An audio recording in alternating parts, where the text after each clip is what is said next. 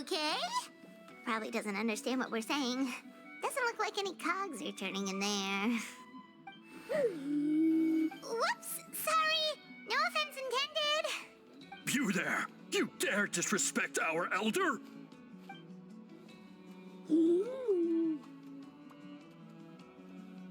Oh, you mean... Oh, I see. Sorry, my mistake. Apparently you are here by invitation, in which case it's my job to make you feel welcome. Some introductions are in order. I am Kaholam, one of the priests of our tribe. And this is our Iktomisor elder, the great Tlapokpok-Teets-Tatel, a living totem among the masters of the Night Wind. Whoa, that's quite a tongue twister. In truth, we usually go with Elder Tlapo for short. You're welcome to do the same. Ah, I assume you're referring to our elder's special ability. Elder Tlapo has been alive for many centuries and harbors secrets that even we priests are at a loss to explain.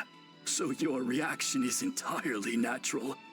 But one thing I can say for sure is that Elder Tlapo has appointed the two of you to an extremely important task.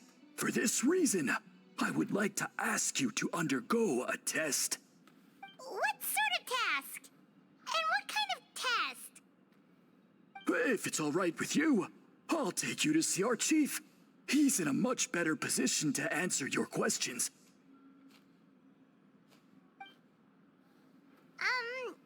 Okay, sure. Very well. Then please follow me.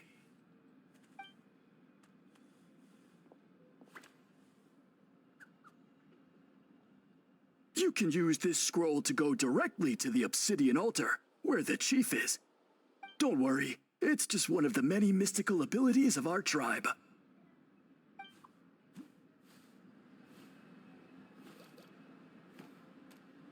Take what you need. Something for everyone.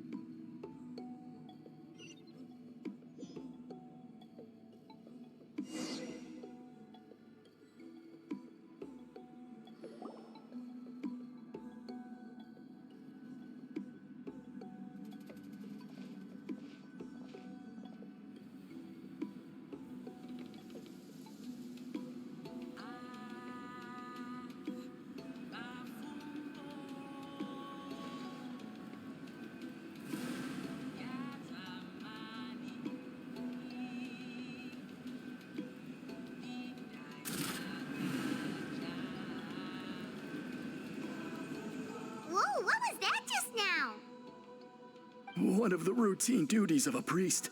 We attempt to contact the spirits of our ancestors to seek epiphanies and revelations. The chief is just over there. Please wait here while I have a word with him.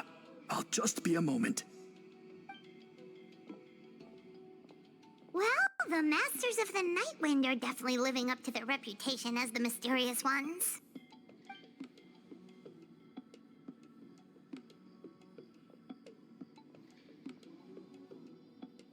All right, I've told the chief why we're here, and now you may speak with him.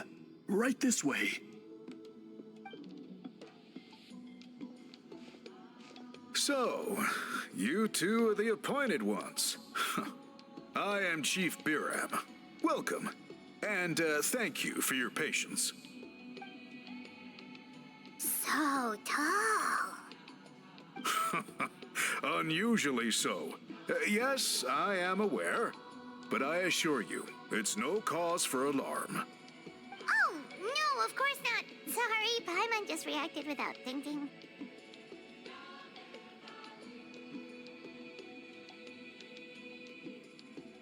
Ah, yes. Kaholam told me about that. As outsiders to our tribe, this is probably the first you've heard of such appointments. I'm sure the whole thing seems very confusing. Throughout our history, only members of the Masters of the Night Wind have been appointed to undertake these tasks. This is the first time an outsider has ever been chosen. Really? Allow me to explain. Our tribe has an old tradition of recording history in the form of woven scrolls. And not just our own history. We record the legends and heroic feats of all other tribes as well. It is a tradition we have observed for many centuries. We treat it as a solemn duty. However, when a major event occurs that affects all of Natlan, we record it on a different kind of scroll, used for this exact purpose. And these scrolls can only be woven by someone of the Iktomisor Elder's choosing. When the Iktomisor Elder senses a major change in the ley lines, it will issue a formal declaration to appoint a creator for this scroll. Whoa, so you mean... Elder Tlapo sensed a ley line change quite some time ago, but had not yet designated the scroll weavers until you arrived. Okay, but just so you're aware, we don't know the first thing about weaving scrolls. As a matter of fact, that does not surprise me at all. How come? In the 200 years that Elder Tlapo has held this position, none of the appointed ones have ever been experienced scroll weavers. Does that mean 200 years of major historical events have gone unrecorded? No. They all submitted scrolls in time, yet each of them claimed it was not their own work, but a gift from the spirits. Man, this tribe gets more mysterious by the second. Yes, well, that is the part that troubles me. The notion that we have to rely on esoteric things like gifts from the spirits to record historical events of such great importance. It is unsettling. Huh. That's pretty surprising to hear, coming from the chief of this tribe. I can imagine. You probably see the Masters of the Night Wind as a people shrouded in mystery, who pride ourselves on our arcane practices. But I am something of an exception. I may be the chief, but when it comes to our traditions, I'm in fact a proponent of change and reform. I have dedicated my energies to deciphering the many mysteries of our tribe. In doing so, I hope to establish clearer rules that will help sustain our traditions in the future. Wow, that sounds great! So have you figured out the mystery of the gift from the spirits? Sadly not. It is something I've been investigating for a long time, but I have yet to uncover what this gift truly refers to. Only a small handful of events over the years have been recorded on these special scrolls, with decades between each one. And by the time the next scroll weaver is appointed, my time as chief will be long gone. I will not be in a position to investigate as thoroughly. So... While I haven't gotten to the bottom of the matter, I have made some progress. But the only way I can develop my theories further is with the cooperation of the appointed ones. Precisely. It's nothing to be worried about. Simply a means of validating my current hypothesis. It shouldn't take you long, nor will it put you in any danger. I can explain everything in detail when we get to the site of the test. But first, please wait a moment while I change out of the soul-shielding cloak. This garb is one of our important cultural relics, handed down by generations of chiefs. It is only to be worn when conducting certain ceremonies. Oh!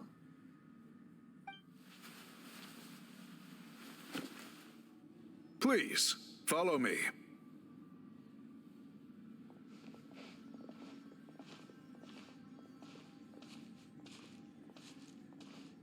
Do you see this scroll? If you touch it, you will enter a hidden space. Today's test is, quite simply, to find a way to escape that space. That's it? I assure you, it's not as easy as it sounds. If you cannot find your own way out, I will of course intervene to bring you back here. But then, we will be no closer to solving this mystery. Good. Simply touch the scroll to begin the test.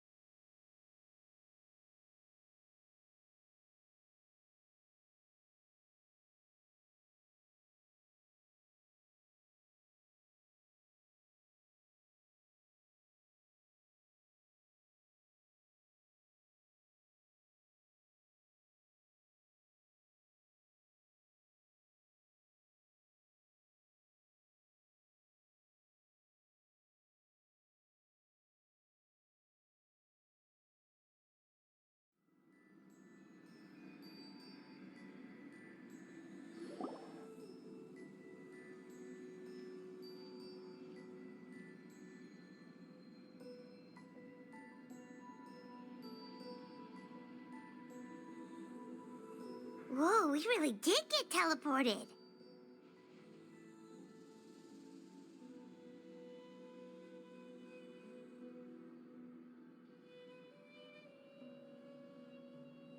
It seems like this place is completely sealed off. Doesn't look like there's an exit anywhere. Let's take a look around and see what we can find.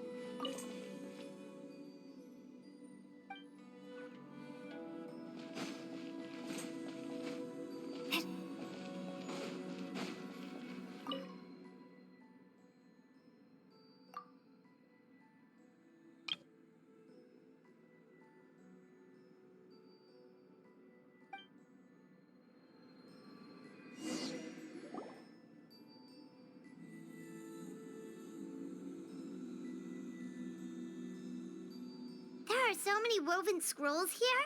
Paimon remembers seeing some of them before in other tribes. They seem to record historical events. This one really stands out from the rest. For starters, it's the biggest of them all. Wonder what story it tells. Yeah, you're right. Over there, something just flashed. Traveler, did you catch that?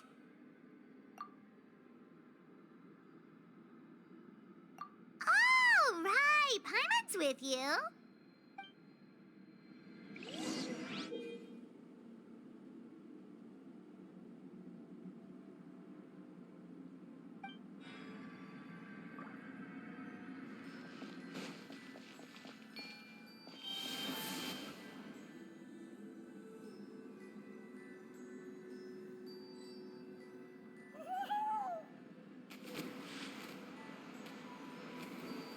Aha! There is something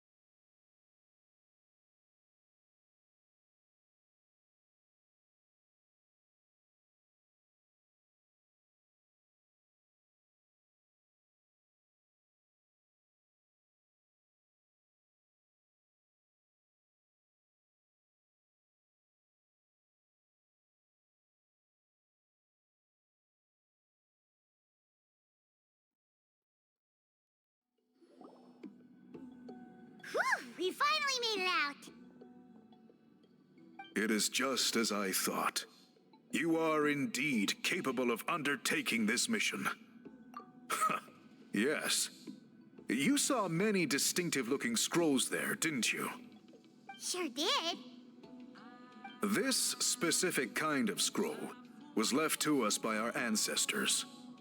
Upon investigation, I discovered what sets it apart is the use of a color not featured in ordinary scrolls. It is a most mysterious color that most people cannot even detect.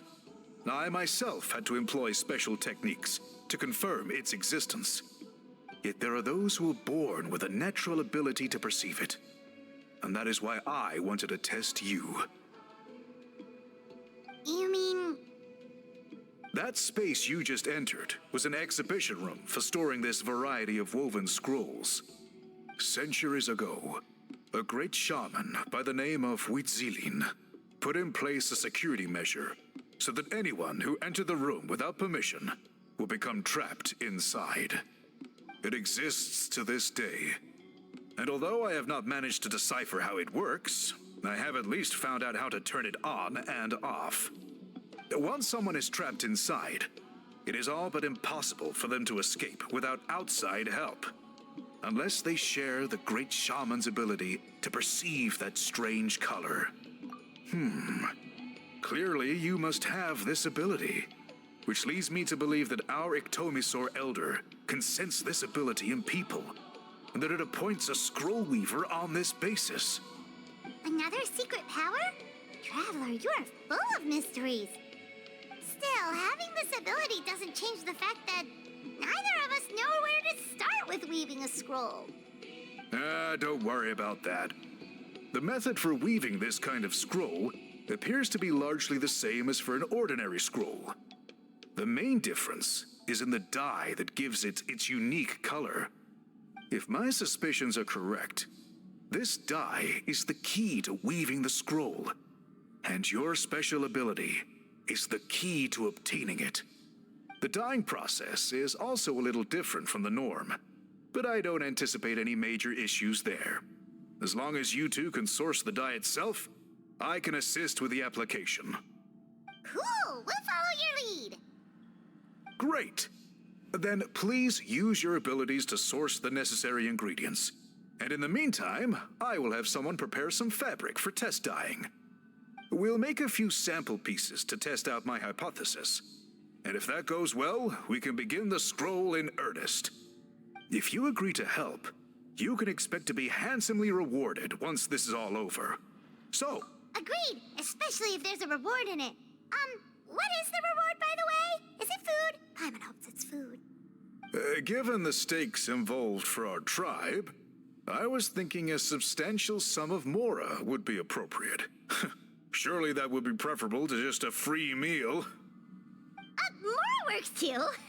Anyway, how do we go about finding these ingredients? Are we supposed to just keep walking around Natlan until we stumble across them? Thankfully not. I've already identified a location where I suspect they may be found. And I've arranged for someone to guide you there.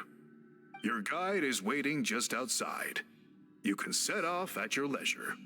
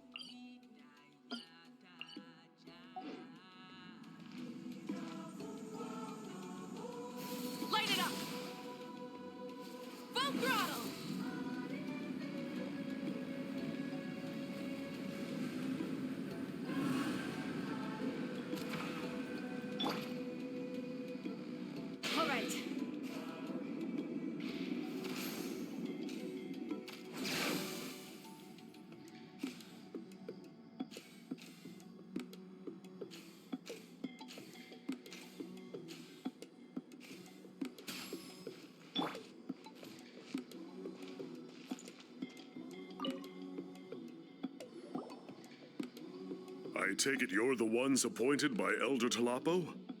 Yep, and you are... Call me Toltec.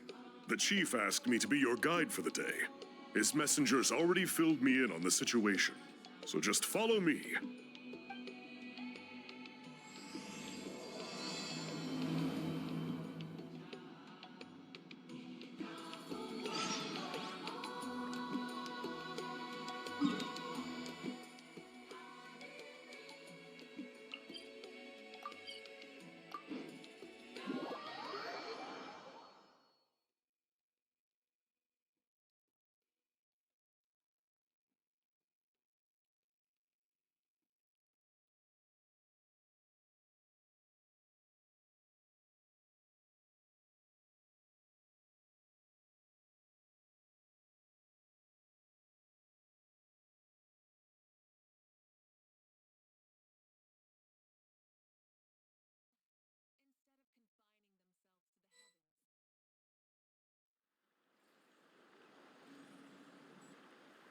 So the dye is somewhere in this cave, huh? This is as far as I can take you. Only the appointed ones may proceed from here. Why's that? Kind of a long story. Apparently, there's a certain fruit that grows in this cave, the juice of which can be processed to make an excellent dye. Many years ago, our ancestors set out to make a series of ambitious works of graffiti art. They selected this cave to make them in, presumably due to the availability of the dye. However, they didn't want anyone to see their work before it was completed, and so they sealed off the entrance to control access. To bypass the seal, you have to have mastered the art of color perception, or something like that. Oh, right. The strange thing is, our ancestors never removed the seal, even after they finished the graffiti art. Since it was sealed off, the only person who's been inside is the great shaman, Huitzilin, and that was 300 years ago. According to her, the artwork tells the story of a hero by the name of Kuntur. But I digress. Sorry, I'm a big fan of graffiti artwork. Once I get talking, I can go on for hours. So you're sure you don't want to come with us? I'll pass. I tried to get in once, but the seal blocked my way. I tried getting my Iktomi to clear it with its powers, but even that didn't work. I guess it's supposed to be a test left there by our ancestors. If you don't pass the test, you're not worthy of viewing their works of art. Aww. Don't worry about me, though. I wouldn't be joining you this time even if I was able to get in. Unlike our chief, I don't have the guts to challenge our traditions. This task is specifically appointed to someone by the Iktomi Elder. Who knows what bad things might happen if I got involved? Fair enough. All right, we'll try not to take too long.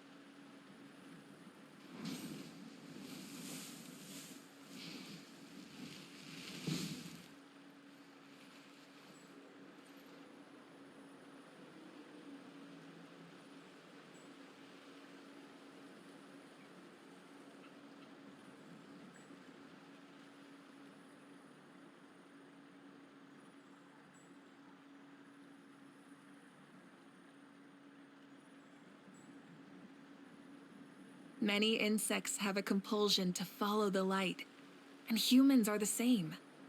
Except we call that light hope.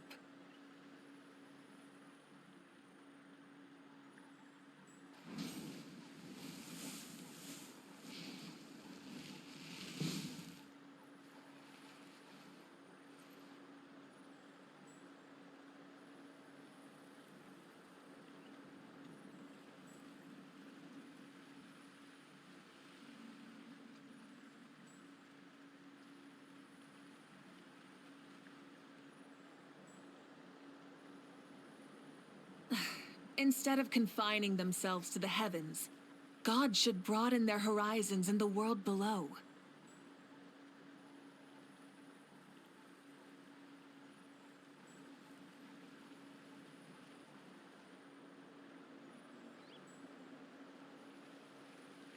Many insects have a compulsion to follow the light, and humans are the same. Except we call that light hope.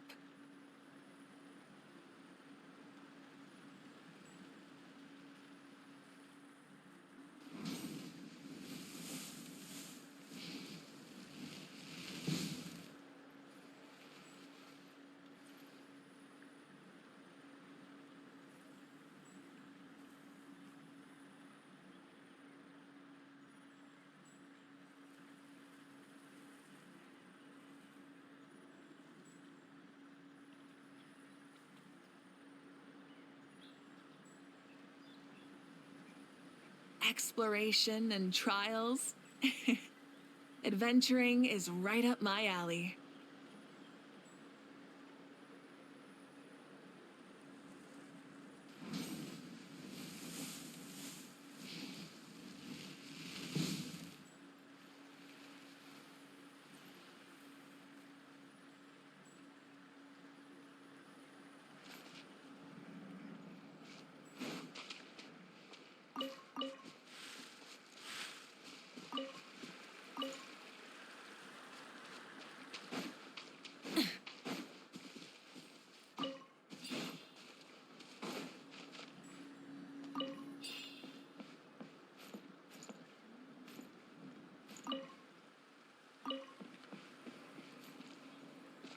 Rise with the sun!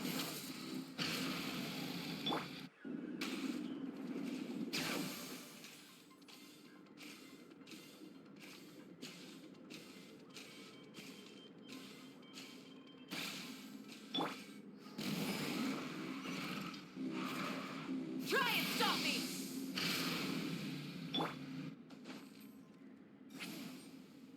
Let's ride!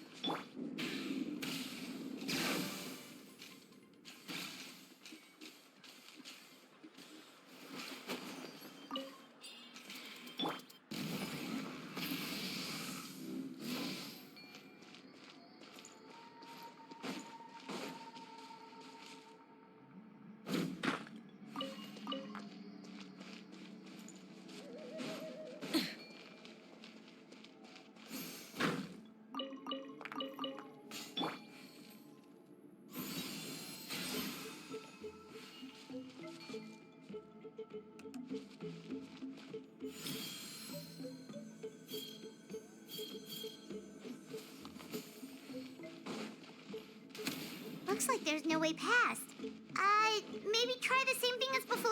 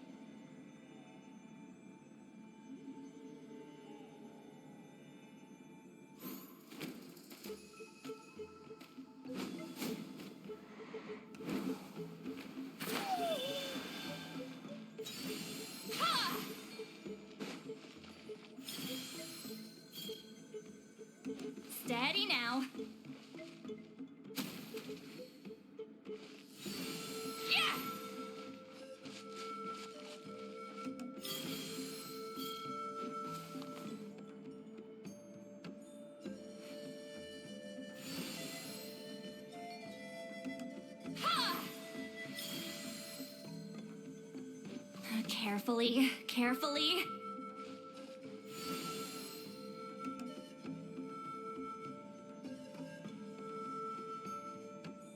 Sha!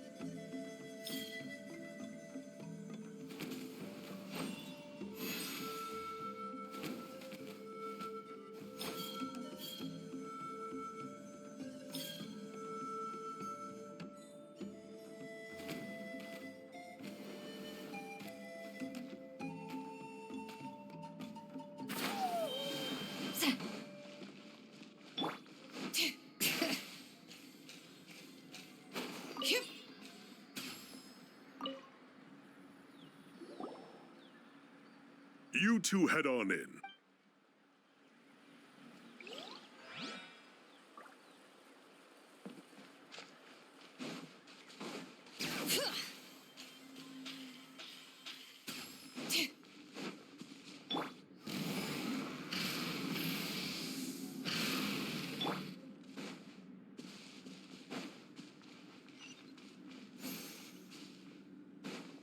Bring it!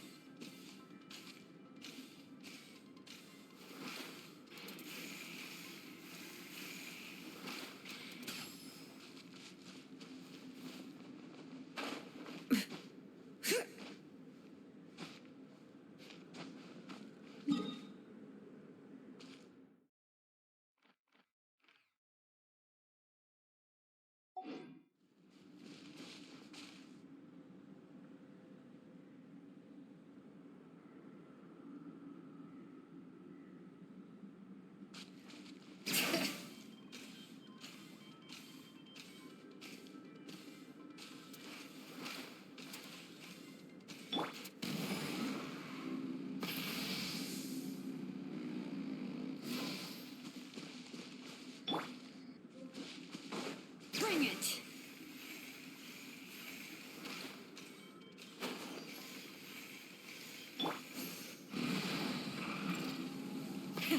Rev the engines!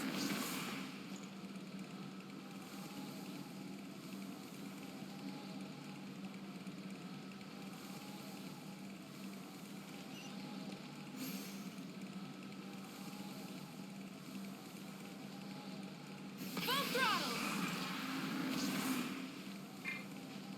All right.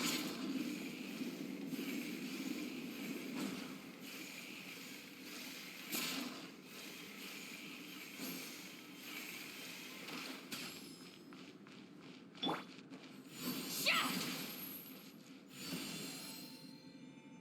Ha!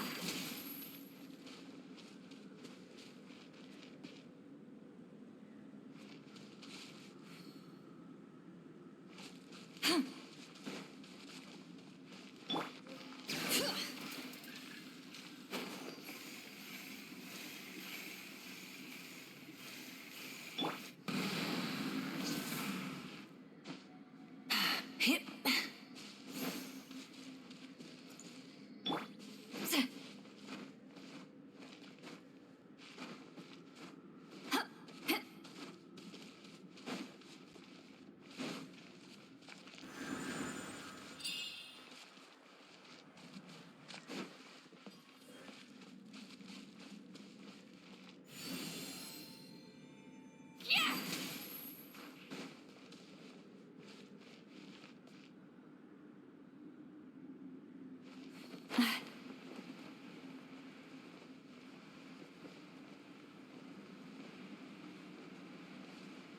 Incoming!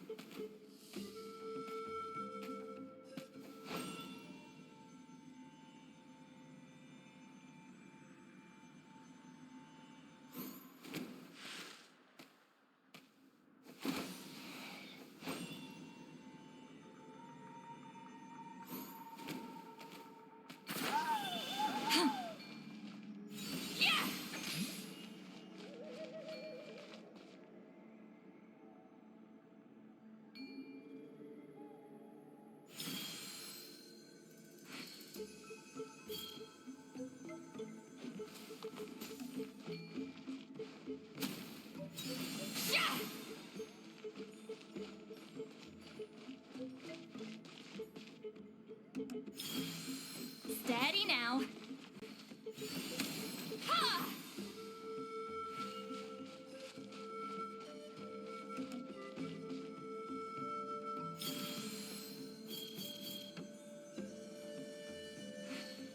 Just like that.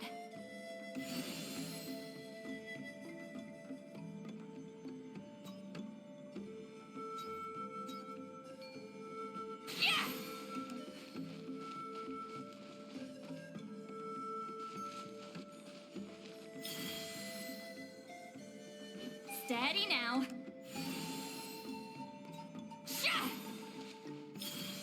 Carefully, carefully.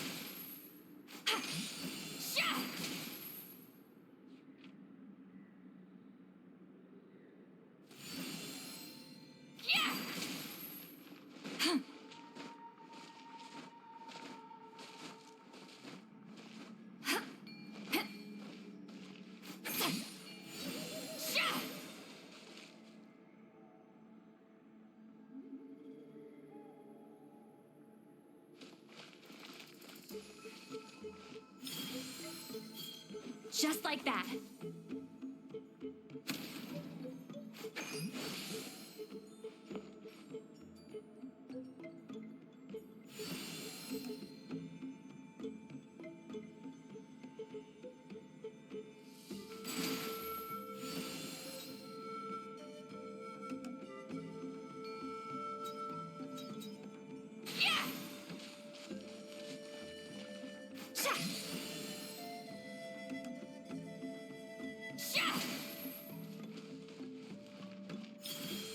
Steady now. Ha! Just like that. Show no mercy. Yeah!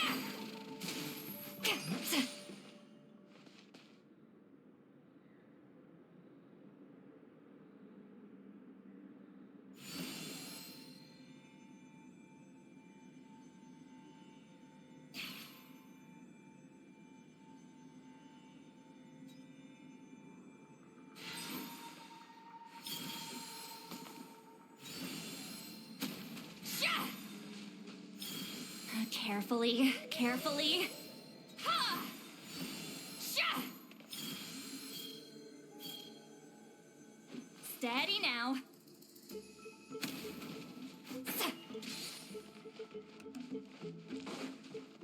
Fulfill our pact. Yeah!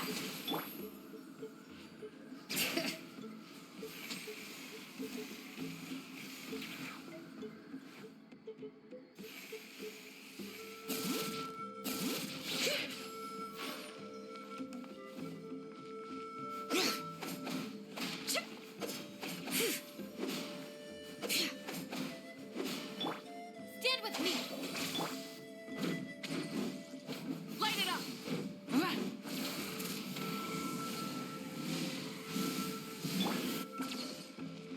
Get to work. Yeah.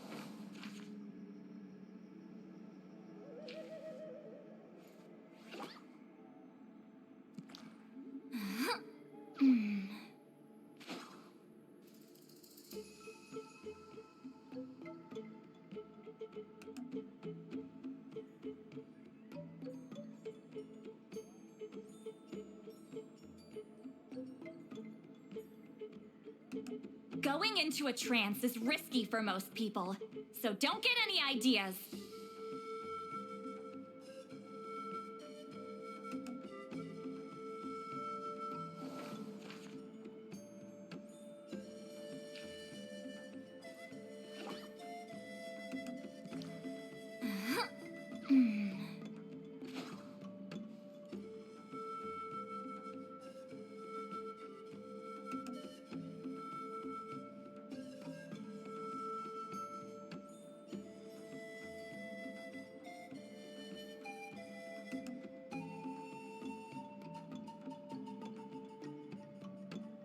Here's to a life where the drinks keep flowing and the Mora keeps rolling.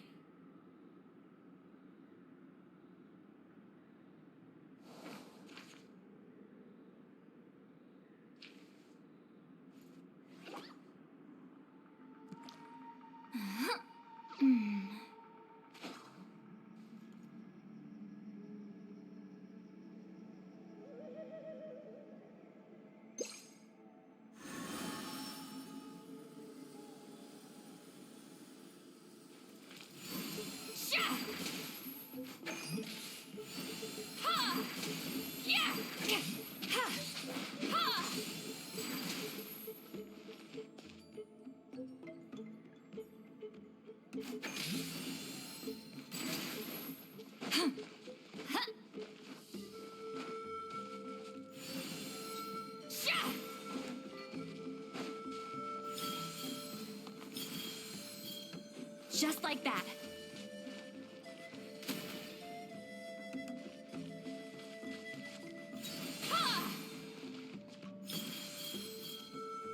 Steady now.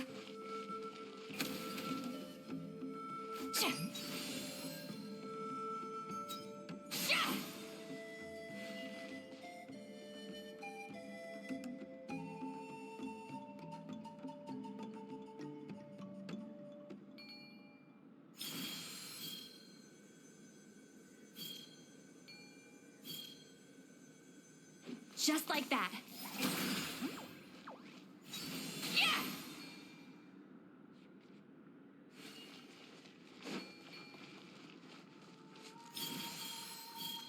Steady now.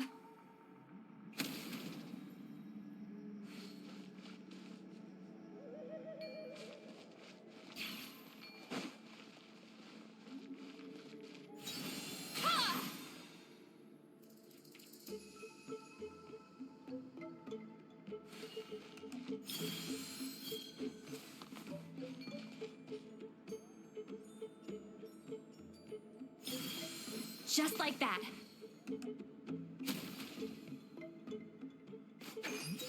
Yeah!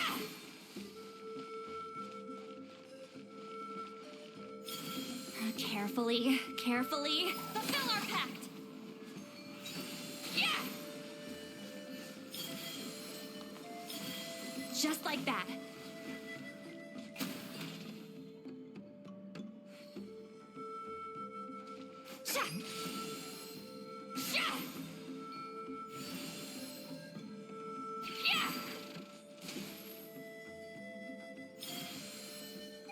Carefully, carefully.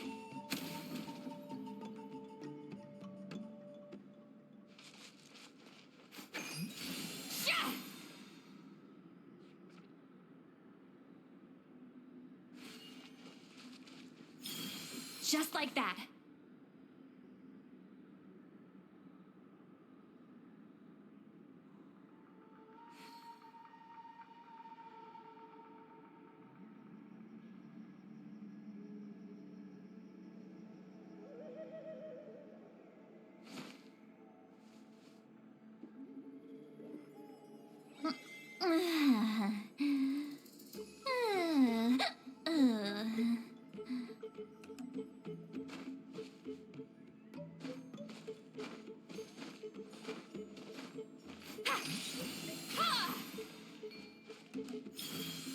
Carefully, carefully. Show no mercy. Yeah!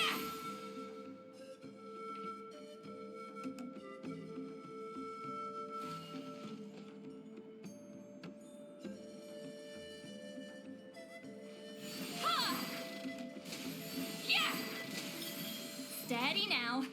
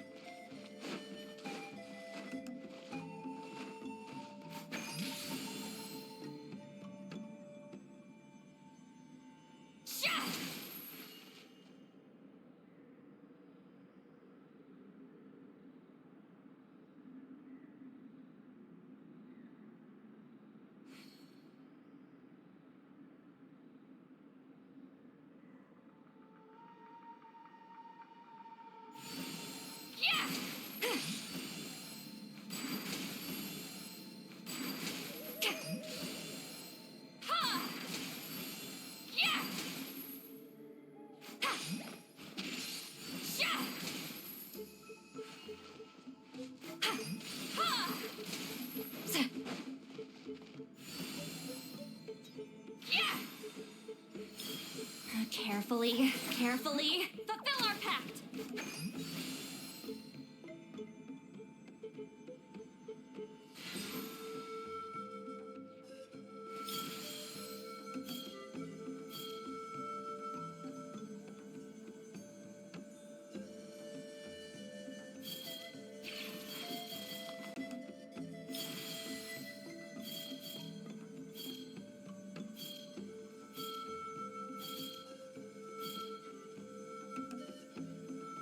Steady now.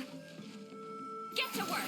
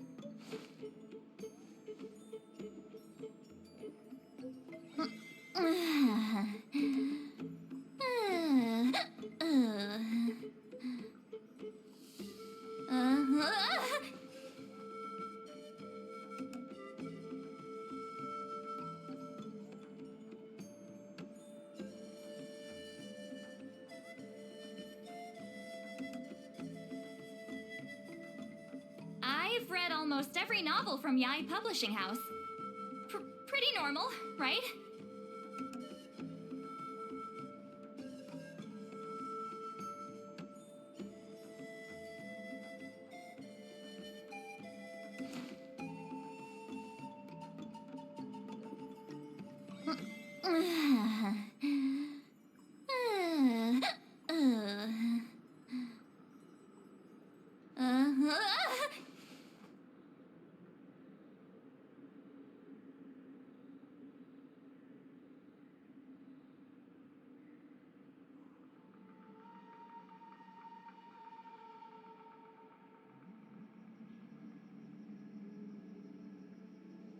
Going into a trance is risky for most people, so don't get any ideas.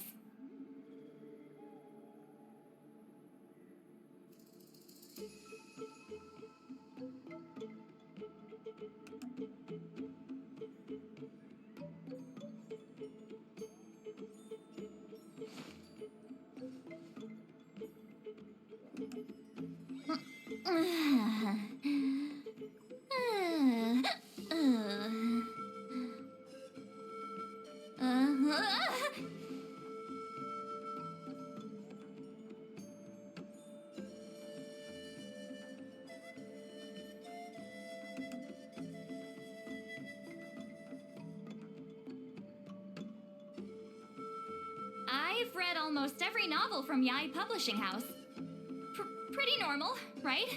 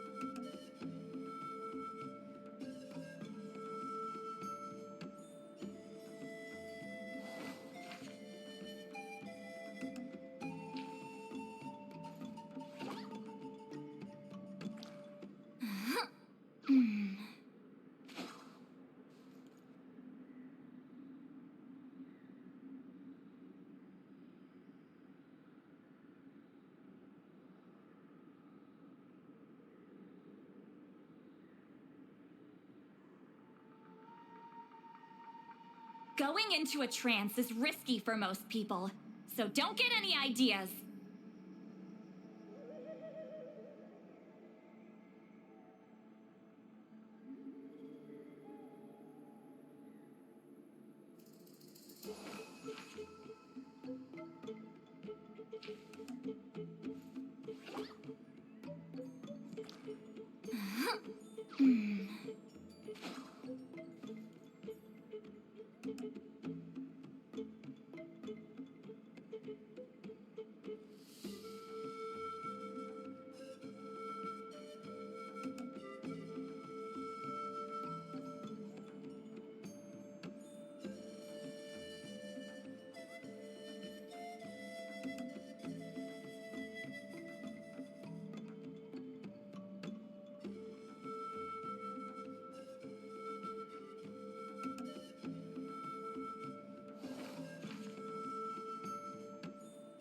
After all that running around. To establish clearer rules.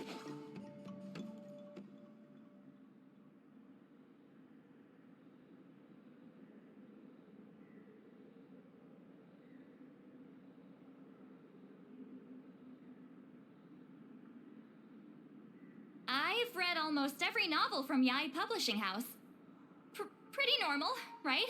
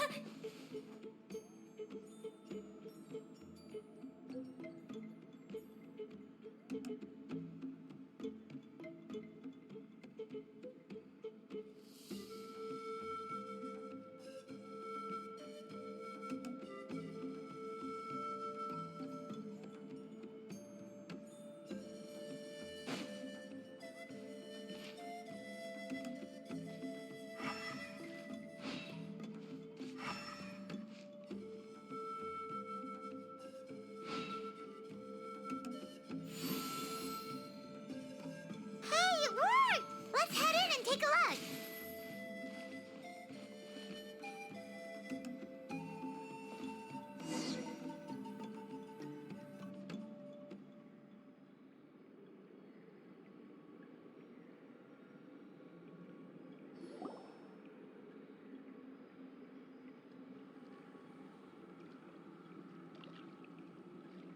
This should be the place.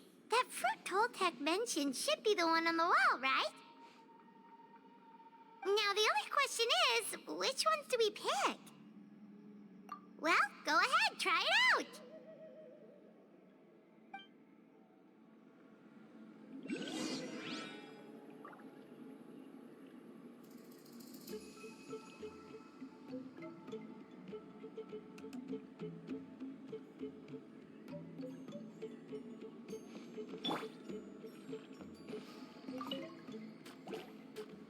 Burn it down!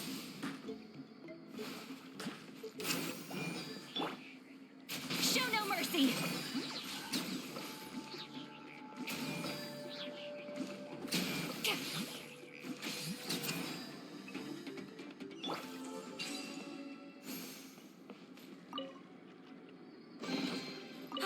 Something to add to my collection.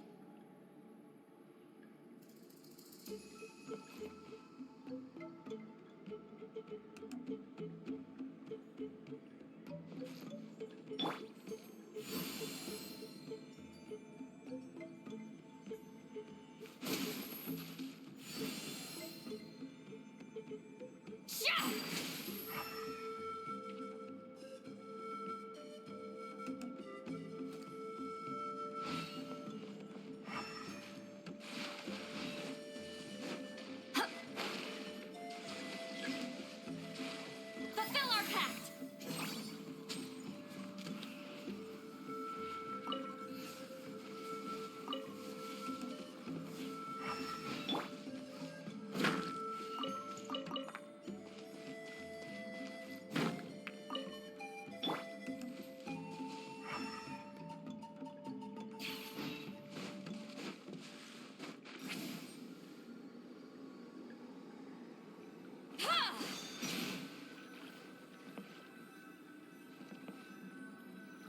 You saw something, right?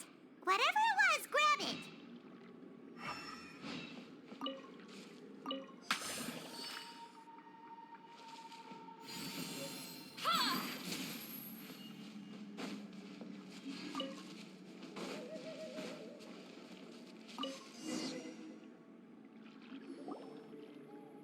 These guys' ancestors made some real works of art here. But based on what we've seen so far, it seems like there should be more to the story. Do you think maybe there's more artwork further inside? Oh, no need. Paimon was just thinking aloud. Toltek's waiting for us, and we have a job to do. So maybe it's best if we head out now. Let's head back and meet up with Toltek.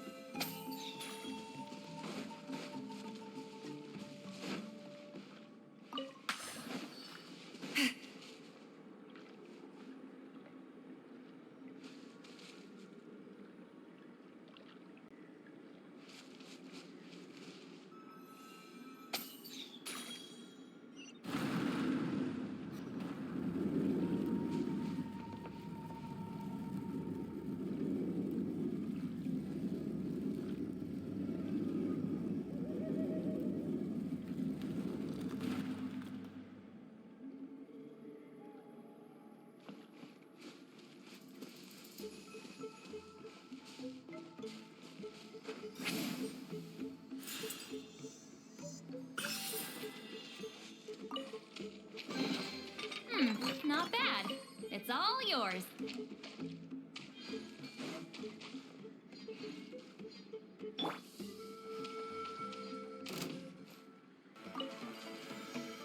rise with the sun!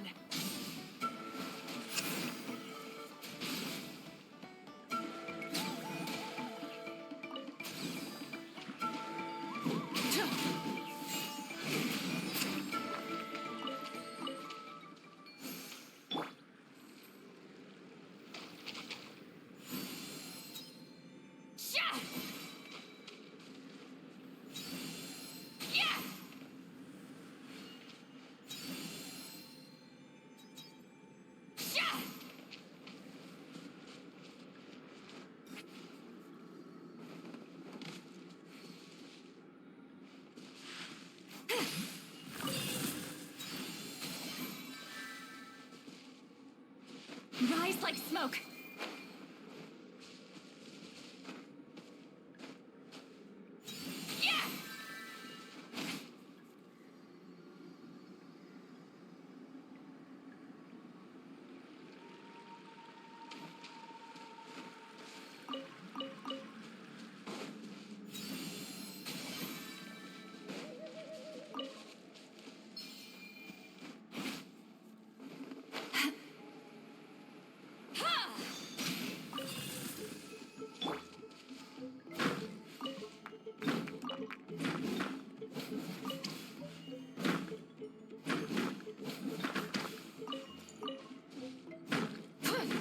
Yeah!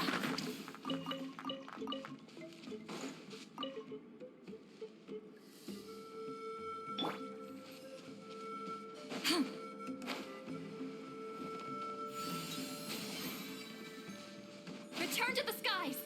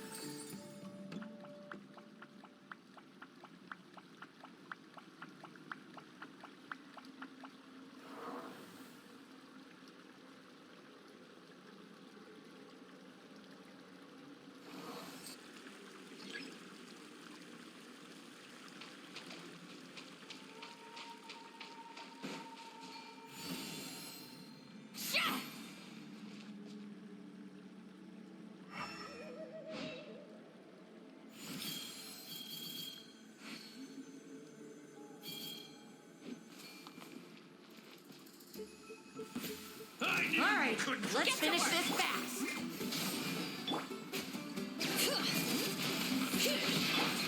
Stand with me! Let's ride!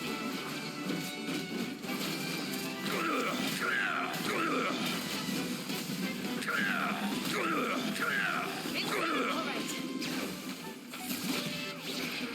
Fulfill our pact! Dissipate! Burn it down!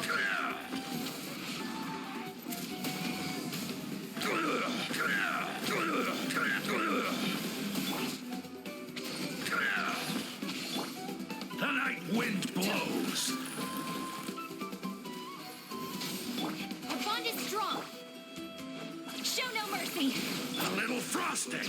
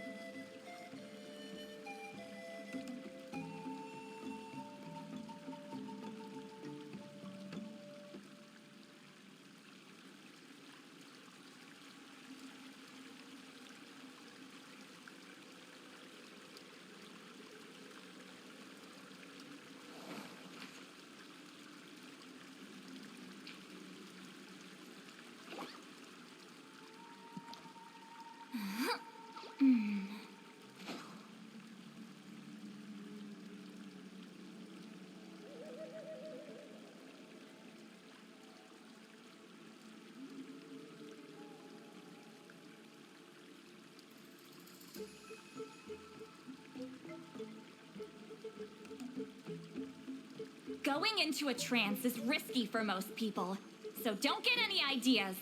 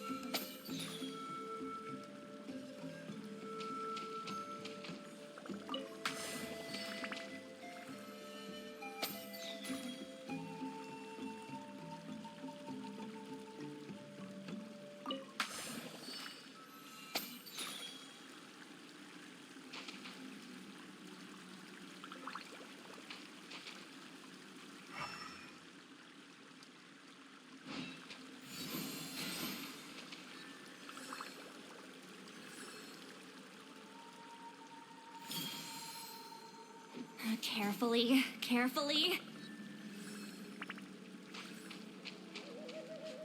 Ha! Sha! Yeah!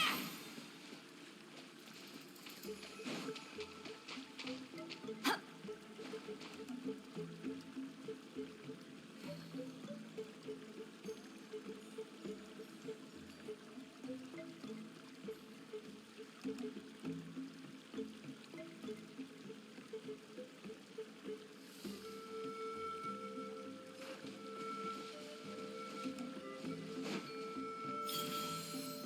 Just like that.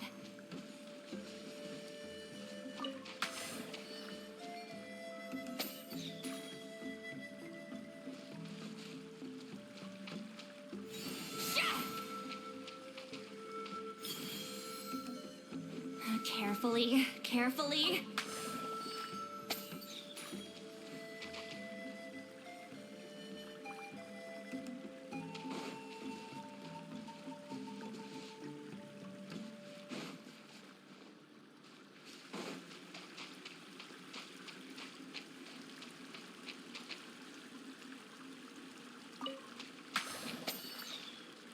Fulfill our pact!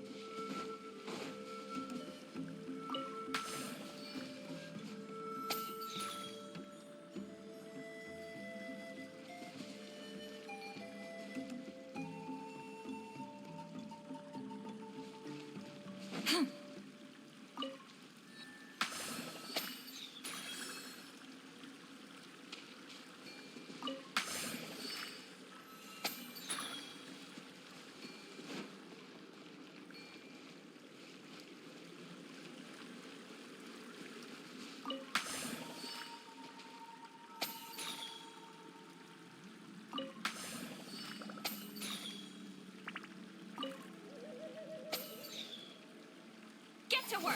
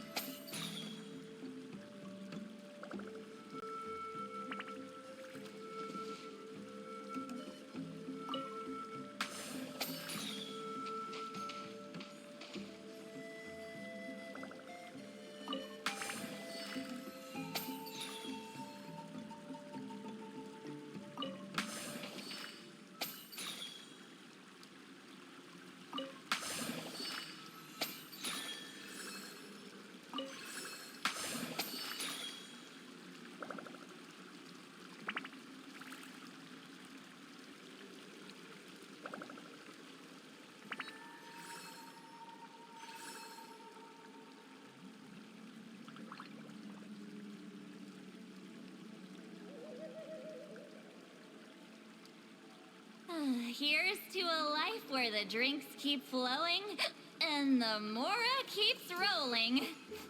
Show no mercy!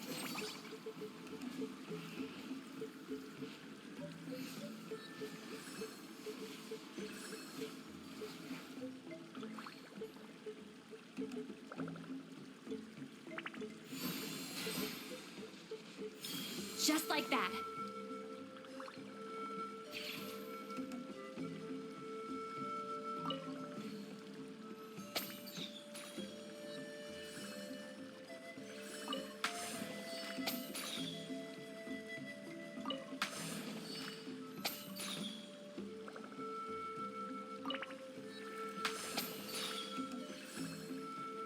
Get to work!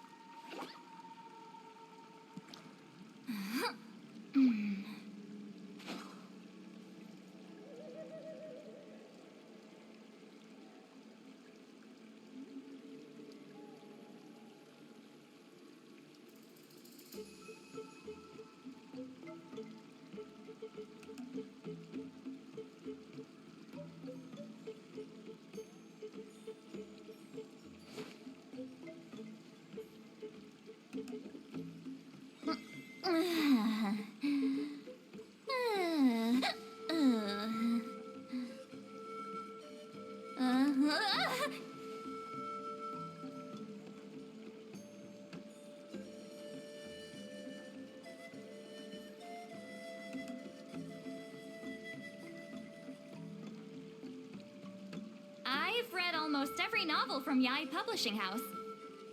Pretty normal, right?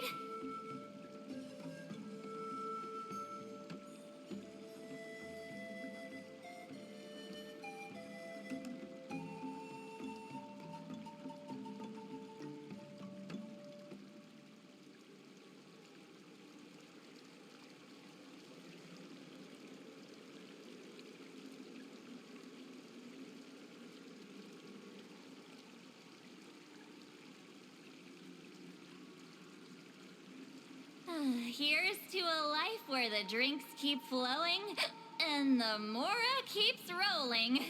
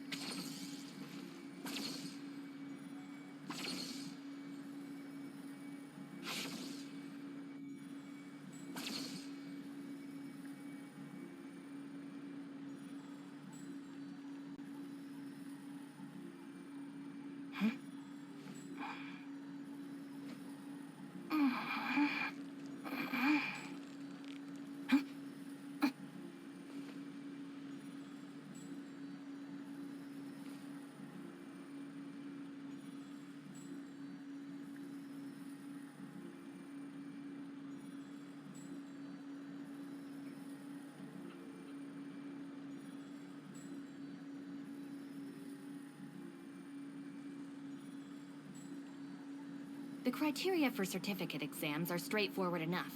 What it really comes down to is whether you are... We're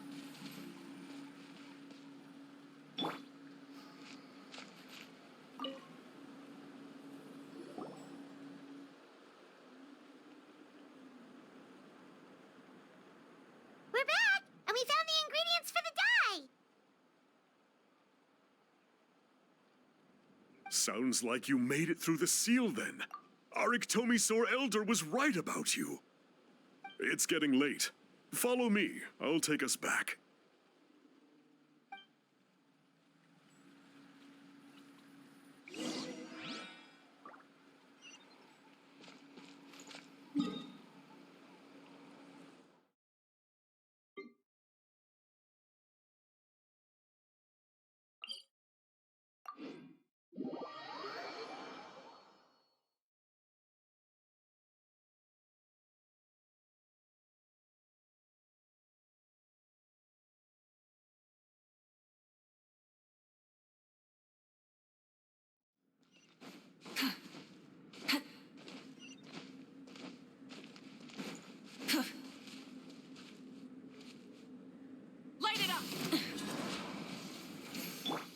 Fulfill our pact!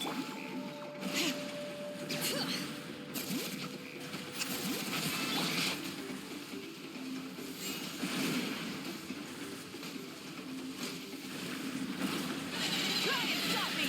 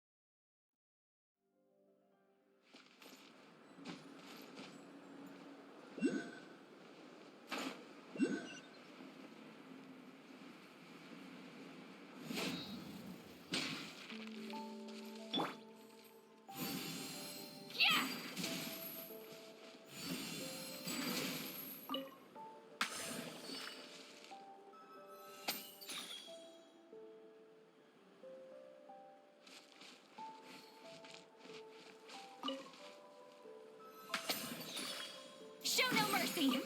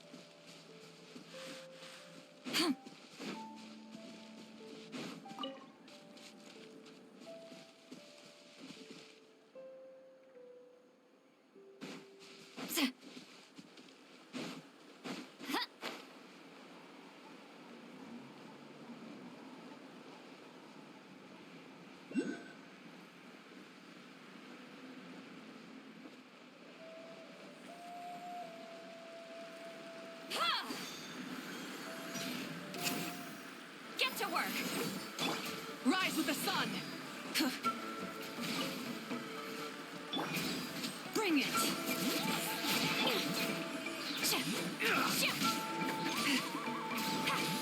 Here comes. Let's finish this next time.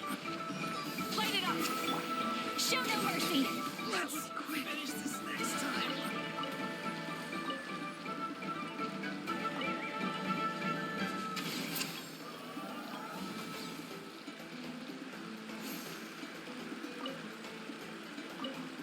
Fulfill our pact! Let's ride!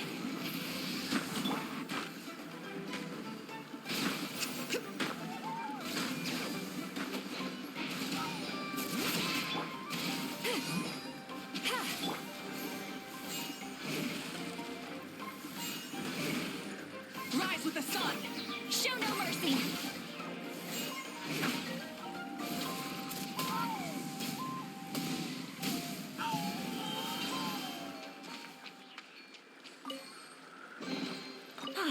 Something to add to my collection.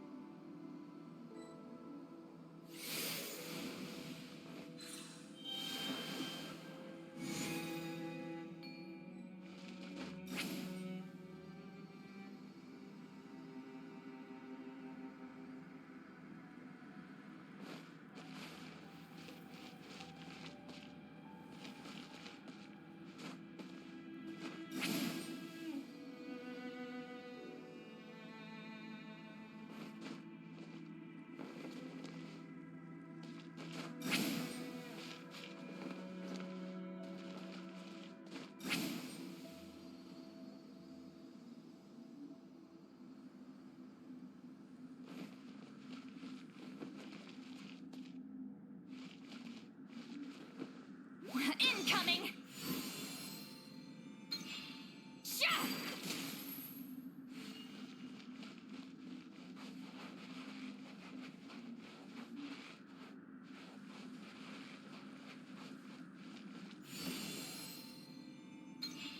Ha!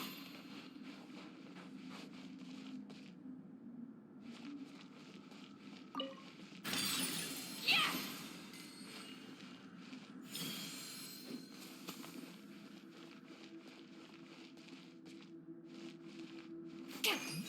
Ha!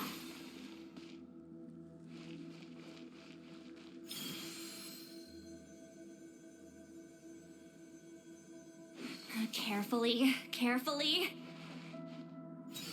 Yeah!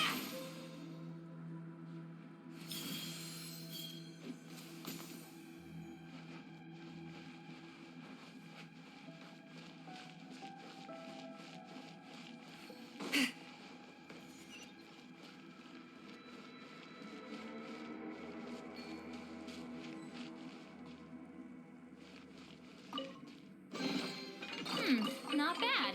It's all yours.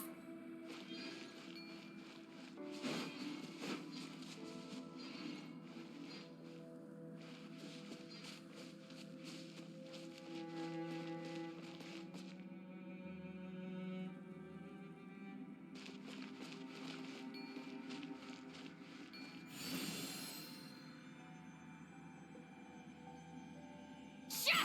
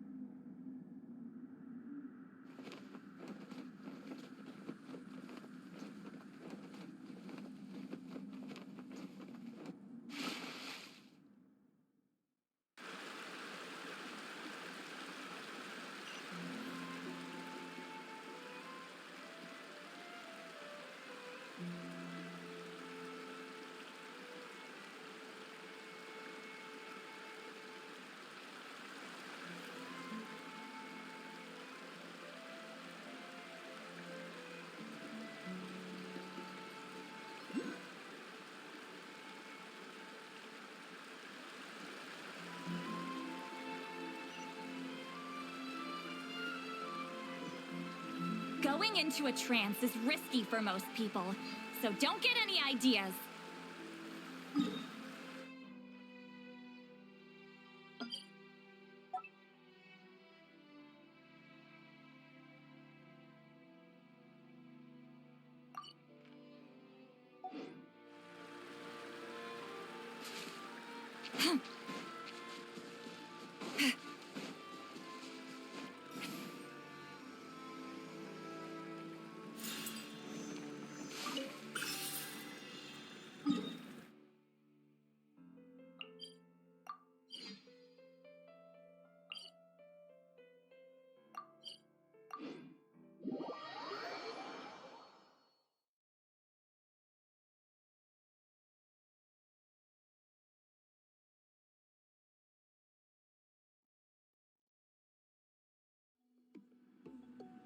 I've read almost every novel from Yai Publishing House. Pretty normal, right? Incoming!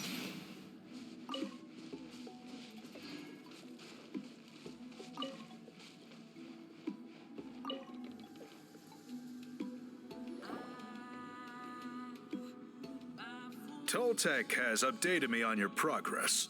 Well done. I appreciate your efforts. Sure thing. Here's the stuff for the dye.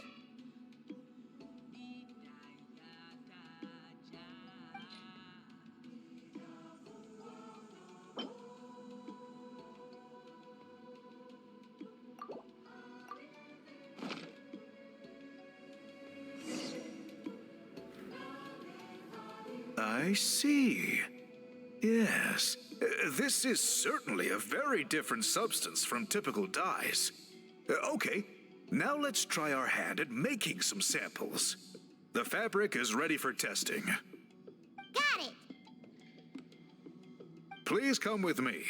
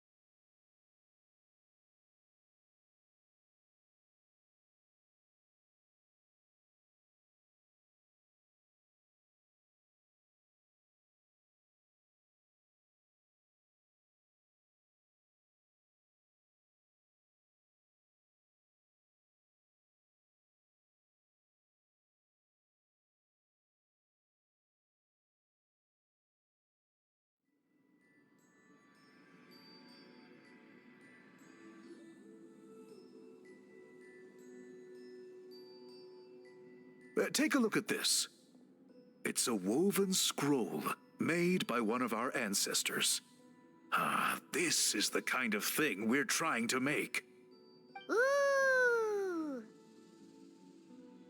The person depicted is the legendary shaman, Huitzilin. She lived 200 years ago and was once appointed by the Iktomi-Sur Elder, like yourselves. She was especially skilled in the art of color manipulation, and of course completed her task with flying colors. This scroll is a record of her deeds, and was most likely the work of her own hand. The quality is simply breathtaking, even compared to other scrolls of this variety. Sadly, since she passed away, all of our Iktomi-Sur Elder's subsequent appointees have had to rely on the gift from the spirits to complete their work. That's a good way of putting it. My only quibble with your phrasing would be, it's not just me, but us. Now Paimon's getting excited.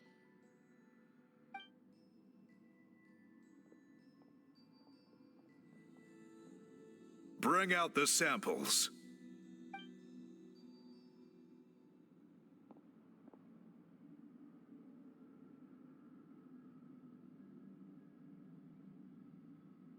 Now, as I mentioned, the dyeing process is a little complicated, but I am confident you will manage. Just make sure to follow my instructions carefully. The pattern has already been sketched out on the sample, so you just need to dye each block with the correct color.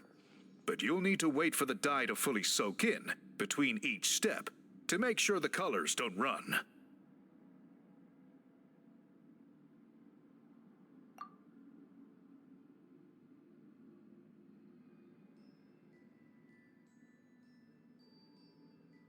Ha ha ha!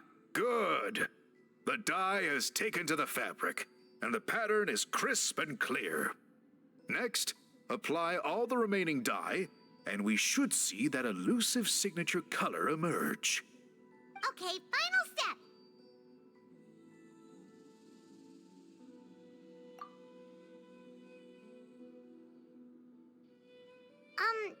Did it work?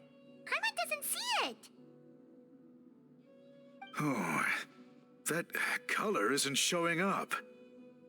Oh, the dyeing has failed.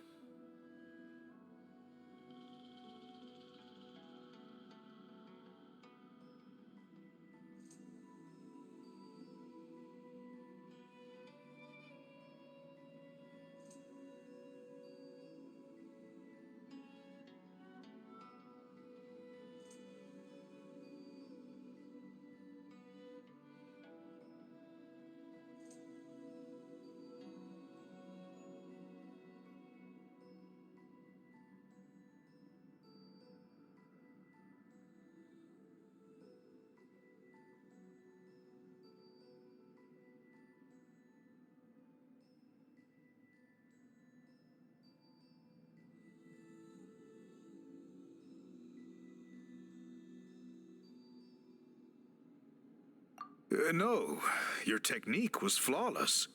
You did everything exactly as instructed. It would have made no difference if I'd done it myself. Then what went wrong? It could be the weaving technique. Or maybe the dye has to be applied in a different way. Oh, whatever the case. It looks like I have failed to get to the bottom of this mystery. Sorry, Paimon wishes we could do more to help. I am the one who should be apologizing. I made you do so much work, and it was for nothing.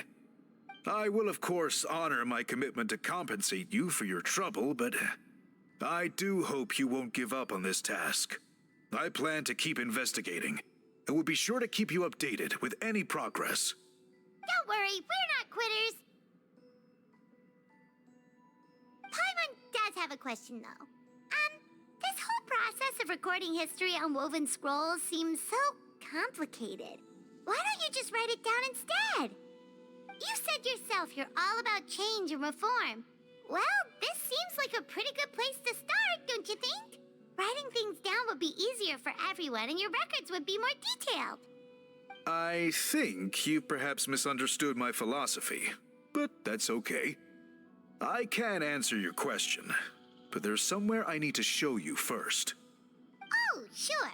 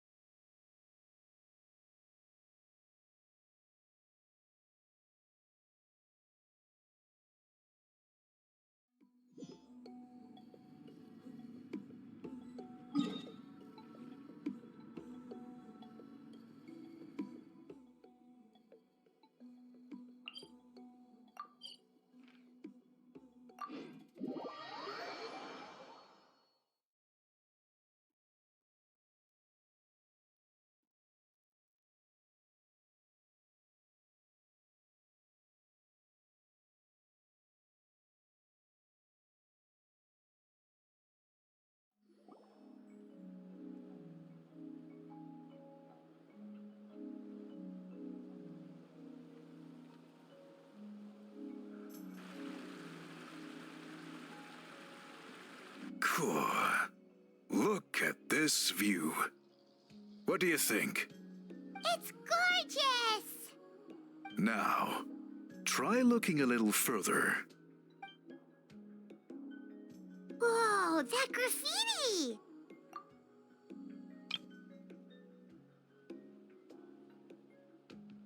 In all the years since the founding of our tribe, those colors have been with us every step of the way. It is true that I seek to bring new life to this ancient tribe through change and reform. The foremost of these is the way we record our history. Oh, that makes sense. Since the very beginnings, our tribe has always sought to bring color to history. And I have a deep sense that this is one part of our heritage that we should not give up. So, whatever it takes, I must find a way for us to continue producing our traditional woven scrolls. You're completely right. Paimon's sorry for what she said earlier. It was out of line. It's quite all right. I'm just grateful you're able to understand where I'm Then let us hope that when we next meet, we succeed in reviving this tradition.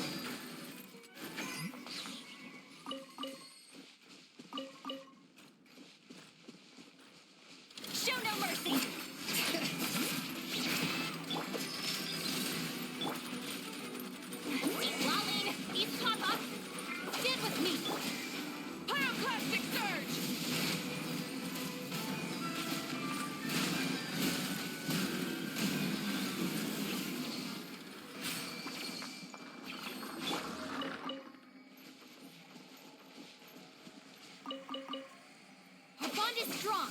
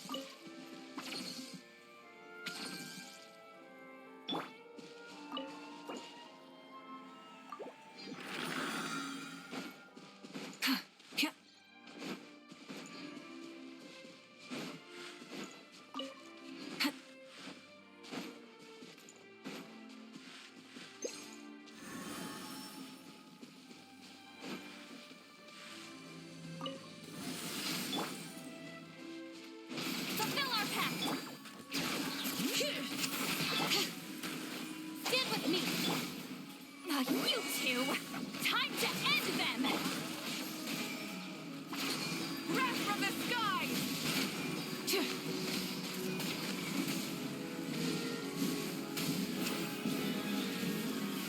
Incinerate! Light it up!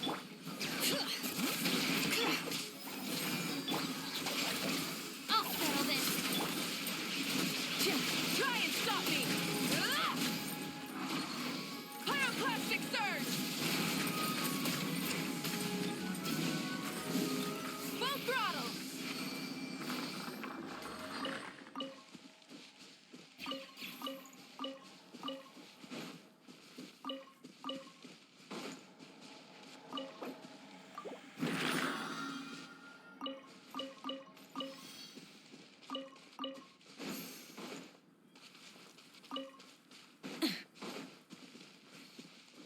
Our bond is strong! Tough!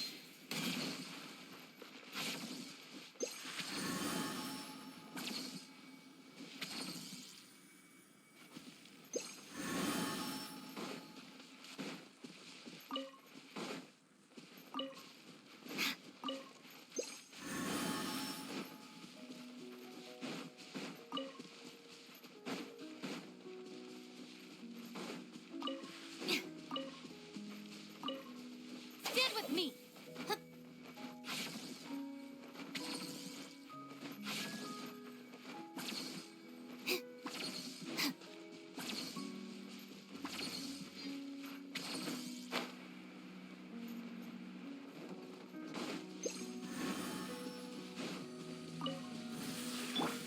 Burn it down!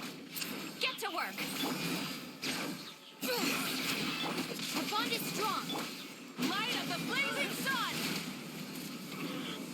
I wasn't done. Another test subject. Show no mercy!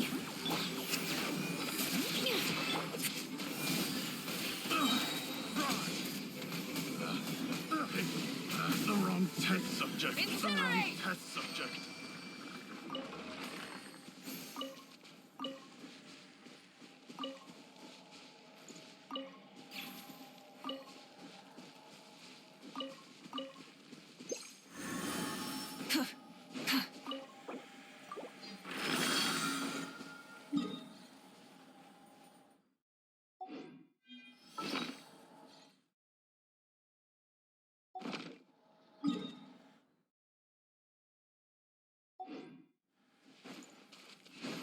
Rise with the sun!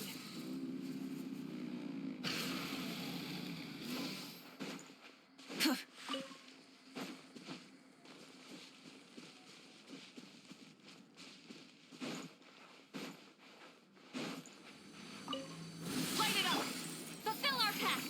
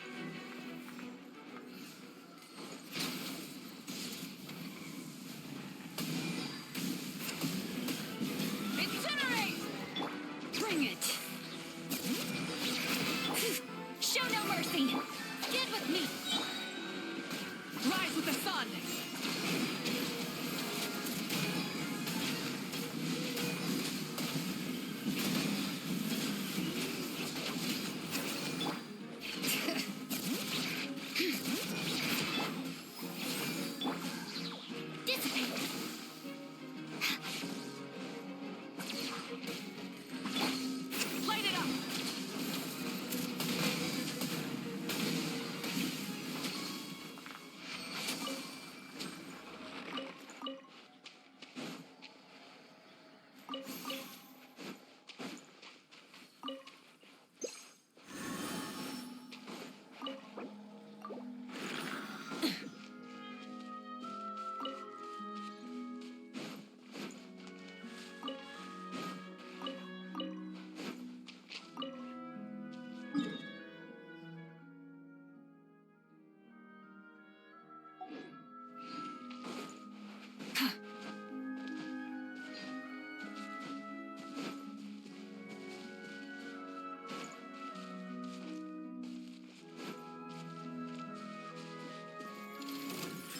Rise with the sun!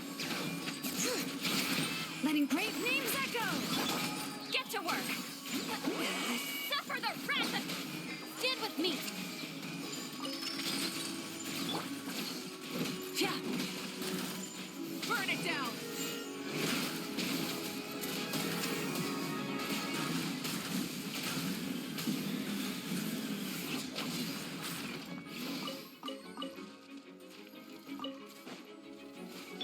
Show no mercy! Rise with the sun!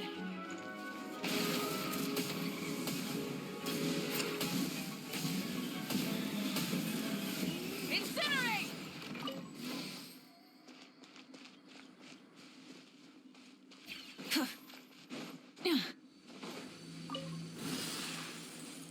Light it up! Fulfill our pact!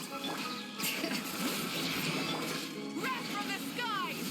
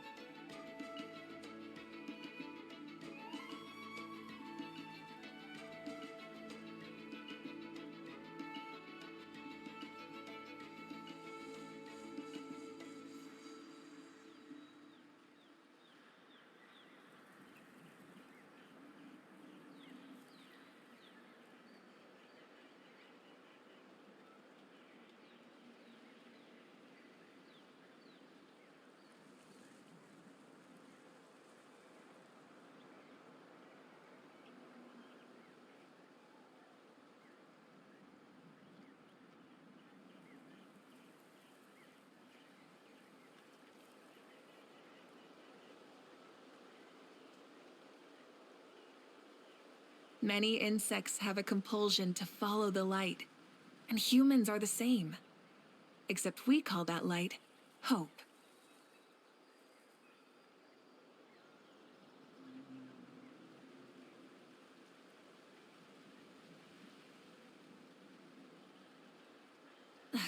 Instead of confining themselves to the heavens, God should broaden their horizons in the world below. Huh?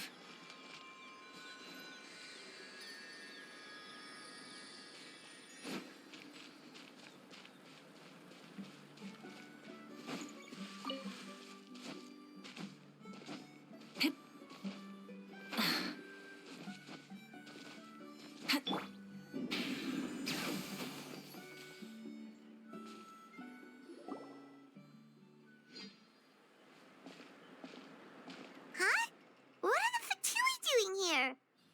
That's a little concerning. Let's go over there and see what they're up to. Also, how did they get this close to a tribal settlement?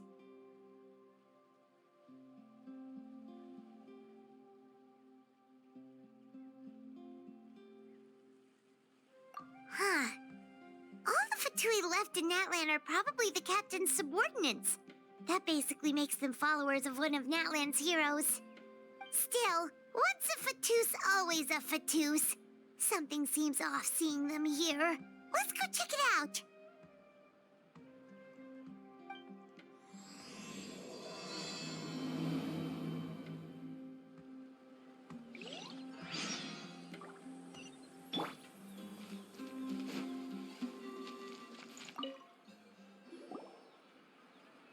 Ahem! What are you guys doing here? Following orders. If you have a problem, take it up with our employer. Hey, what's with the attitude? Can the Fatui even work for a private employer? This is Grudok. I hired him to be my bodyguard in Natlan. As you can see, he's not the sociable type. I'm sorry for any offense. My original plan was to hire someone from the local tribes, but a priest recommended Grudok and his squad. I was told they were capable fighters and had the time to spare, so they fit the bill. It seems like the Fatui's reputation in Natlan is quite positive. So that's what happened. Then you must be from Fontaine? Precisely! Montluçon, at your service. I work in the publication business. And you two... Wait. You must be the traveler and her fairy companion. Oh, you know us? A golden-haired traveler with a floating companion. There's no mistake. Your exploits in Fontaine have all the makings of a best-selling series. I'd be a failure of a book merchant if I couldn't recognize you. Wow, we're really famous at this point, Traveler. It's truly my lucky day. I know this is sudden, but I was actually looking for you two. You see, I have a favor to ask. So, you chased us all the way to Natlan? That's a little creepy. You'll be generously rewarded, I promise you. Well, at least he got straight to the point. Should we hear what he has to say? All right, we'll hear your request. You know the great shaman Citlali, right? I need her help with something. Yeah, but the chances of her helping a random stranger just because we asked? Yeah, Citlali really doesn't like dealing with strangers. I heard about that from other members of her tribe. But they told me if one person could convince her, it would be the golden-haired traveler. If you manage it, I'll even double your pay.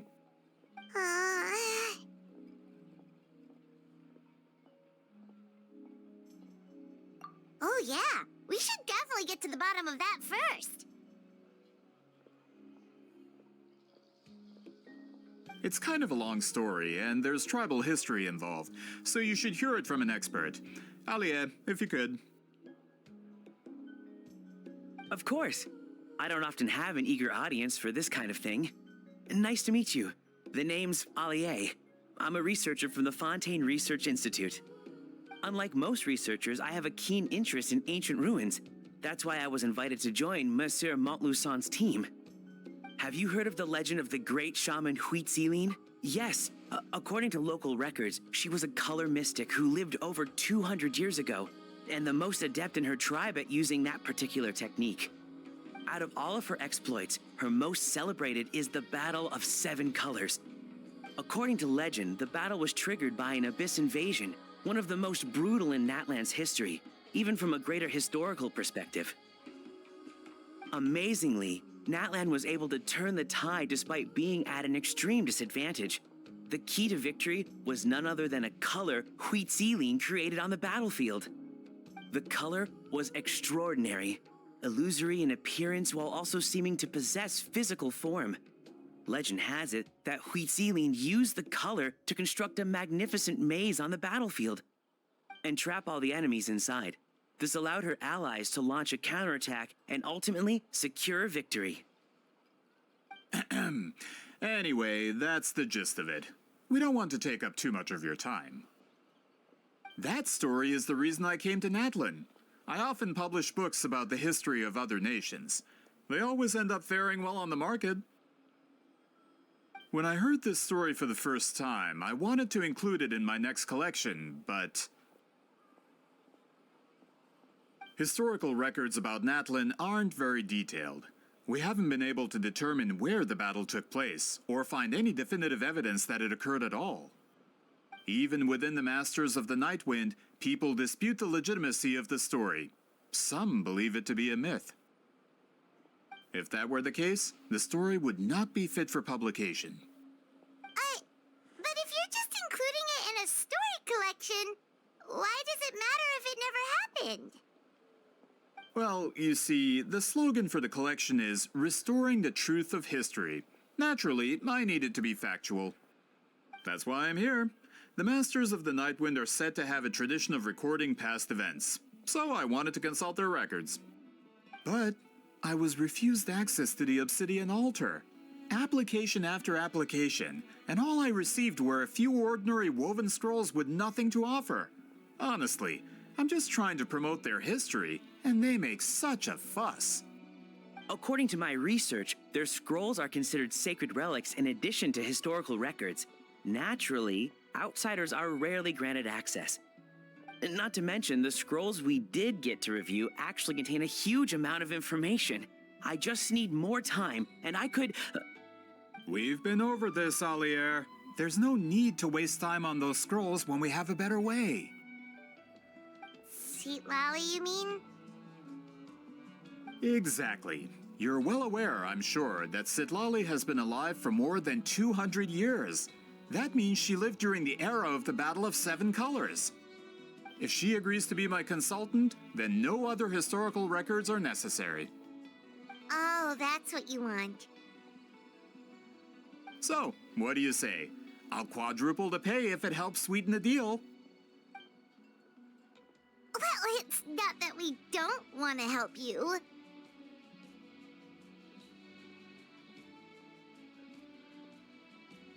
Oh, right! The duty the chief gave us has a lot to do with Citlali. Who knows? The Battle of Seven Colors might lead us in the right direction. All right, we'll help you convince Citlali. Just let us do the talking, okay? Of course.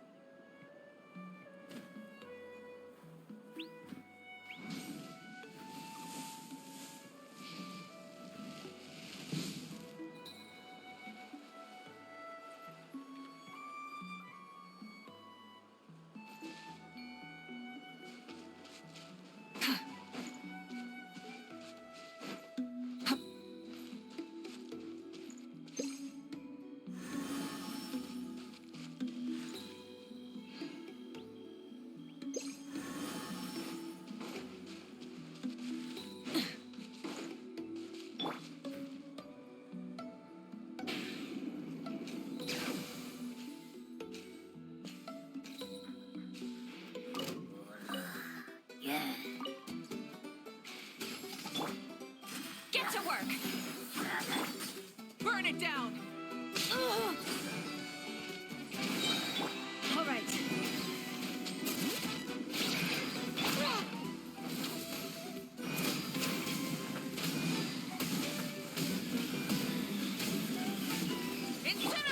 Fulfill our pact!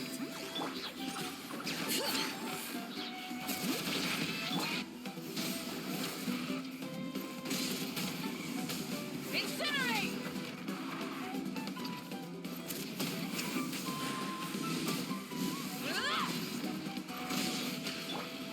Get to work!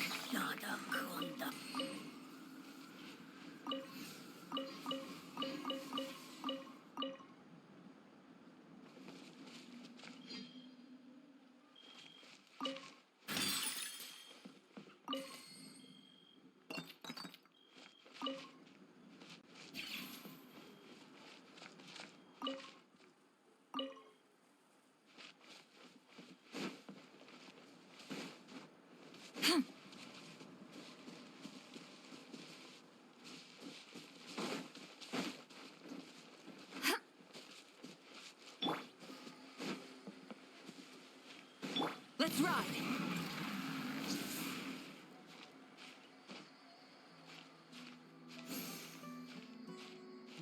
All right.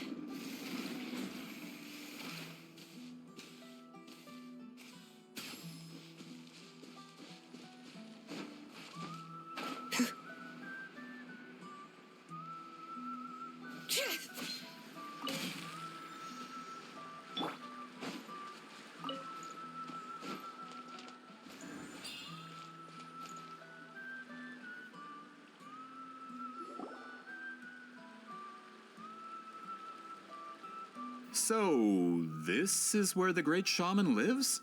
A bit far from civilization, isn't it? I hope the person who pointed us in this direction wasn't mistaken.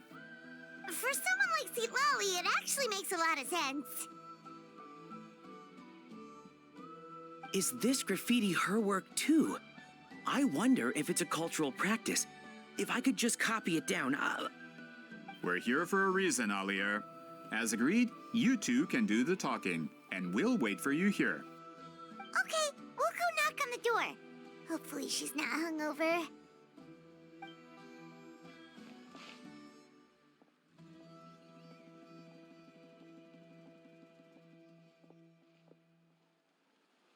Citlali? Are you there? We need your help with something!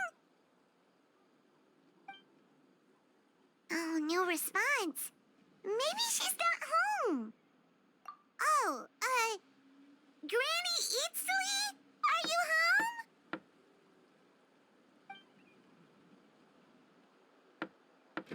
home? Hey, kid!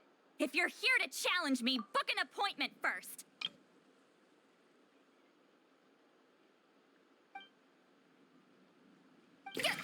Traveler!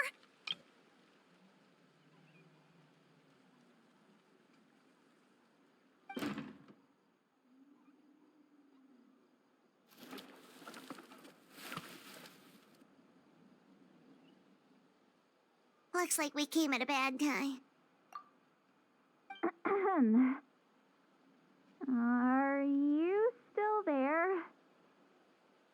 Just come in. We can talk inside. Well, at least we didn't get turned away.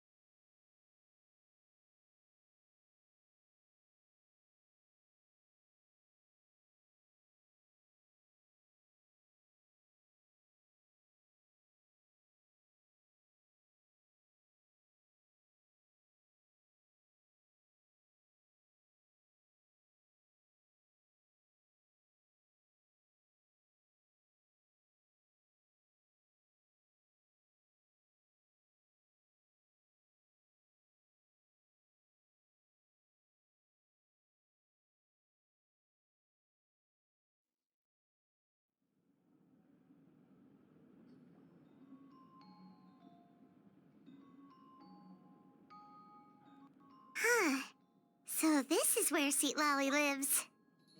I didn't have time to fully clean up the place. Complain if you want. Menial housework means nothing to a great shaman like myself. Besides, in light novels, people who keep everything neat and tidy are always too boring to be the protagonists. Also, I'm not a hermit. I'm just above superficial rules of societal etiquette.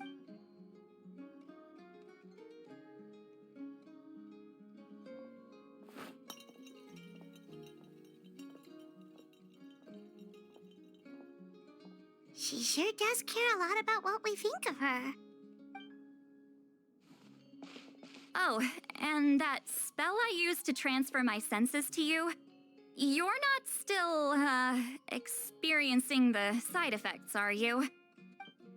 It's my duty as a great shaman to check that kind of thing. Oh, you mean when we could hear your thoughts? Nope. It's been so long, we don't have to worry about that anymore, right? Then why do I hear the traveler's thoughts in my head? What? I can still hear you, you know. Don't bother. I'll find a way to fix it. First you hear my thoughts, now I'm hearing your thoughts. It was just a simple spell. I use it on you, and now it's on the fritz. Forget it. Just tell me why you're here. Well, someone asked us to ask you to be their consultant. They have questions about the history of Natlan. So they asked the hero of Natlan to put in a good word? Sounds like they know I don't usually trouble myself with other people's problems. The pay is really good. Doesn't matter. I'm busy. She sure doesn't look busy. Paimon knew this wouldn't get us anywhere. From you? Yeah! We were given a sacred duty to help your tribe weave a special scroll. Huh? So, you're the appointed ones this time? We were surprised too! After all, we have no idea how to weave a scroll like that, but with Chef Biram's help, we were able to make some progress. We still haven't succeeded, but we learned that the key to weaving the scroll is a special kind of color. The historical event those men want to ask about also involves color. If you have...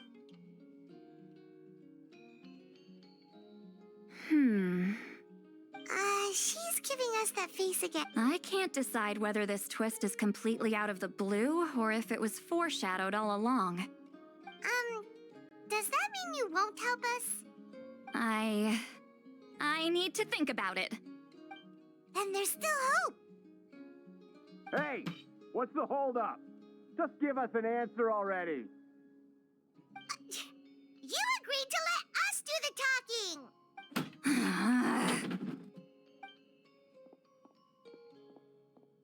Citlali!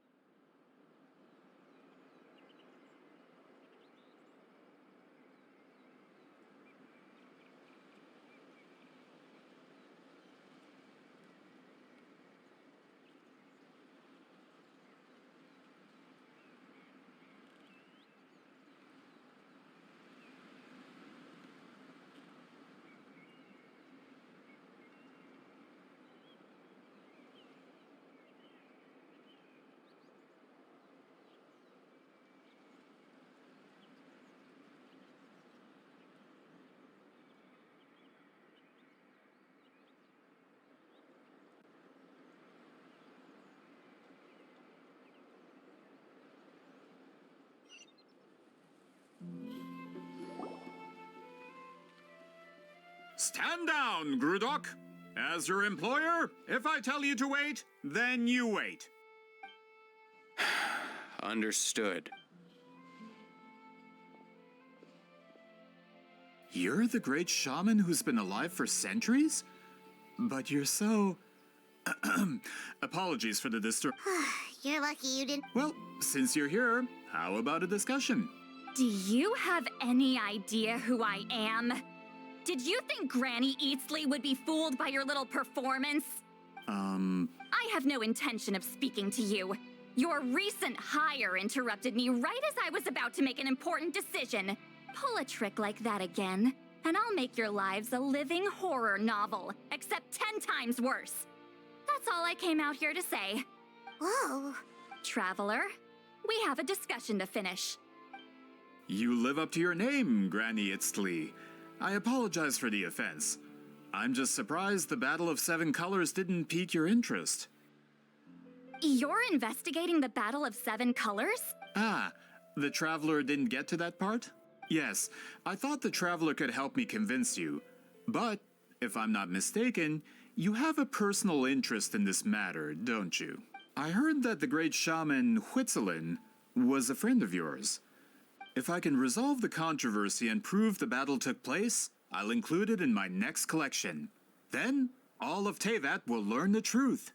With your support, your friend's heroic deeds will once again be known throughout the land. If this is really about that duty, then... fine. I'll help you. I'm honored. Save it. I agreed to help the Traveler. Well, at least she agreed to help. Who are you calling heartless?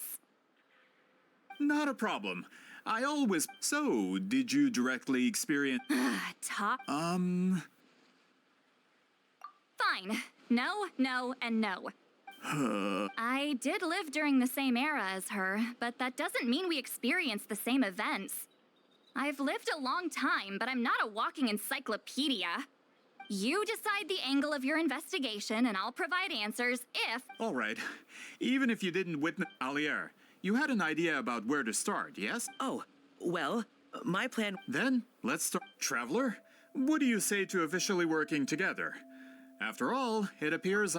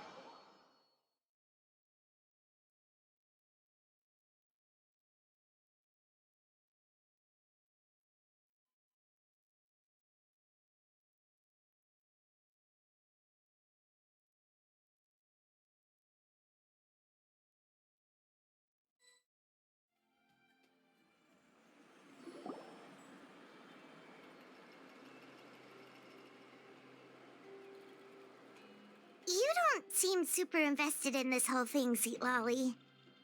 The Battle of Seven Colors is something I've only ever heard about. But how? I wasn't there when it took place, and she never told me about it. That's how. But Molusan said the two of you were close friends. The battle was legendary. Why wouldn't Huitzilin tell you about it? Close friends? More like arch rivals. Something Montluçon would know if he actually did his research. Did you see the graffiti outside my house? That's not my doing. All students from Huitzilin's School of Shamanism must pass an extremely difficult trial before graduation. Defeating me in those graffiti drawings are how they challenge me. Of course, none of them ever succeeded. So, after Huitzilin's death, her students had no choice but to modify the requirement. Instead of defeating me, all they have to do now is last long enough. As my rival, Huitzilin only had one achievement that surpassed my own, and that was the Battle of Seven Colors. I can only assume she had some kind of secret technique at her It makes perfect sense that she kept it from me. I'm a fast learner. Telling me about the technique is no different than handing it to me on a silver platter. As if she would give away her one advantage. Oh, that makes sense. Anyway, all of that is secondary. Like I said, I'm only here to help you fulfill your duty. Don't misunderstand. This duty is important for my tribe, too. Excuse you? I fail to see what housekeeping has to do with my duty as a shaman. Why is it that you're the one whose thoughts are exposed, but I'm still the one suffering? I need to get to the bottom of this. Excuse me, great shaman, but we have a situation over here. We could really use your help. Okay.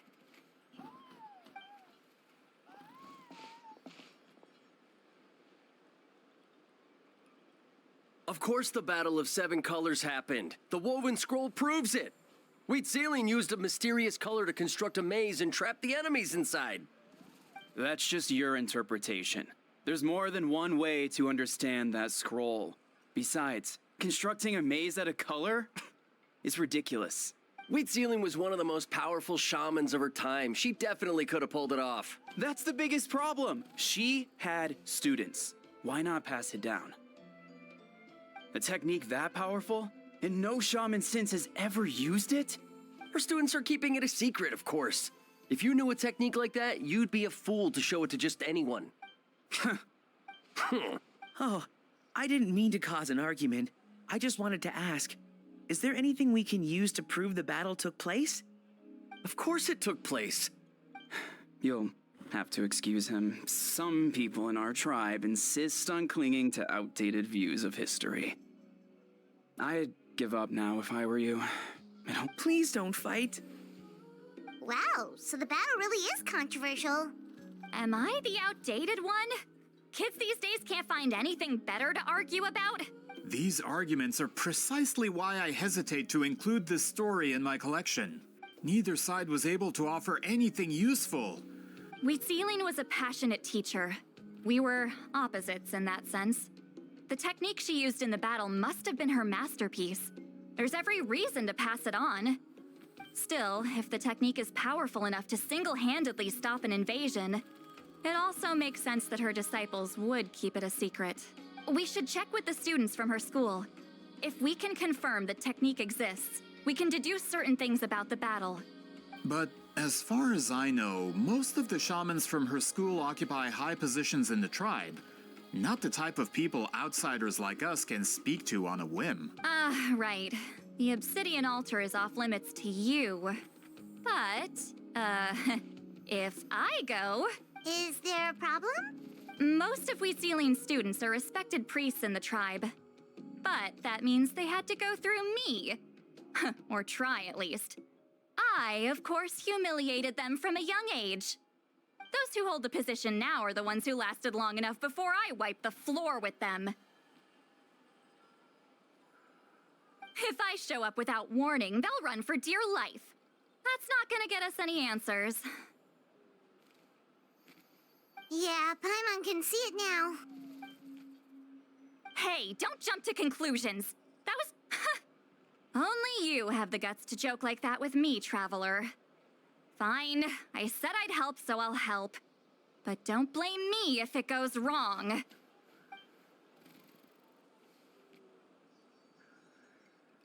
the rest of you can wait for us here. We appreciate...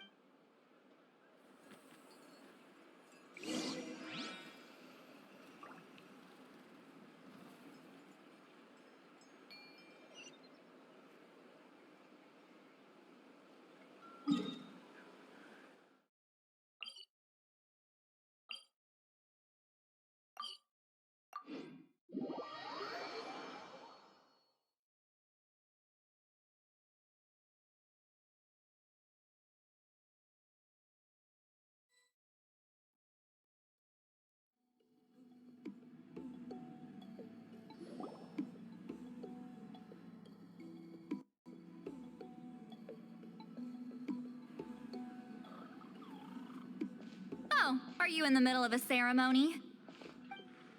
Granny Eatsley? What is she doing? Did some coward not show up after challenging her to a fight? Or is... Whoa, it's like... No matter what, We'll defend our dignity. Ugh, you talk a big game for someone who...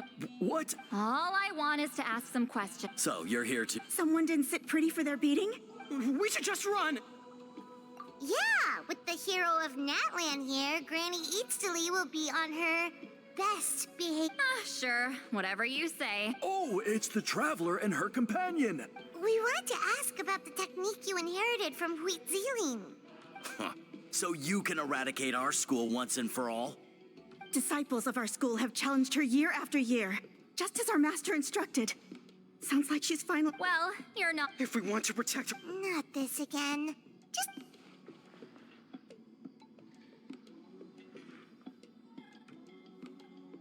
Hey! You can't just say whatever you want just because it's in your head. I'm Granny Citlali. A mere mention of my name and kids burst into tears. Love and respect. You know what? Forget about your duty. We really need to fix this mind-reading situation. Sorry to disappoint, but if you're here to question whether we're qualified to inherit our master's legacy, we're not going down without a fight. We're not getting anywhere. What should we do, Huh? Oh, Elder Tlapo! Oh, we must have disturbed your meditation. Heart deep it. Did Elder Tlapo just issue a declaration? From what I can tell, in a single word, the message was... friend? Is Elder Tlapo telling us to... That's not... Oh, you forget yourselves, my friends. You are esteemed priests of our tribe. But I didn't expect to see you here, great shaman. My sincere apologies for the lack of hospitality. well, I wasn't exactly planning to come to this crowded place. So you can save the pleasantries, Chief. I'd rather get this over with. Understood. Now, as successors of Huitziling, I understand your friction with Granny Citlali.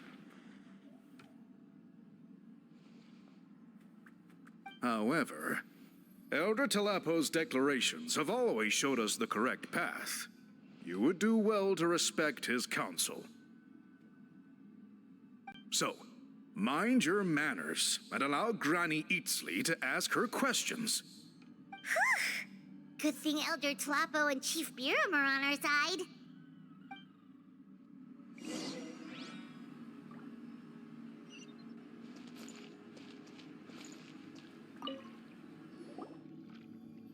Hi there, Elder Tlapo! Hey, he seems pretty happy to see us.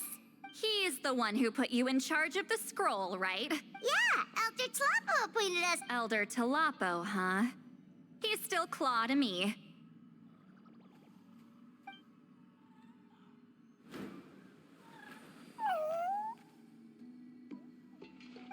Hey, don't pull that cutesy stuff with me. You're an Iktomi-Sor Elder now.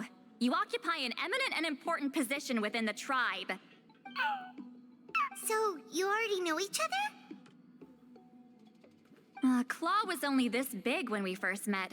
He was Huitziling's Saurian companion back then.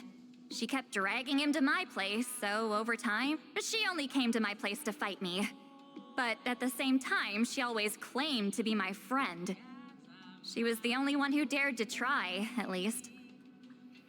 Well, you've lived a long time. You've probably made a bunch of friends over the years, right? The more time you have, the more friends you lose. Oh, Anyway, let's get back to business. I hate talking about the past.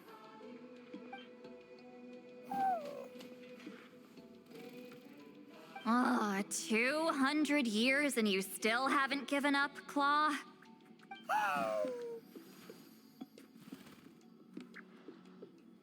I still haven't made up my mind, so you should head back. Traveler, Paimon, let's go.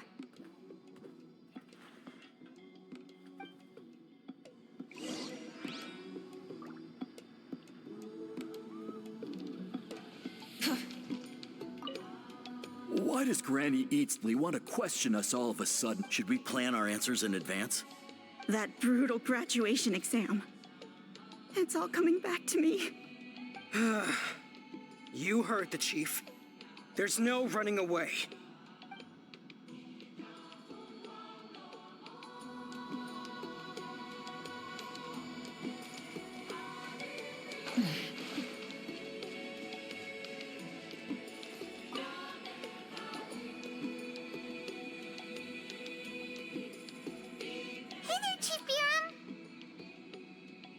Oh, wait. We haven't reached out since the last time we failed the task, huh? I'm just grateful you haven't forgotten that duty. Actually, we have good news. We found another clue. I'm all ears. It's the Battle of Seven Colors. Huitzilin's claim to fame? That sounds promising. But the battle took place hundreds of years ago. An investigation is bound to be difficult. True, but Granny Citlali promised to help. Is that so? I've tried seeking her help in the past, but I never managed to coax her out. You should cherish this opportunity. Hey, don't complain. None of the previous chiefs succeeded either. Forgive me. That wasn't my intention. It was a comment on my own failings. Paimon said you've been trying to figure out how to weave the special scroll. It is my duty, great shaman. Why bother? The scrolls always end up completed on time. So what's the point of figuring it out for yourself? If I may, this task concerns the history of Natlan as a whole. And in many ways, history is the memory of a people. Memory is sacred to our tribe. I'm sure a great shaman understands that better than a humble junior like myself. Something this important cannot be left to baseless rumors. I know you don't concern yourself with the daily affairs of the tribe, Granny Citlali. Even so, as a priestess, I trust you wouldn't leave something like that to chance. I get your point.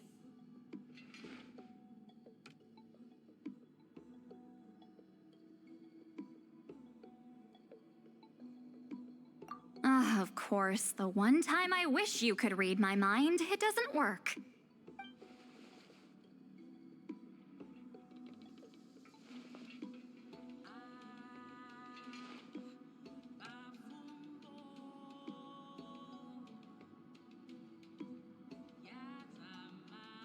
No, that's not it. Huh? It's not important.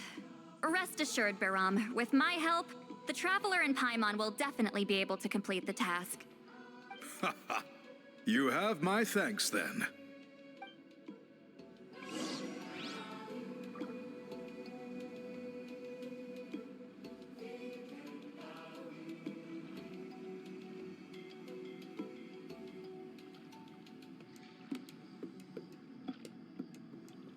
Many insects have a compulsion to follow the light, and humans are the same. Except we call that light hope.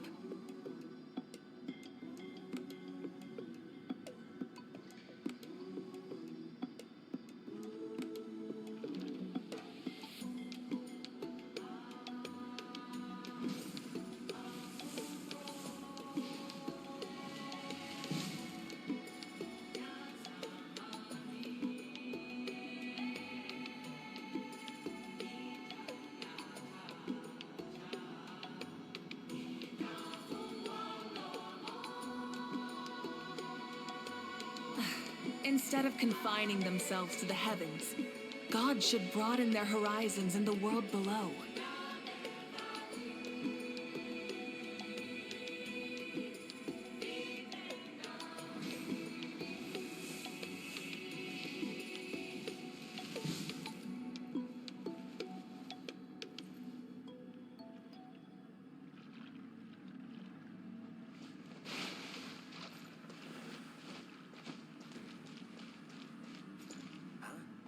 Did someone call me just now?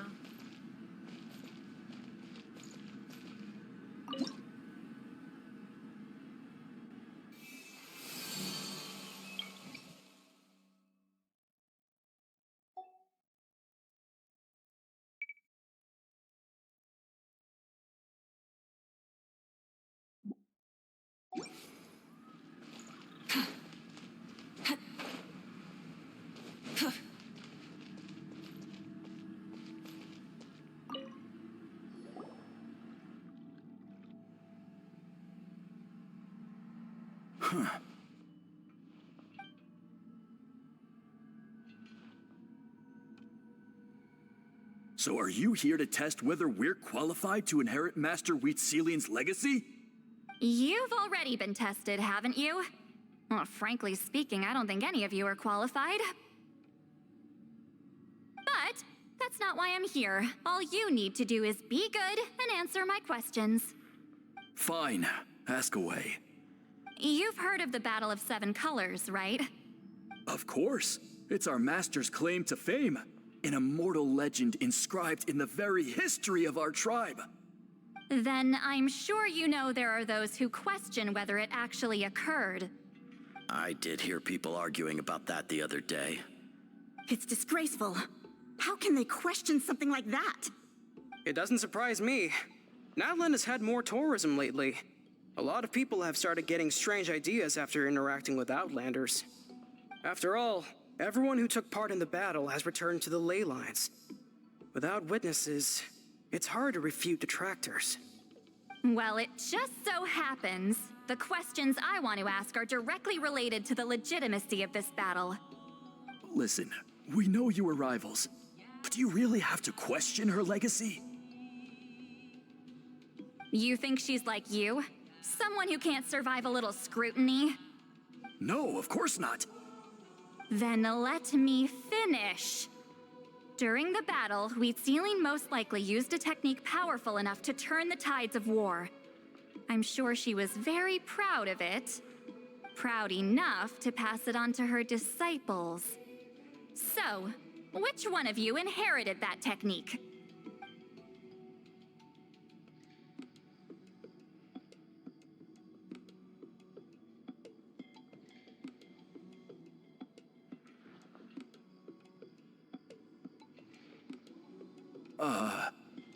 I don't think any of us have heard of it. Listen, I'm not trying to take it for myself, so be honest. With or without it, I can wipe the floor with any of you. Yeah, no objections there. But I'm telling the truth. None of us have ever heard of that technique. What's wrong with her? Why would she let it go extinct? Master's body of work is massive. No one student could hope to learn all her techniques. Mastering just a few already takes a lot of effort. Master had no choice but to recruit many students, split up what she knew into different portions, and pass it down through various individuals. So even though we see ourselves as representatives of Wheatsealing's school of shamanism, what we know isn't the sum of her legacy. Actually, I know of a shaman family that inherited some of Master's techniques. The family fell on hard times and lost the right to the priesthood. Still could be worth a shot. But if they inherited Wheatsealing's secret technique, shouldn't the family be thriving? Well, it's the only thing I can think of. All right, give me their address. I'll mark it out on your map. To be honest, I'm not optimistic about the future of this investigation. That's because the request came from you. You don't know the power of your own words, do you?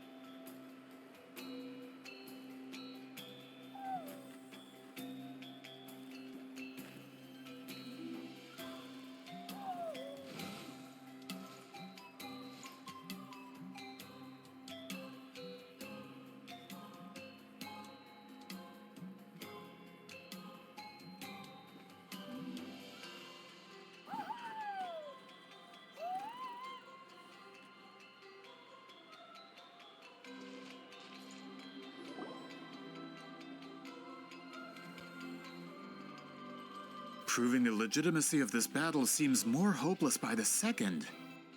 Nothing we can do about that. Well, even if our investigation ultimately proves the legend to be false, that's still a worthwhile result.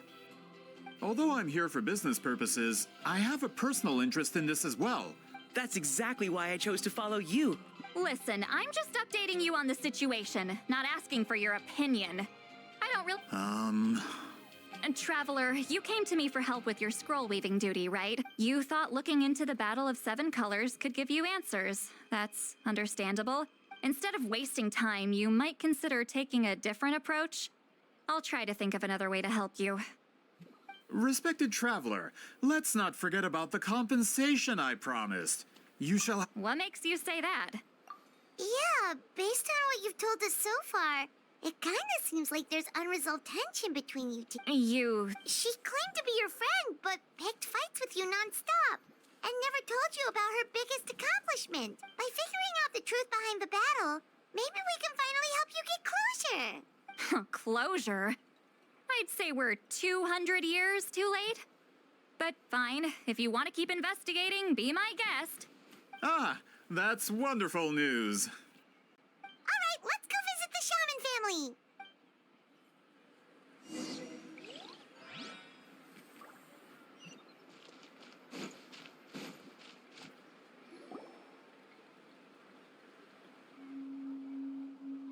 Hello, are you Asia Man? Yep, that's me. Huh? Granny Eatsley? Get up. In a crowded market like this, the only person who should be trying to hide is me. My apologies. Ever since my grandfather's generation, the shamans of my family have given up on passing. Man, this is generational trauma at this point. Whenever I misbehaved as a kid, Grandpa would tell me about the thrashing he received from Granny Eatsley. I still get nightmares about it sometimes.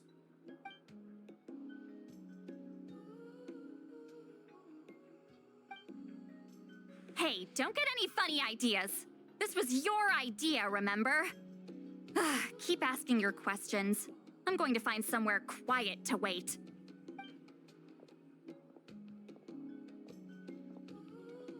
Okay, so your family studied under Huitziling, right? Yes, although that pretty much ended with my grandfather's generation. The techniques my family learned from Huitziling didn't have much practical use in terms of tribal affairs, so during my grandfather's time, we quit the priesthood. Turns out, shaman techniques aren't that useful outside the priesthood either. So, of course, it's possible that we were just too foolish to understand the true power of those teachings. After all, Huitziling was a genius. None of her students have... Do you know which techniques were passed on to your family? I'm not sure. As a kid, I remember hearing my grandfather talk about them, but it's not like I can use them myself. Just think about it for a sec. Decide the outcome of a battle? No, I don't... Besides, my family wasn't really known for our talent. If a technique like that exists, I doubt Huitziling would pass it on to us. You might have better luck asking one of the priests. They're descendants of Huitziling's most gifted students. Well, looks like we're back where we started. Still no definitive evidence the Battle of Seven Colors took place. Alier, do you think we have enough to draw a conclusion? All we have are non-witness accounts. We could put together an interview, but that's not going to hold up in academic circles. Then we have to keep going. Oh, you're investigating the Battle of Seven Colors? Yeah, you know it. Not a lot, but say what you want about my ancestors' dedication to shamanism, but they definitely paid attention to those stories. And of course, the Battle of Seven Colors is the most exciting story of them all. We don't need another story. We need something concrete. Does no one in your tribe understand that? I'm not sure if this is helpful, but the story passed down in my family is a little different from the one told in the tribe.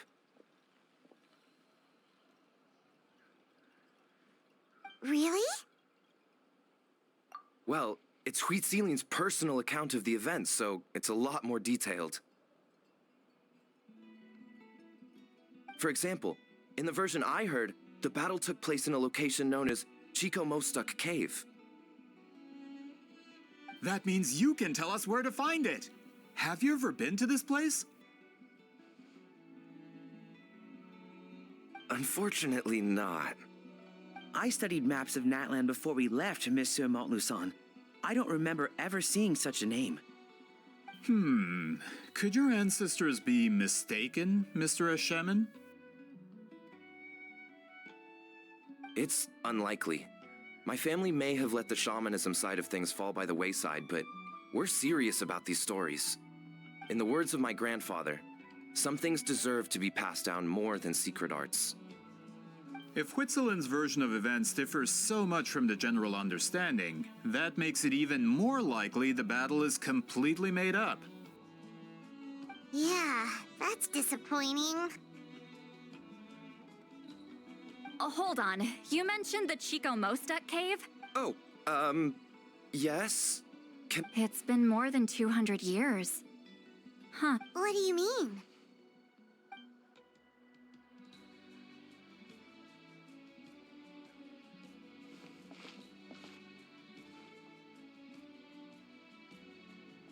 That location is now known as the Valley of Fog. The Chico Mostek cave is what it was called 200 years ago.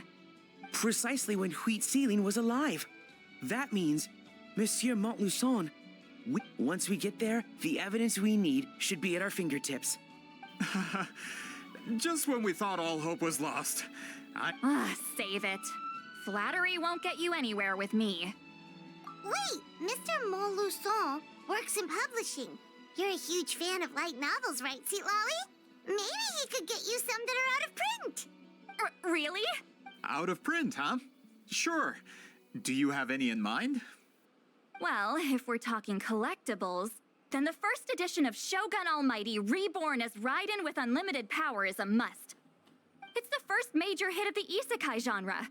Several editions have gone to print, but copies of the first edition are exceedingly rare and valuable.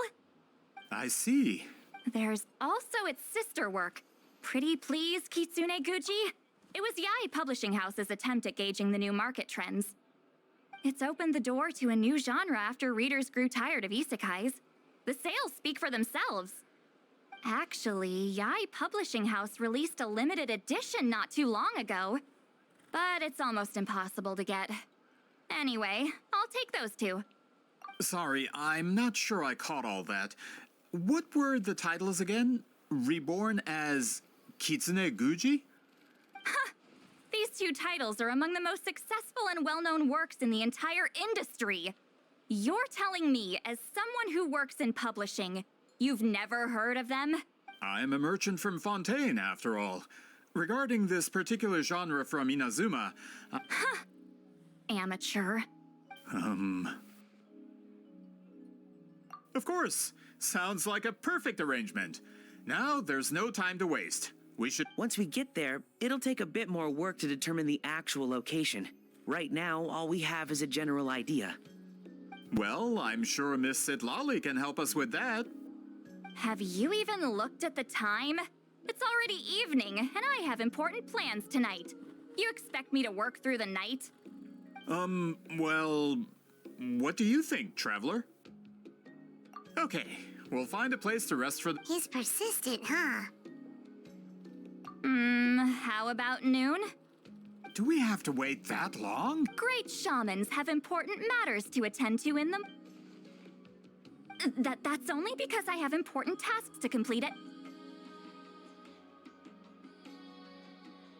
All right, as Miss Citlali instructed.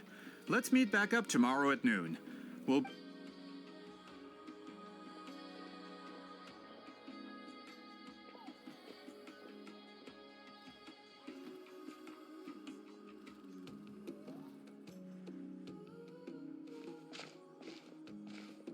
Sorry. I just wanted to ask. Yeah, of course. Oh, good. You're really that scared of her? To be honest, Granny Eatsley almost never interacts with ordinary tribespeople like us. She's a powerful shaman who's lived for over 200 years. As a great hero...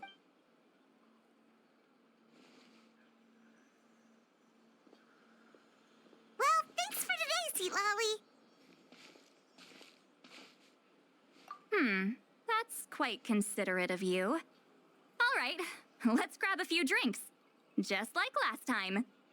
Wait, didn't you say you had important plans tonight? What did you think I meant? Does that mean you've gone drinking every night for the past 200 years? No, I've had enough socializing for one day. I know somewhere quiet. We can just buy some drinks and head over.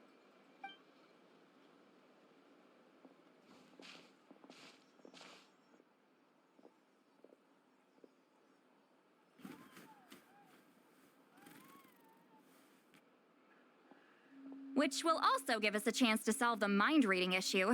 Considering the necessary spell work, I'd rather do it in private.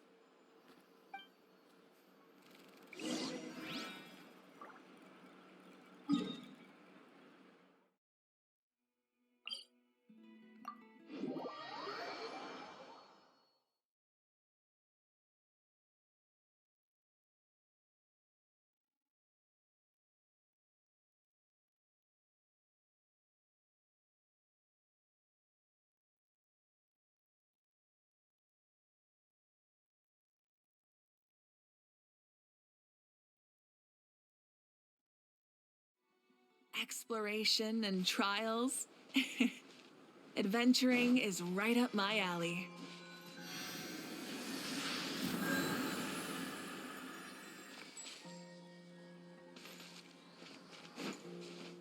Hup, hip. Light it up!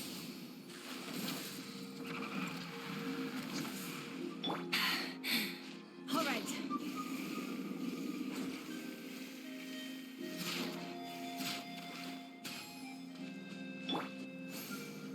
Is this the place? No, further up. Further up?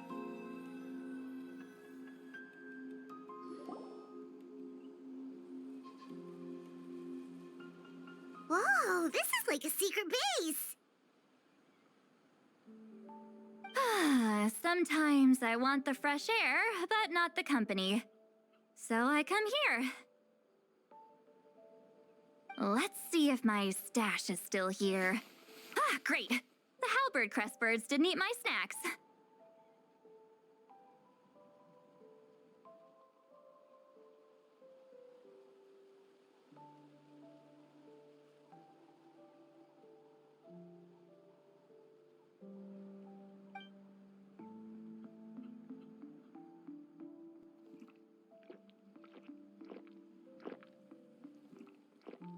Now for the mind reading issue.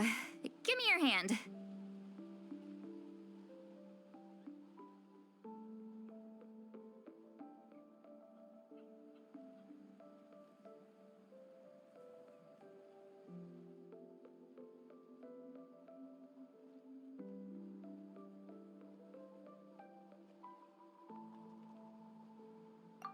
It might take a little longer, actually.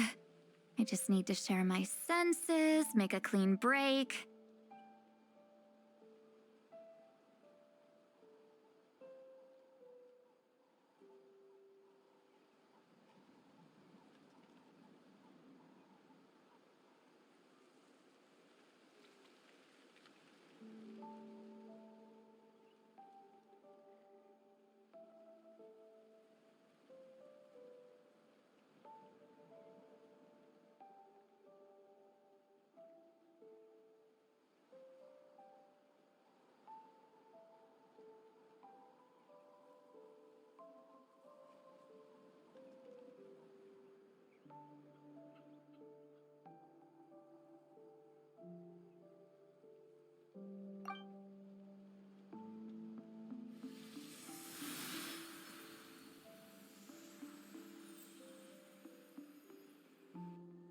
And that should do it, right?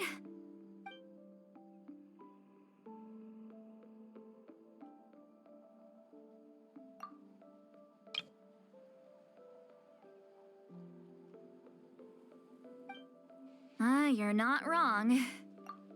Hold on. Why do I still hear you in my head? Oh, did I not separate our senses completely? Maybe using my palm isn't enough? Close your eyes.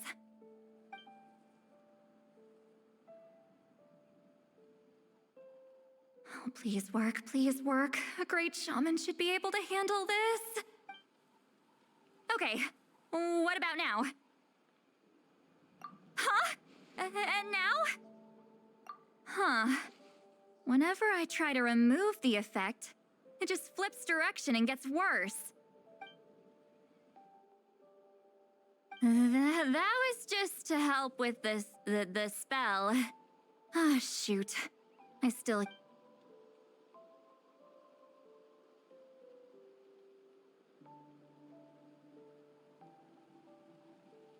For a human soul, to lose the boundaries of the mind is to drown in the sea of consciousness. Wait, that sounds bad. Is Citlali... Anyway... Hearing the Traveler's thoughts isn't that bad, right? You should just tease her. That's what Paimon would do. It's just... I'm not good at this. I'm not used to being close to people. Sorry, I said we could be friends, but I guess I'm not ready. I'm used to being Granny Eatsley. Someone intimidating, someone people are scared to approach. Yeah, Paimon's been wondering. Why do you insist on living so far away? You could easily become a leader of your tribe, someone everyone loves and respects. When you live as long as me, a person is like a flower. The color draws you in. You water it to see it bloom. It rewards you with its fragrance. But it doesn't last. With the passing of the seasons, everything withers away. You can try to water it, but it will never bloom again. Even if the same plot of soil is covered in flowers the following year, the one you remember won't be there. That's just how it is. Most of the people in my life will be gone one day, just like a flower. Getting close means losing friend after friend for hundreds of years, until the weight of their memories crushes my soul. If people don't care about me, then I don't have to care about them. It's better if the people in my memories are nothing more than fleeting strangers. Citlali. You won't live as long as me, so you don't have to worry about that.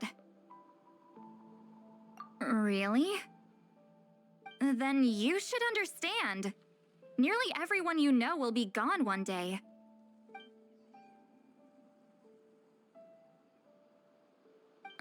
Traveler?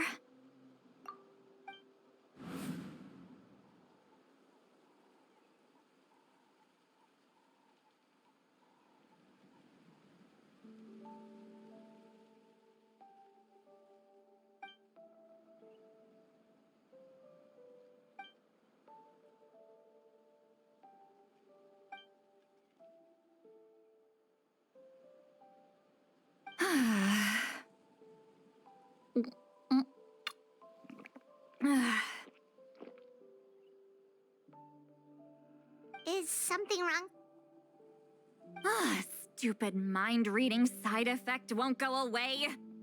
It's not like I want to hear you complain about me all the time.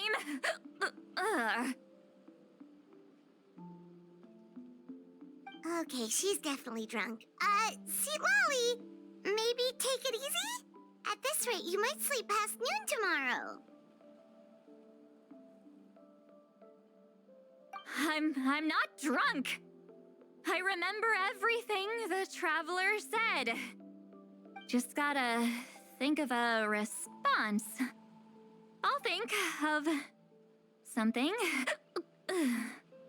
Uh-oh, not this again. Is she asleep? I'm fine.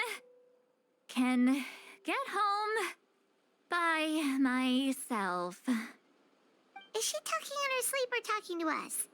She seems kind of out of it. Bye. Gonna walk back alone. Need some time to think. All right.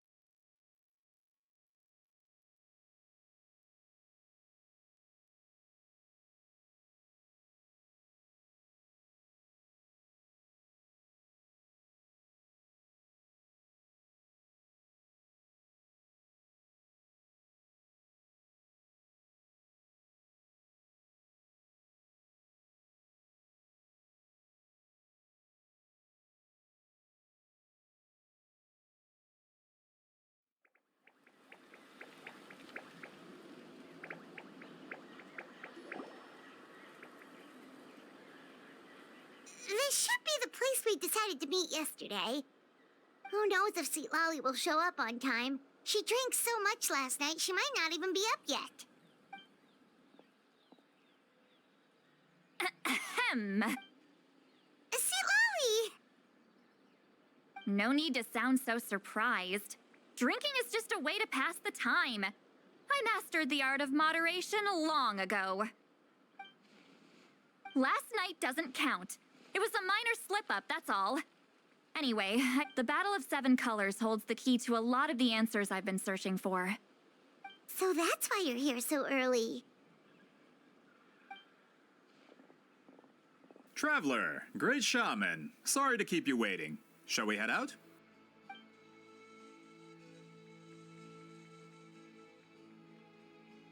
Just follow me. I'll confirm the location myself. Of course.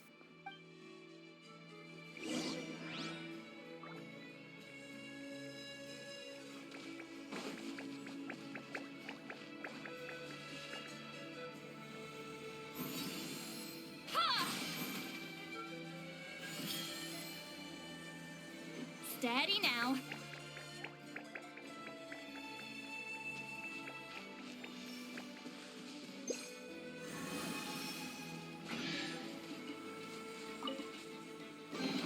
Go on, take them. I'll thank the stars for you later.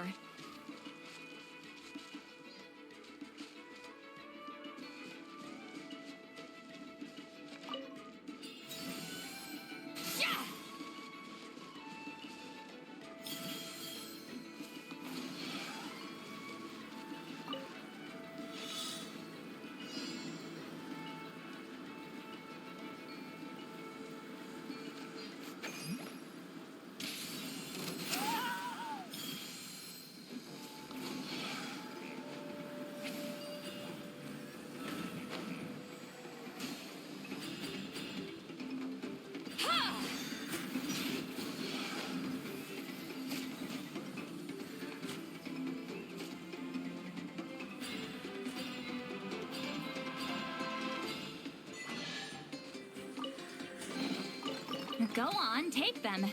I'll thank the stars for you later.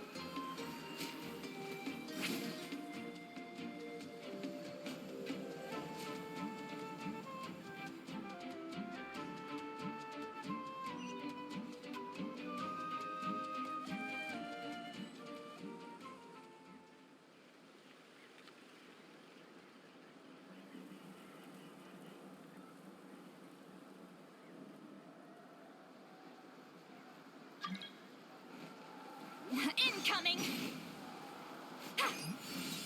Yeah! Just like that.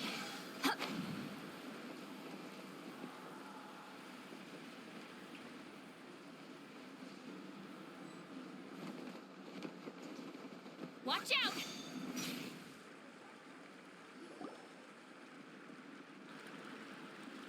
This should be it.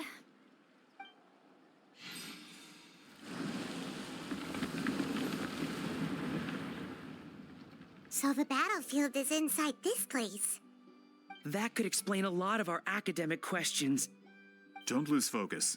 Once we get to the actual site of the battle, all the evidence needed for publication will be at our fingertips. Everyone ready?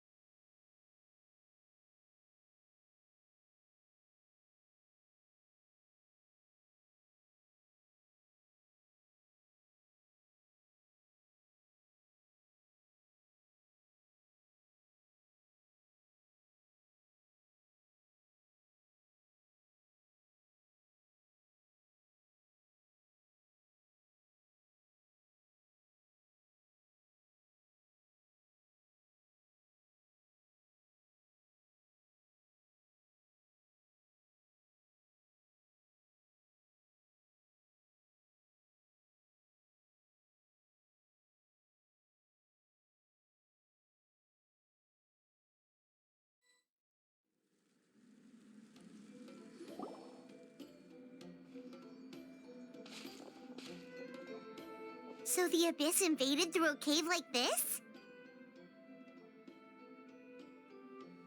When the Abyss first began to corrode the ley lines, they took every opening they could get. All the items here should be useful for our research. You're not to touch a single one without my nod of approval. I don't support invasive excavation techniques either. Ah, of course. I'll defer to the experts on this matter. Well, shall we continue?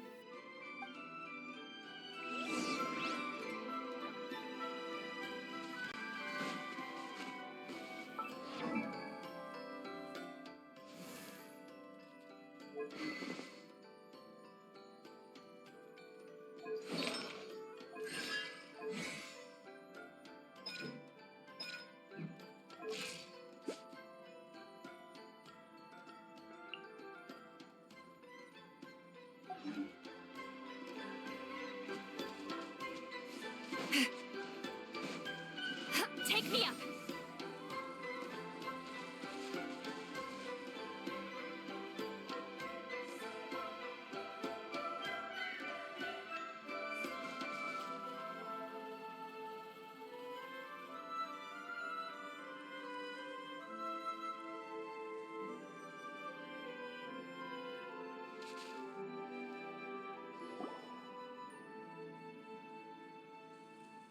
There are weapons here from every tribe in Natlan.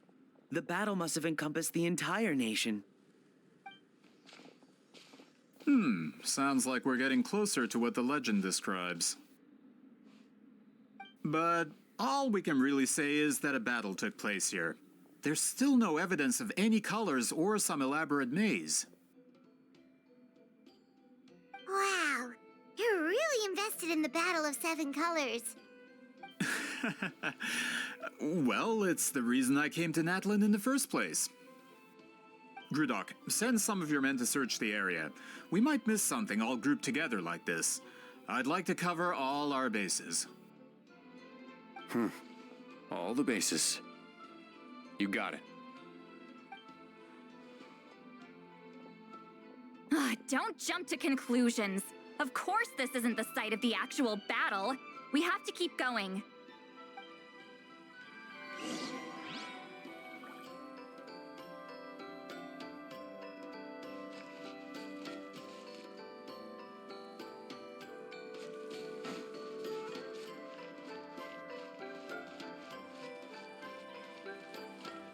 This wall is in our way! I might have an idea.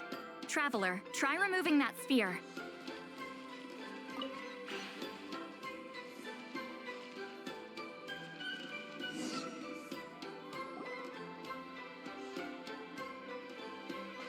Whoa, we passed straight through! What was that? Some kind of color magic?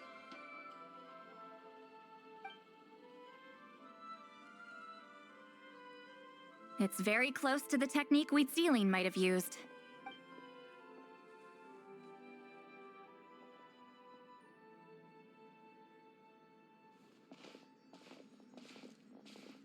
That's it? Doesn't quite compare to the scale described in the legend. Still, what a terrific archaeological find. Enough chit-chat. We should keep going.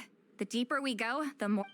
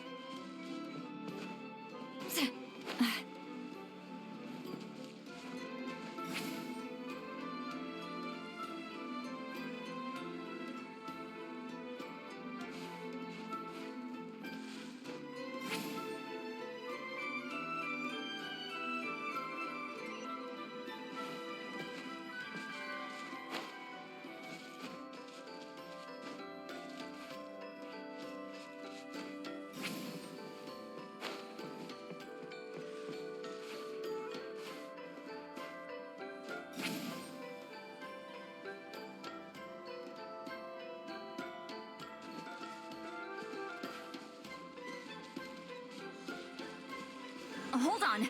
If we step here, we might fall through. You mean there are traps in here? Remember how we were able to pass through the wall just now? It must have been because, on our person, we were carrying the same color as the wall. Let's put the sphere down and see what happens. Whoa, you're right. We can keep going now.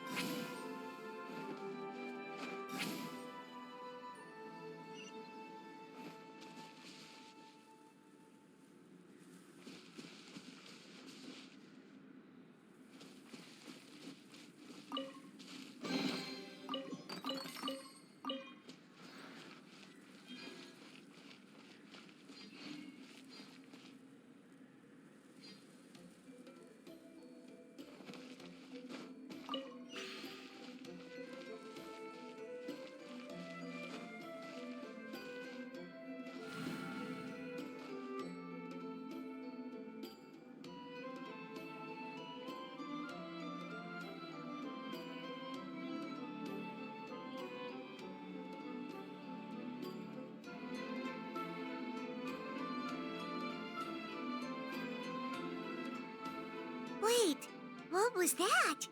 What is this place? Look! A maze made of colors. It's real. I can't believe it. Hold on. The quality of this space. This isn't reality. It's a realm of memory. Huh? No. This is a space constructed using memories as a medium. The principle is similar, but the two are not the same. Correct? Wheatsealing? What? No. It's just a trace of her consciousness left behind after creating this space. Friends, this is my question to you. What is our strongest weapon against the Abyss? In my opinion, it's memory. After all, is it not after losing the capacity for memory, love, and compassion that our enemies fell to the Abyss? That is why, with our memories, we possess a power the Abyss cannot hope to match. I have discovered the perfect medium for us to wield that weapon. You know it as color. The more cherished the memory, the more vivid its color. As memories disappear, their color fades first. That is why color is the best vehicle to wield the power of memory.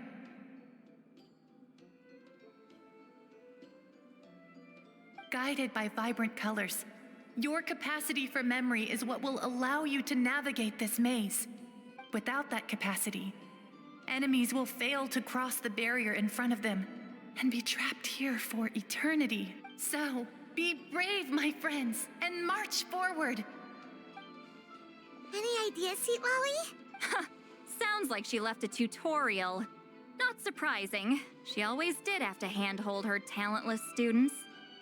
Follow me.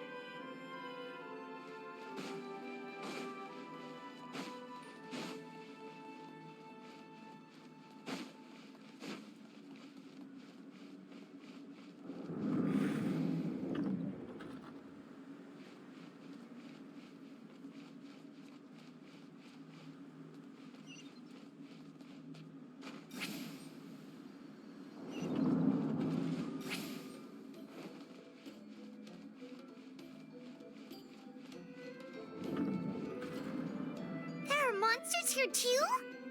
Abyss creatures. Likely trapped here for some time.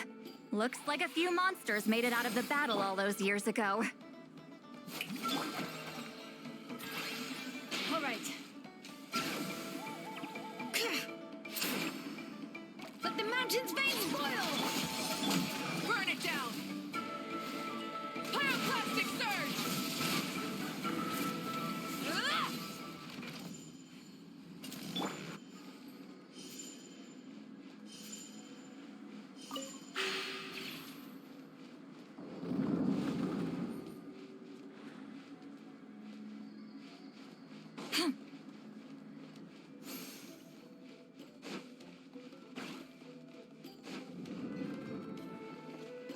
What's with these color-changing blocks? You and Citlali fell through all of a sudden. You scared Paimon half to death. Must be one of the mechanics of the maze. I'm guessing the purpose is to help allies. Oh no, more monsters? Ah, shoot. They're blocking the way forward. Let's get rid of them.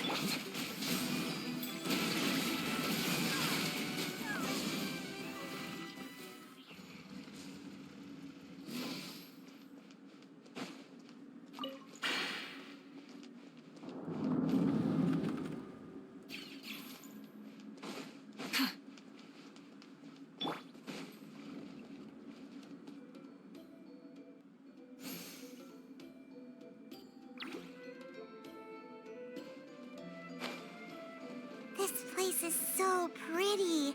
If not for those monsters, Paimon would have never guessed this was a battlefield. The showmanship's not bad, I'll give her that.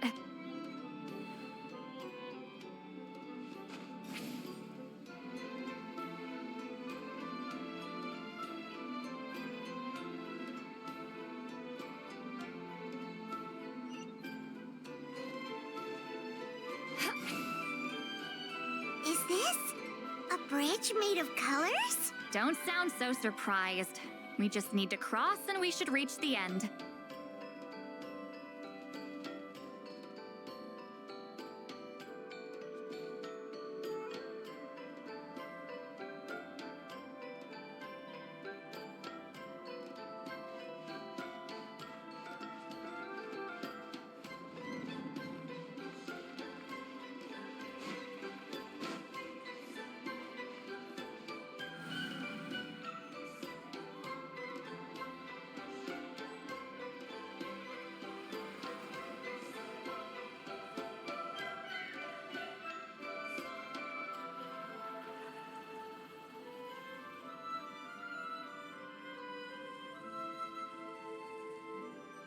We're out! Looks like we made it through the maze.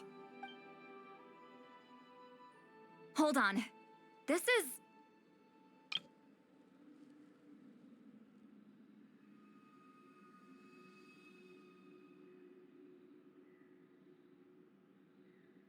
Whoa, so pretty! The thing inside the sphere looks exactly like the maze. It's like a miniature blueprint made from a special dye.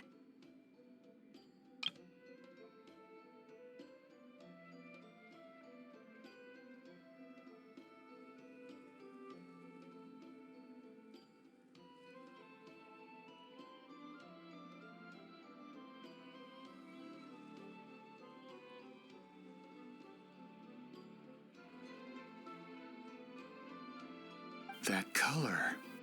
The dye was modified using a secret technique to harness the power of memories and create mazes like the one we just witnessed. Without that power, it's just a normal dye. But the color it produces is still quite rare. I would say this is the most direct evidence that the Battle of Seven Colors actually took place. The expert has spoken. Perhaps I could take a closer look? It's an important piece of physical evidence after— No, you may not.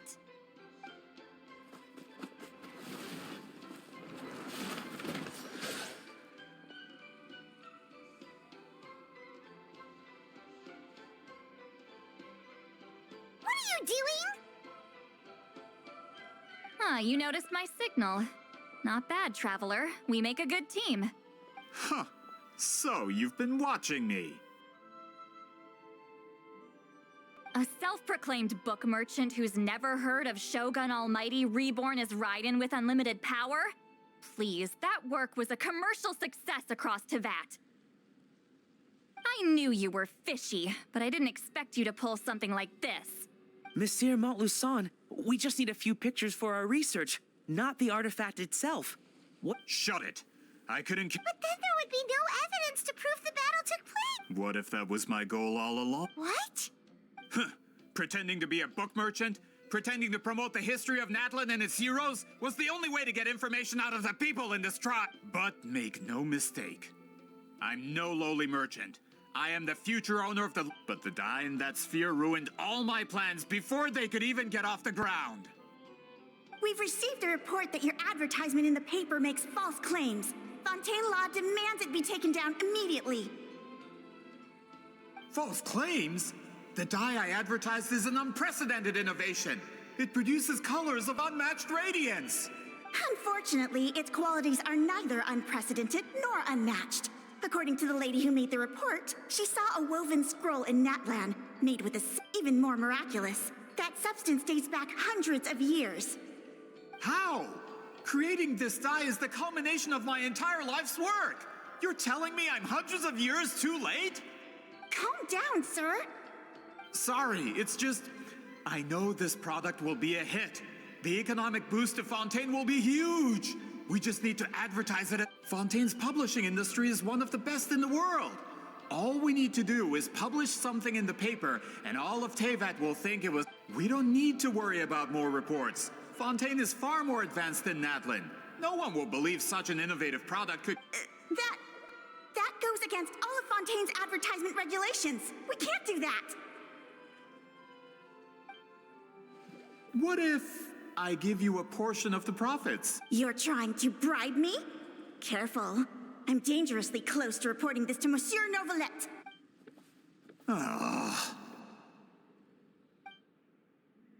I knew if I was just allowed to market my product, it would be a hit. A bestseller, even. I would be a giant in the printing industry. But now, no one will see it as anything more than a poor imitation marketed centuries too late. I will never accept that someone from this backwards, ignorant nation could come up with that dye. Not 200 years before me! Even when the truth is right in front of you? Ha! Truth is in the eye of the beholder. I'm already in the printing industry. I can go into publishing? Nope. All I have to do is destroy this sphere, write a detailed report about my findings, and publish it around the world. Once my report is accepted as fact, no one can accuse me of making false claims. That's awful. What happened to restoring the truth of history? That plan hasn't changed. You mean a hero of Natlan who's not actually from Natlan? And a great shaman who, according to rumor, abandoned her tribe long ago? From a practical perspective, there's no reason for either of you to stand against me. Shows what you know. Oh, since you like rumors so much, have you heard the one about what happens to people who get on my bad side? The wrath of Granny Itzli. I knew from the beginning that you would accept my invitation, considering Huitzilin was your rival. You've lived longer than her, you're far stronger than her. With the backing of the printing industry, I can take any book and send it to all four corners of Teyvat. And in my version, I can erase the Battle of Seven Colors. That's not real history. That's a no, then? Done running your mouth? Good. Before handing you over to the tribe, I think I'll have my way with you first. If this comes to a fight, per my contract, you're gonna have to go through me. That's right. I didn't pay all... Wait! Aren't you subordinates of the captain? Why are you helping someone who wants to erase Natlan's history? The captain. You actually bought that? United in the pursuit of Mora. We travel the land to collect debts. Our loyalty is to Regrater? The captain means nothing to them. They serve a different harbinger altogether. This man has the potential to become a giant in the printing industry and disrupt font. It's all been a lie from the very beginning. I I don't care who you...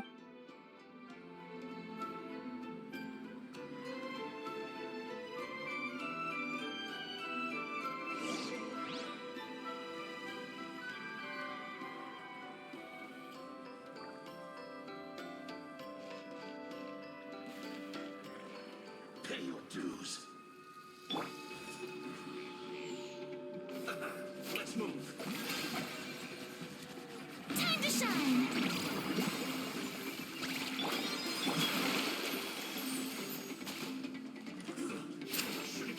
Hear the echoes of the valley. Show no mercy! You two! Time to end them! Light it up! Wrath from the skies!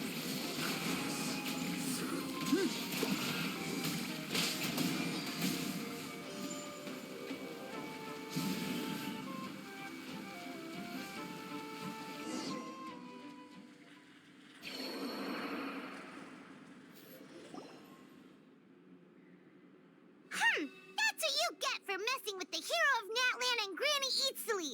They could give Regrader a run for his Mora. Not good. This is becoming more trouble than it's worth. Hey, what about our contract? Your boss signed it himself. Our boss never signs a contract without loopholes. Even a veteran businessman like yourself fell into his trap. That's what makes him the best.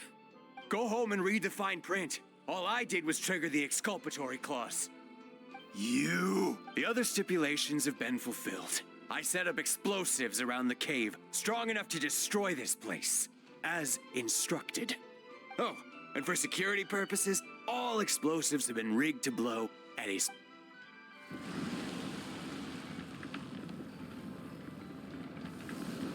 What? This whole place is gonna collapse? You were supposed to wait until I made it out. Are you trying to kill me? That depends on how fast you can run. I'm off.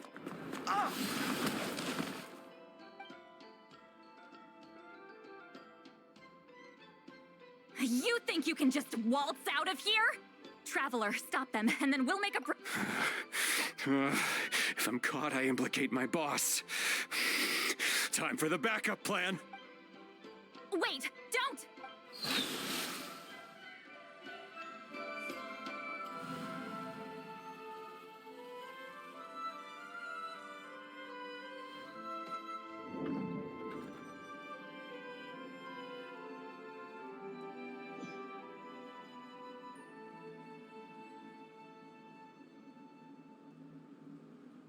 Where are we?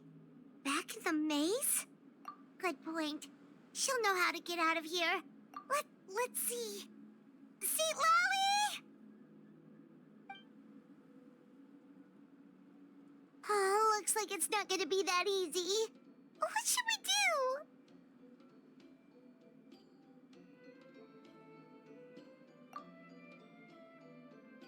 The special color? The one you saw on that woven scroll? Why would it appear around here?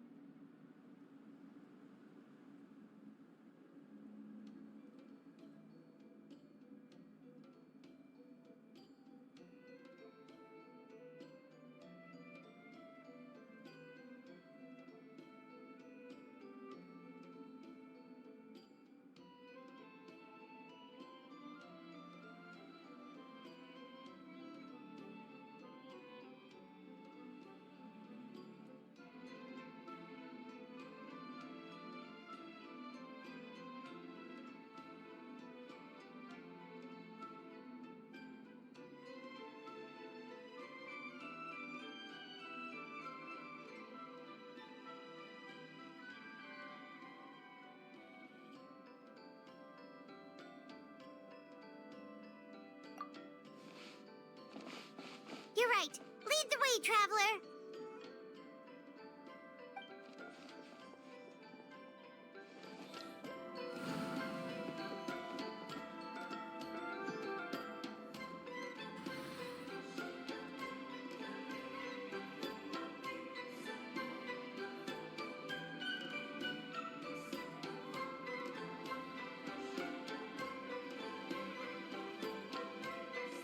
He triggered it just like that?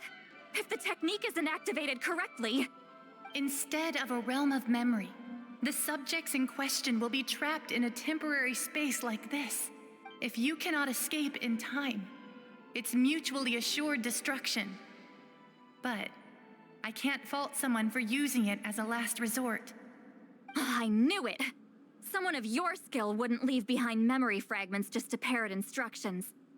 I appreciate the compliment. It's been a long time, my friend. This is no time for a reunion. The cave outside is about to collapse. I know time flows differently in this place, but that still doesn't leave us much time. Can you help me get out? You misunderstand, Citlali. I'm nothing more than a fragment of memory. There's not much I can do. What do you mean? This space can be manipulated, right? The exit of your maze. I remember its structure. If I create an exit here, I can leave. You just need to tell me how to manipulate... The maze you saw earlier was constructed using the memories of many warriors of Natlan. When people leave deep impressions on each other, their memories form connections. These connections are particularly strong between comrades in arms. That is how I created my maze. The connections between the memories were my needle and thread, and the special color was my fabric. But if that color is crudely combined with an isolated memory, one without connections, you get a place like this. This space is a combination of my color and your memories. There is no way to alter or construct anything within it, because there are no connections at your disposal. Over 200 years, and not a single lasting connection. This is my punishment, huh? Well, at the very least, you have a connection to me. Otherwise, I wouldn't be able to appear in this space. That's only because you never gave me a moment's peace. Still, it's a shame you're not around. You said it yourself. A memory fragment can't be used to create the connections I need. Citlali. But now that I have the chance to talk to you again, I need you to give me an answer. Your special technique. You didn't pass it on to your students. You passed it on to the rival you could never beat. Me. What I want to know is, why? So you figured it out. After what I saw in the maze and everything you just told me, I'm certain the technique at the center of all this is the same one you taught me all those years ago. But you never brought up the fact that you used it to win a battle. From your description, it might as well have been a simple color trick. I'm getting the feeling you always meant for me to come here. But if this is a foreshadowed event, I'm not happy with the narrative setup. Citlali, ever since you learned that technique, you've been able to see a special color, haven't you? You mean... That color is the core of the technique. But it isn't my invention. It's something I discovered in the work of our ancestors. More specifically, you could call it the color of memories. In truth, passing on the technique is a process of using that color to tint another person's memories. Yes, the technique has the power to decide victory. But in my opinion, the capacity to add color to someone's memories is where the true value lies. You are fated to live a far longer life than me, Citlali. I couldn't bear the thought of all those years existing as a blank canvas in your memory. So I wanted to leave a little color behind. Your color, you mean? One day, you too will want to leave behind your color in someone else's memory. When that day comes, you will understand my decision.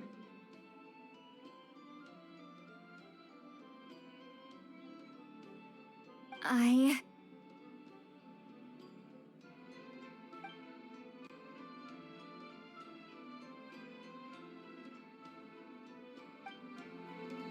have to get out of here.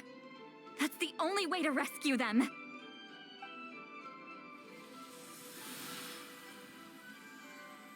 Citlali, what are you... I understand the true principle of this technique now.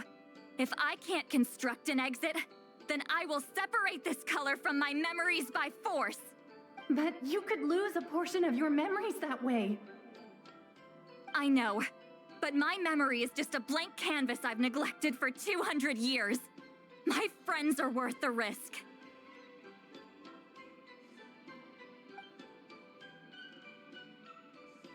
Traveler?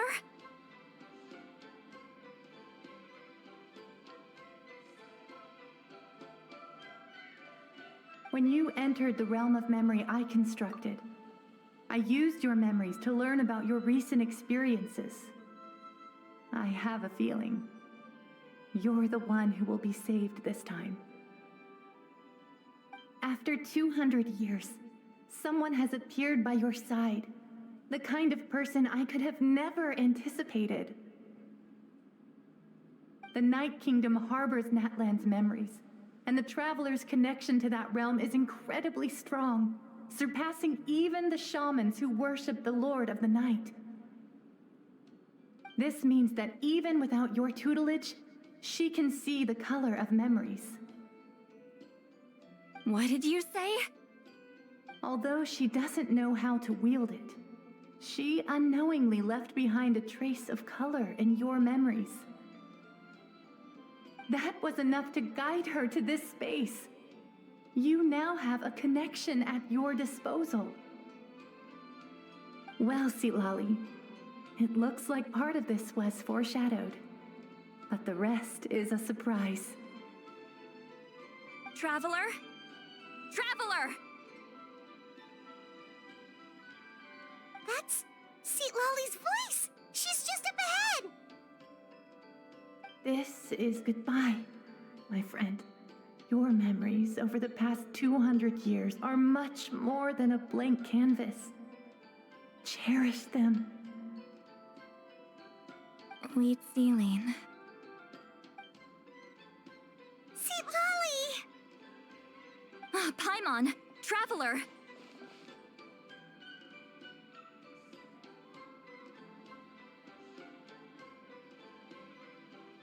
Hold my hand.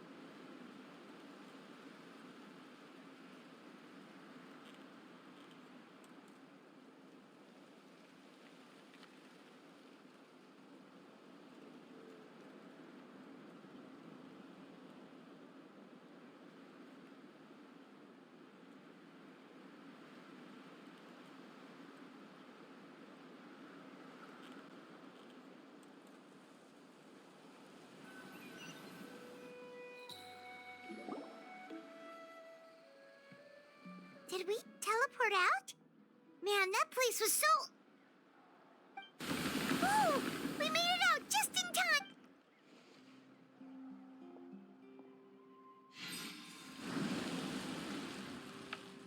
Wonder what happened to the Fatui guy and the others. He was most likely trapped inside that space, just like us. The external structures supporting that space would have collapsed with the ruin. Unless he managed to escape, he would have been crushed. He still preferred that to being caught, huh? They were standing a bit further away, right? They probably weren't pulled into the space. Maybe they already made a run for it. Hello? It's one of Malu Son's employees! Quick, restrain him! Oh, I can explain. I had no idea Malu-san was such a terrible person. I couldn't stop him from running, so I stayed behind and tried to find people to help rescue you. I'm so glad you managed to get out of there. Either way, the guards will take you back to the tribe. You'll be their problem. I understand. Anyway, I'm not here to harp on you. I just need to know one thing. Which way did he run? He went that way, but I'm not sure if you can catch up. That way? Unless he suddenly grows a pair of wings, I think we're okay. Traveler, Paimon, come with me.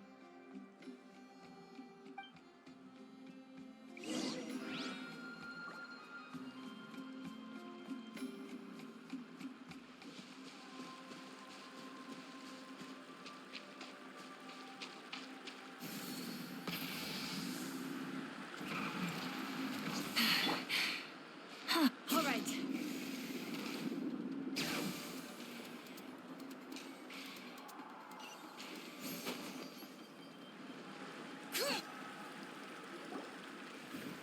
Hey, it's Elder Tlapo and a group of Ictomisaurs! They caught Malu-Son! Something felt off about him yesterday, so I set a few things in motion. Looks like it's time for that foreshadowing to pay off. My bank balance! No! No! What's wrong with him? That's one of the tricks Claw uses to scare people. He makes people hallucinate the thing that scares them most. It's particularly effective on weak-minded people like him. Serves him right! I know, it was a lot to ask, making you come all the way out here during the day. Was that a declaration? Elder Tlapo didn't appoint us to a whole other task, did he? Forget about him for now. The Ictomisaurs will make sure Montluçon doesn't escape before the guards arrive. In the meantime, we have unfinished business, remember? Right, the special scroll. But the die is buried underneath a bunch of rubble now. Don't worry, Huitzilin's technique hasn't been lost at all. Come with me, I'll explain everything at my house. Oh, and Traveler? Everything you said about memory, I finally figured out my answer. I knew you'd want to tag along. Let's go.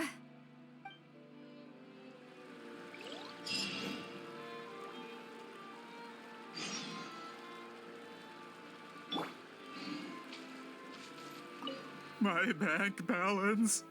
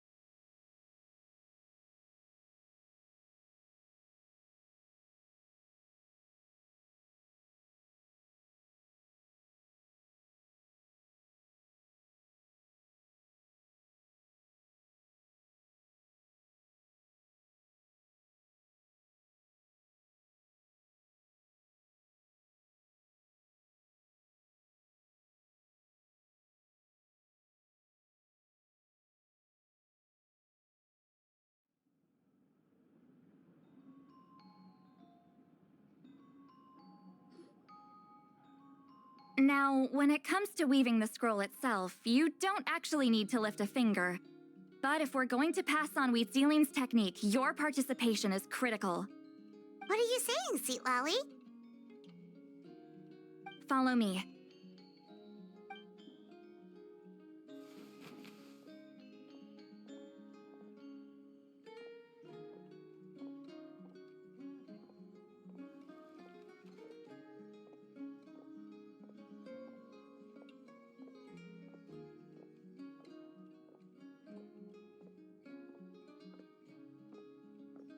Whoa, look at this place.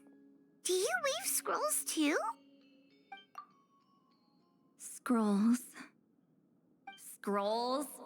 I thought you were going to show me your masterpiece. That I am, old friend.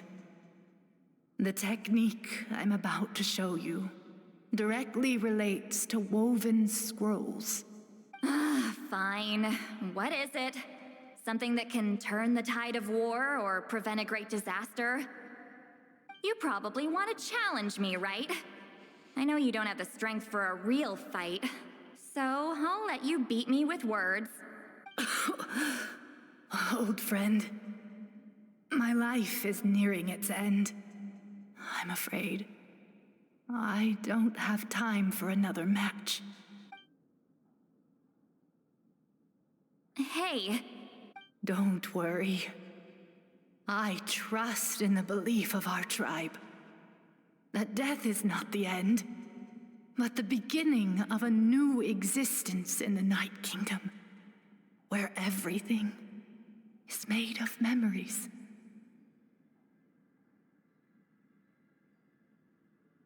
So, do you know why our ancestors insisted on using colorful, woven scrolls to record our history? Because history is the memory of a people. We give our scrolls an orange hue, so the dead can still feel the warmth of the setting sun. We decorate them with kernels of grain fruit, so the dead can still enjoy the abundance of our harvests. I know that, but something this important? Why entrust it to me and not one of your students? As your friend, I admit, I'm being a bit selfish. I don't have long, Citlali. Oh, I'm not sure I can truly explain my decision. But I know you will understand one day. For now, will you accept my final request?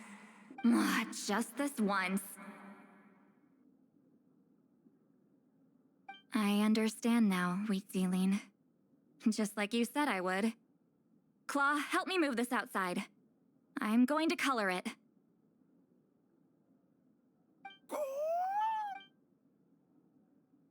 Traveler, Paimon, come with me.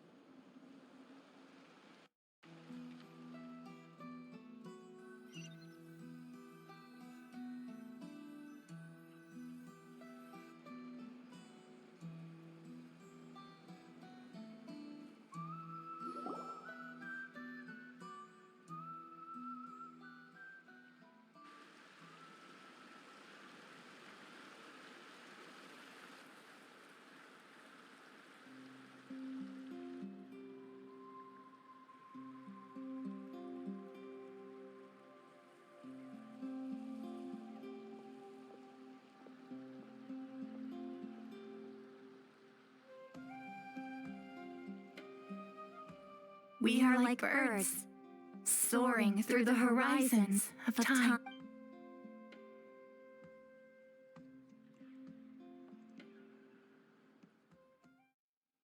I linger between brushes of memory, seeking the color of my final journey.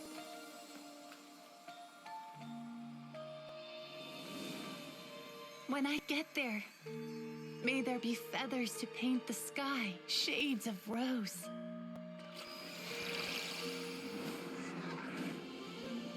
And fields of green to beckon adventurous souls. And azure oceans with which to sail into the unknown. And volcanoes too, where, despite the danger, hidden treasure waits to be found. And graffiti art, of course. Without that color, just imagine the dullness of night. Anything else? In the end, I hope everyone remembers my color too.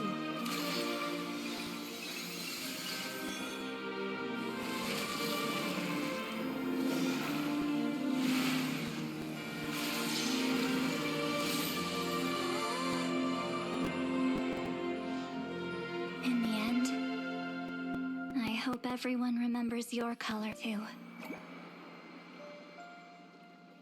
All in all, it was just a technique for coloring a scroll.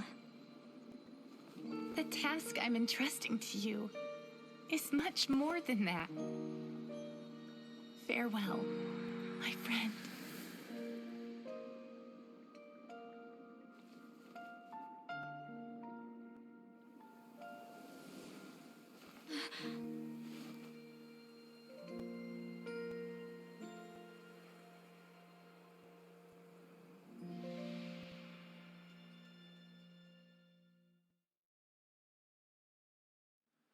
I knew you would understand.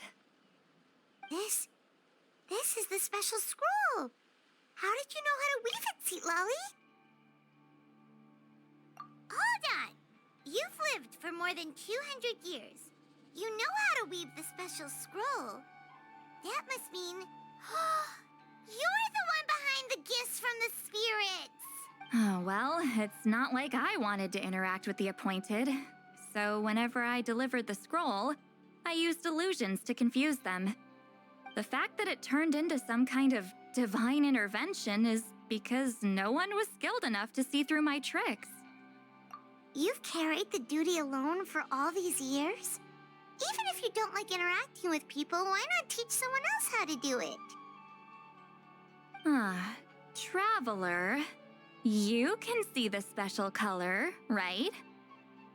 The essence of that color is memory. That means completing the special scroll is a process of searching for color within your memories.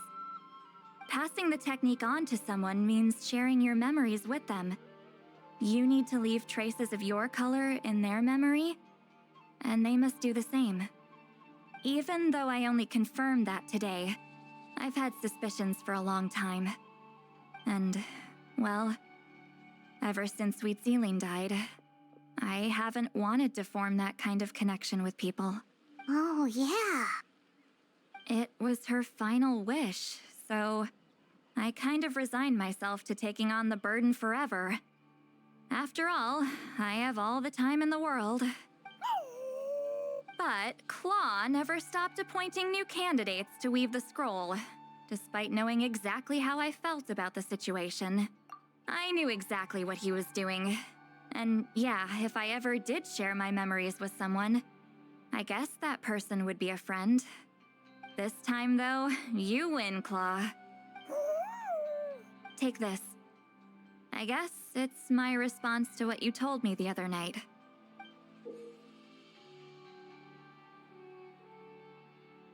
What is it?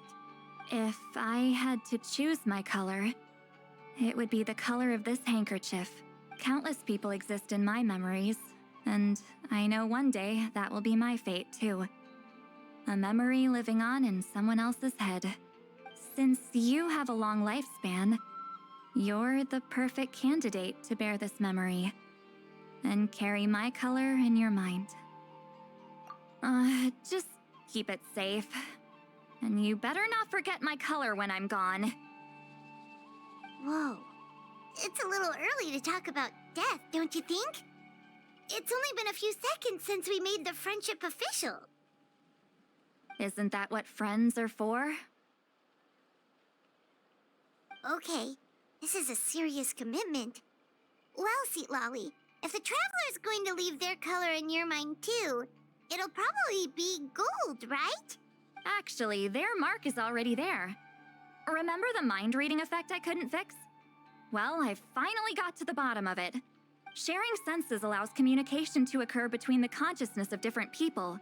Naturally, memories are also involved in that process. Although I didn't know it at the time, we both have the ability to see the color of memory, which means that when I shared my senses with you, a connection was created between our memories. And that connection is what caused my original spell to go haywire. So, you can hear the Traveler's thoughts because you left traces of color in each other's memories?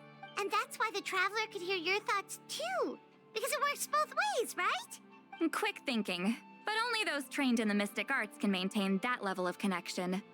That's why I can still hear the Traveler's thoughts, but not the other way around. There's no need to worry, though. Now that I've figured out how it works, I'll get rid of it in no time. Oh! I lied. Hearing each other's thoughts actually depends on the strength of the connection between our memories. So, after everything we just went through, I bet you can hear me again. I knew it. Since the connection between our memories is already there, the only way to get rid of the effect is for one of us to forget about the other. Just messing with you. I'm a legendary shaman of my tribe. Now that I know the cause, of course I can figure out how to fix it. It'll probably take some time, though, so bear with me for now. Besides, I'm an open book. It's not like you're gonna hear anything embarrassing. Oh, unless I've had a few drinks. A shame? I mean, if you ever miss this whole telepathy mess, I could always share my senses with you again. No promises, though. Some thoughts are better kept to yourself.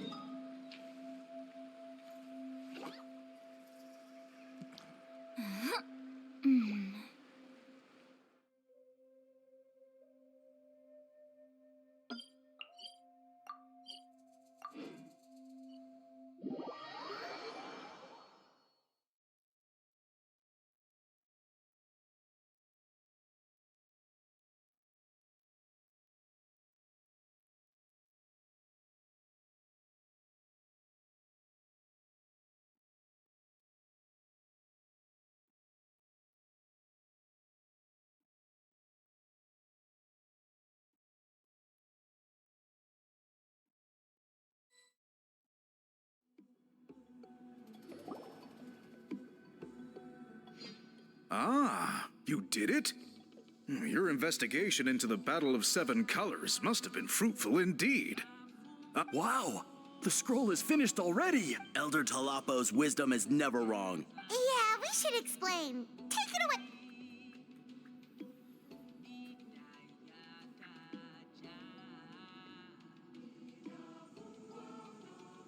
You don't look surprised at all. It makes perfect sense. History is the memory of a people.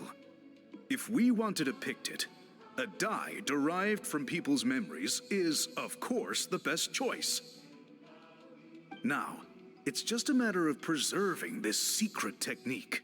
From your description, it sounds like learning the technique requires the previous holder to share their memories. Well, yeah. In that case, I must work with our priests to reinvent the technique based on the principles you described.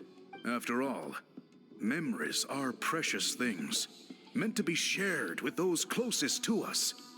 You completed your task admirably, finding a way to carry on that legacy. All right, we'll leave that to you. And please pass along my thanks to Granny Citlali. We interrogated the Fontanian merchant she apprehended, and it turns out he is the reason some among our tribe started to question our history.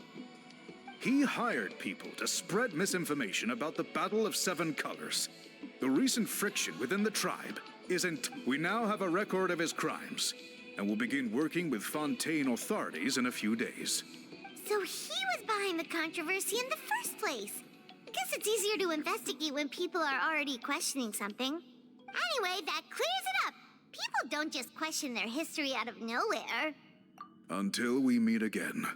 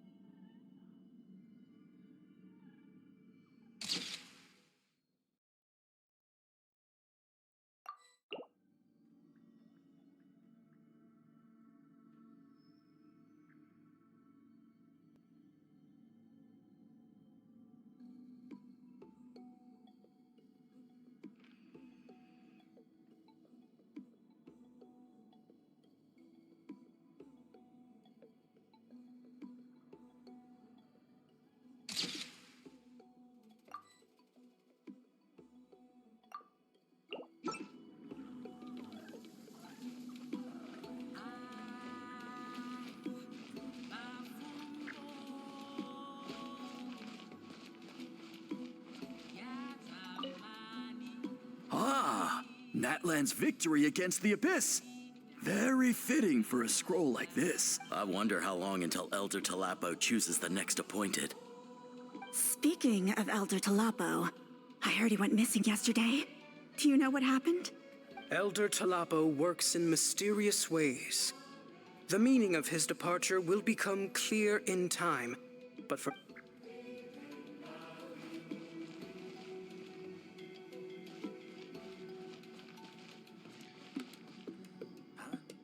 Did someone call me just now?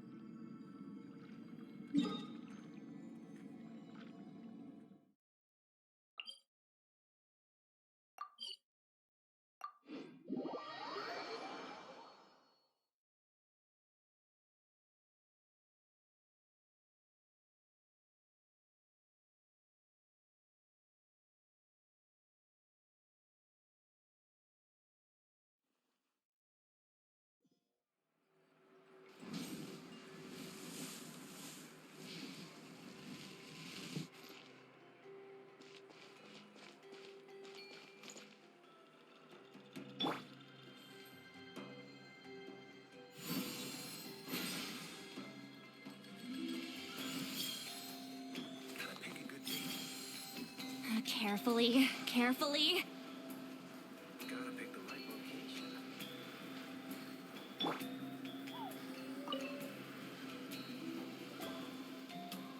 You told him everything, right?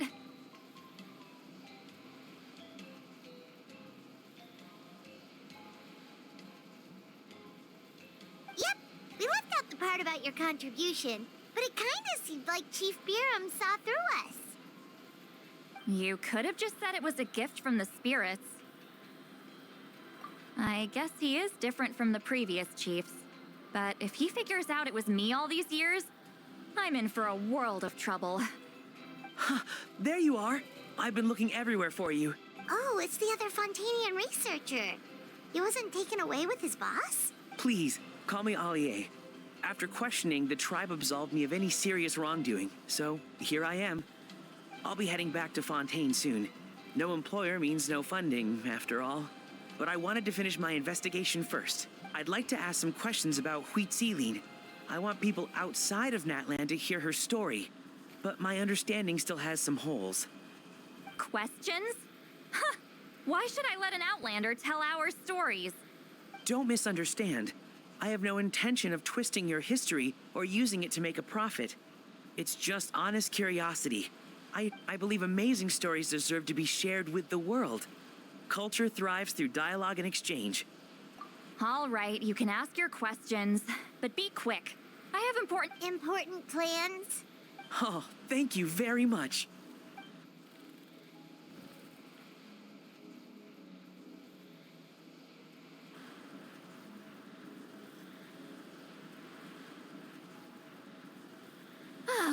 Another day, another drained social battery. Hold on. You owe me a pair of books. Oh, that! When it comes to light novels, your memory is like a steel trap, huh? You're telling me. Yeah, it's not gonna be easy. You might need to go to Yai Publishing House in person. But I don't need them right away. Just don't forget, okay? Of course! We'll get them sent to you as soon as we can! Sent to me? Nuh-uh. I don't want a stranger knocking on my door when I'm hungover. Here, just take this.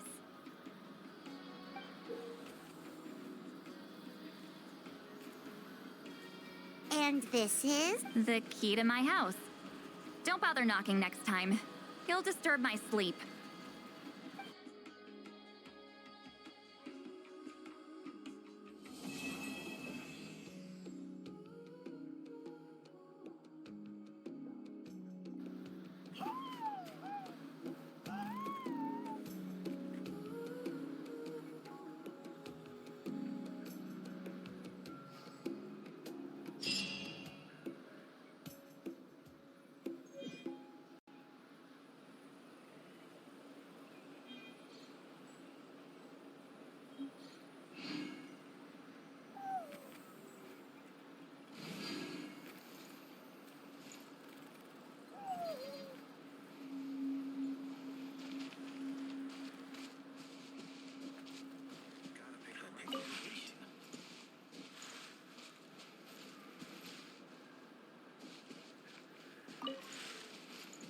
Once you've put pen to paper, there's no turning back.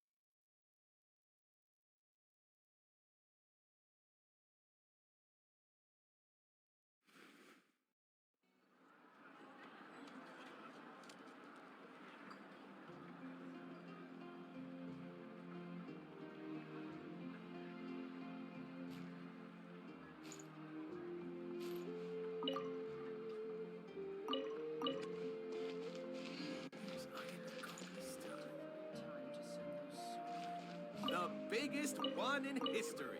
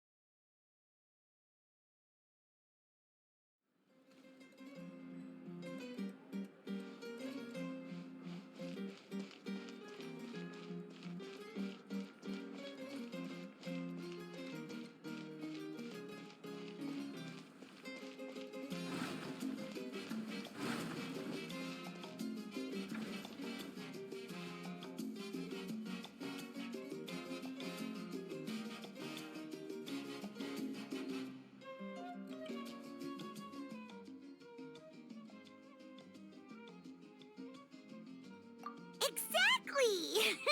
Look, Paimon's tummy is so stuffed. It's all round and plump now.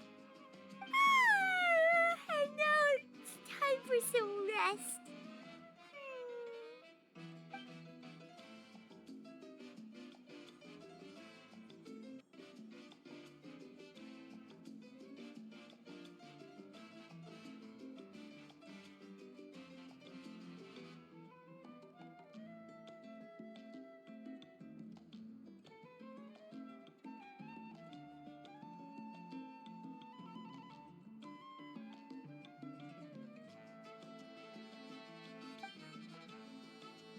We've got trouble.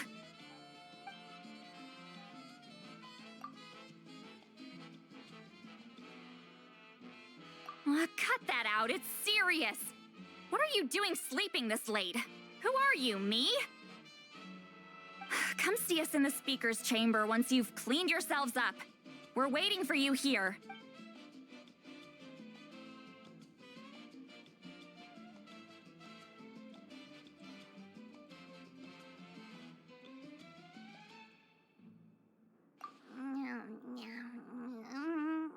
No!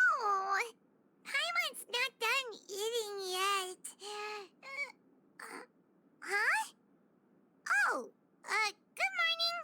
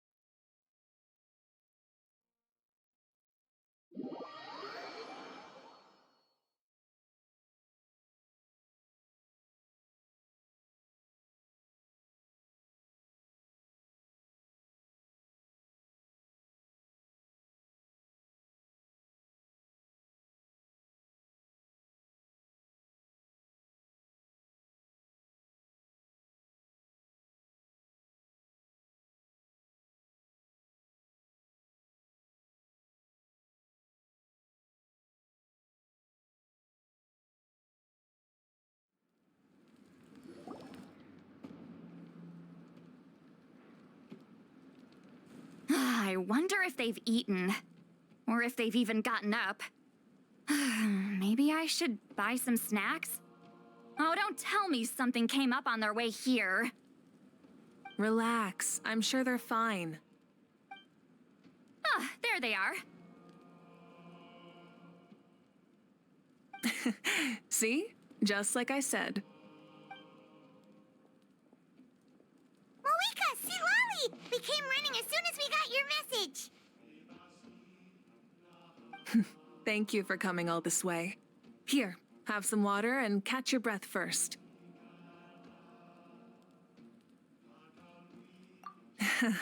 Well, you could certainly say that. I'll let Citlali explain.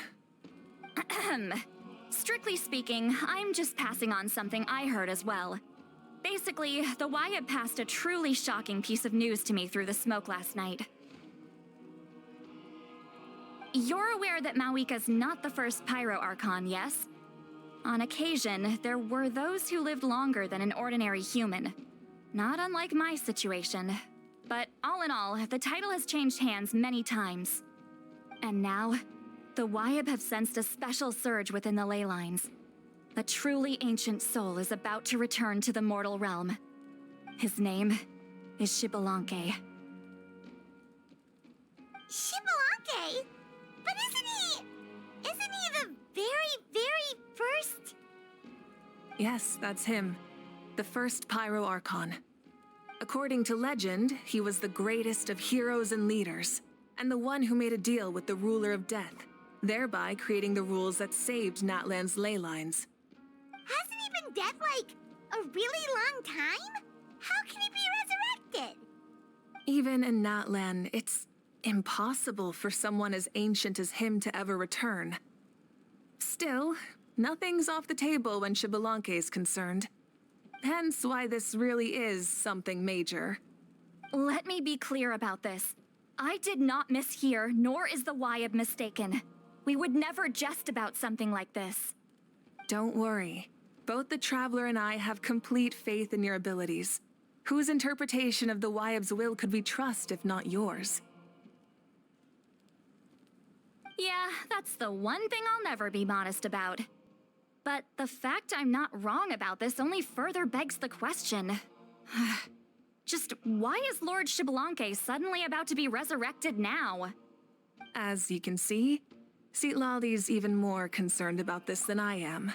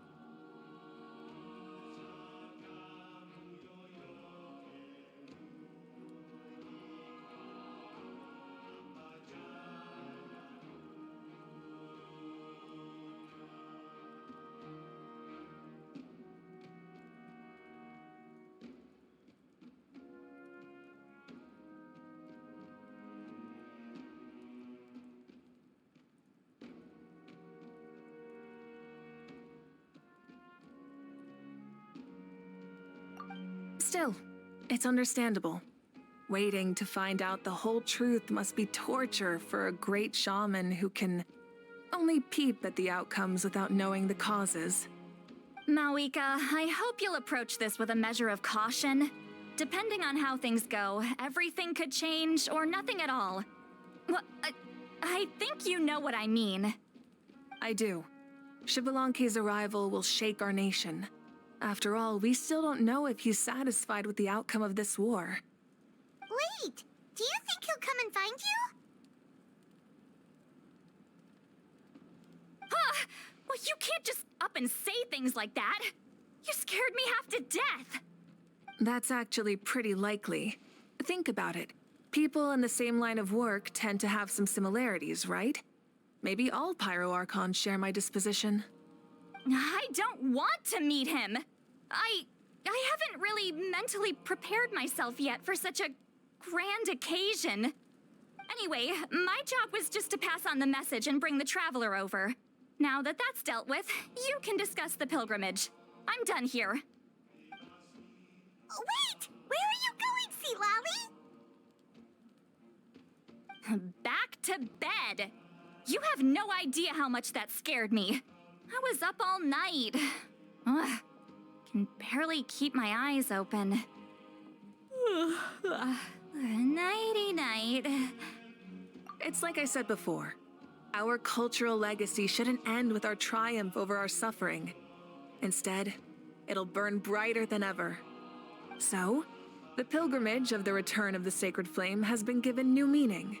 We have chosen to turn it into a pure athletic competition, promoting fair play and encouraging the personal growth of contestants. And this grand tournament will begin soon. Ooh, that sounds awesome! Heroes are drawn to tournaments like this, and naturally, you're no exception.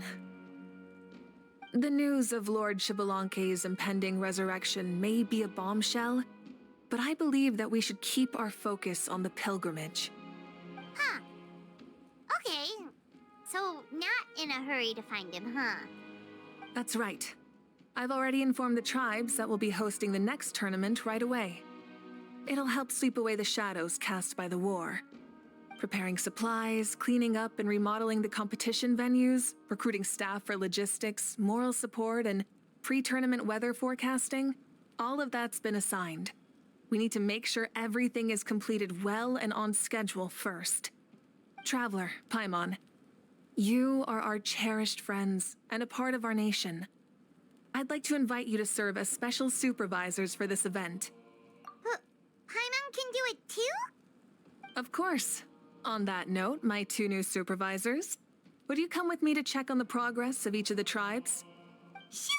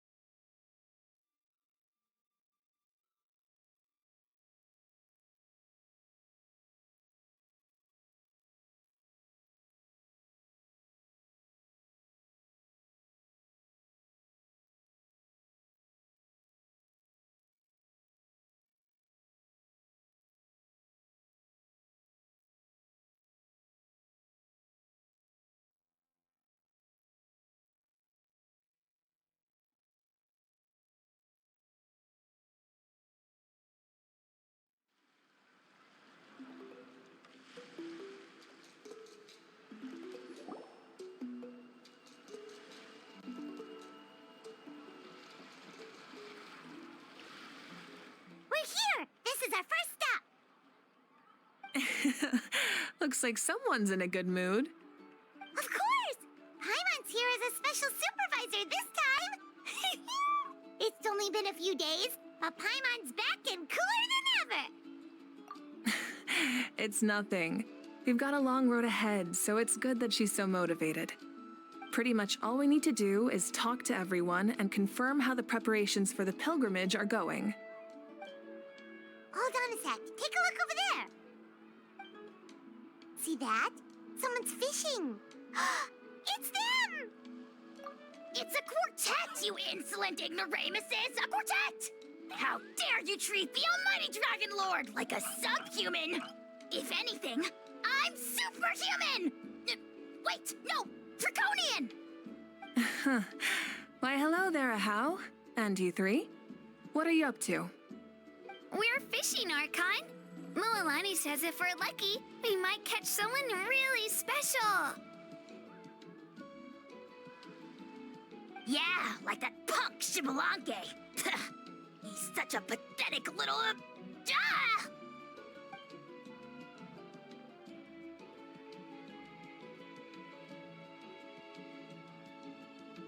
Lowly servant! How dare you beat up the almighty Dragon Lord for some ancient fogey that you only know by name? You'll pay for this!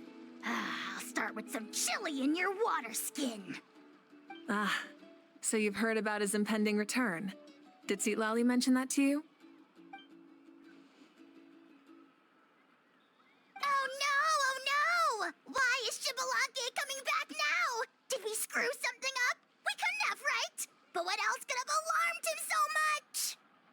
Wow, that sounds just like her.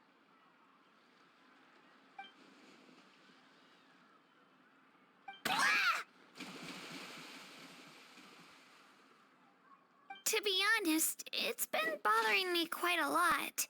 Under normal circumstances, it shouldn't be possible for us to meet Lord Shibalanke, right? So, does this mean something's wrong?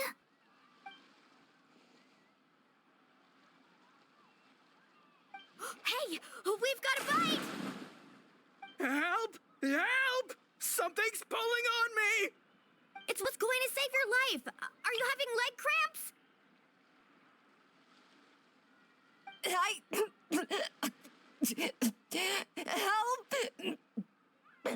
Hold your breath for now. We'll get you out right away.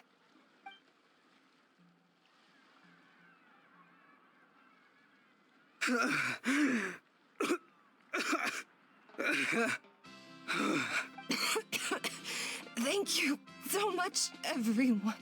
Wait, why is her Archon here?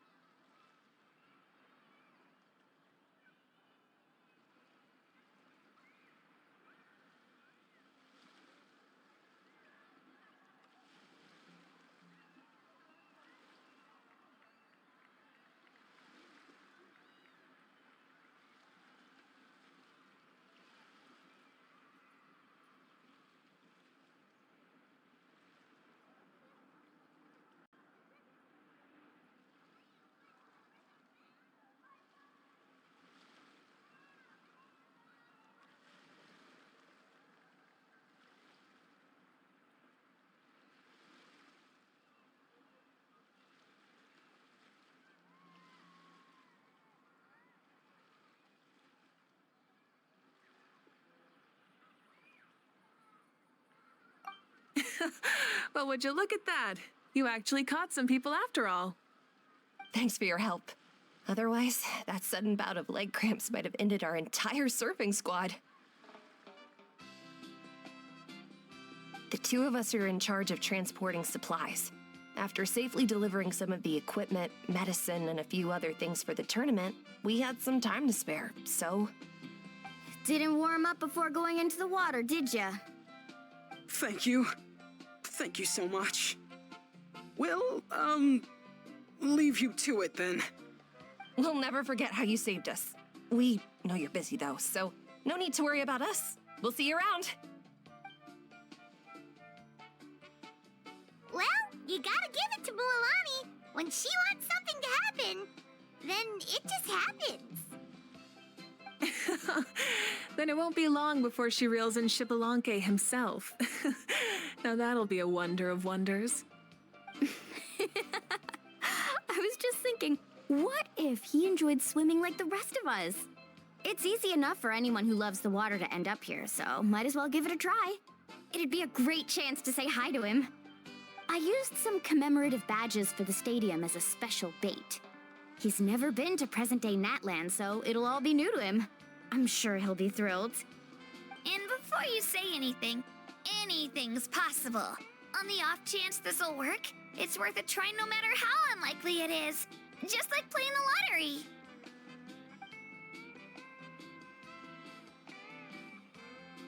Well, what about you then?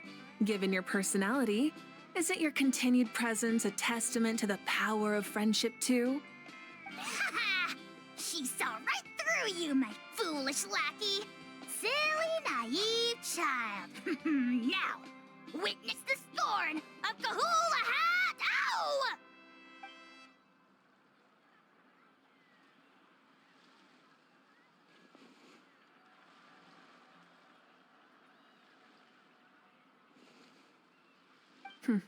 Thanks. I'll keep that in mind. But for now, what I need to do is check on the status of the preparations for the upcoming pilgrimage.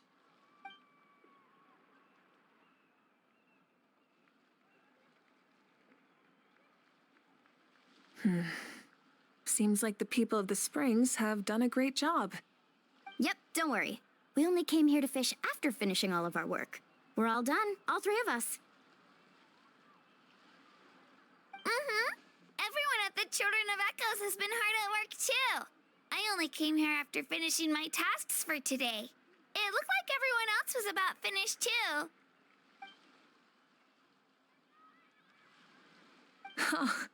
Now that's efficiency.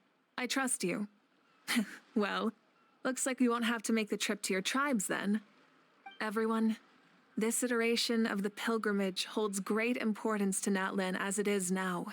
We must pull together and work as one, creating the best atmosphere possible for all our participants. Sure. Don't know why you'd worry about this stuff. You're always so ready to pounce on and fight just about anything. Why, you even dare to disrespect the almighty Dragon Lord! Remind me again, has Ahau done anything besides talk?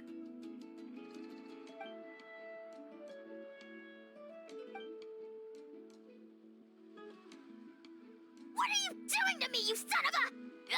hey! Let me go! It's always a party with those three. Seems like we can check off the people of the Springs. Oh, wait, 4! Sorry, 4.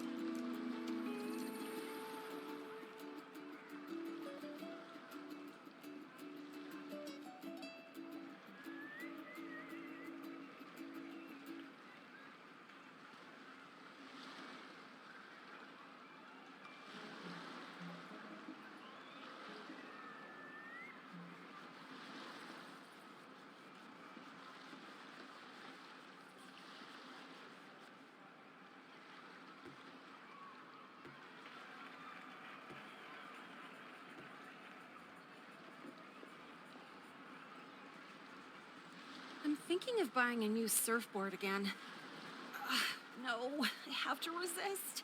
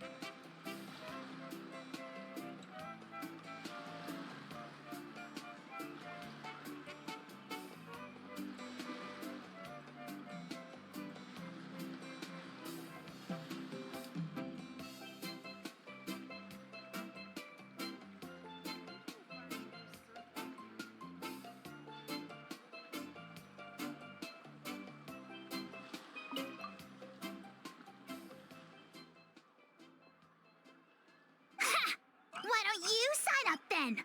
Maybe someone will manage to knock some sense through your thick skull. Why don't we all join? It'd be a great chance to kick back and relax. Relax? You find the idea of a tournament relaxing? This girl is crazy. Ugh. Milani's right. Let's all sign up together. Huh? Even you? Children, think you're all grown up, don't you? In the eyes of the great Kahulahow, you're still... What? You...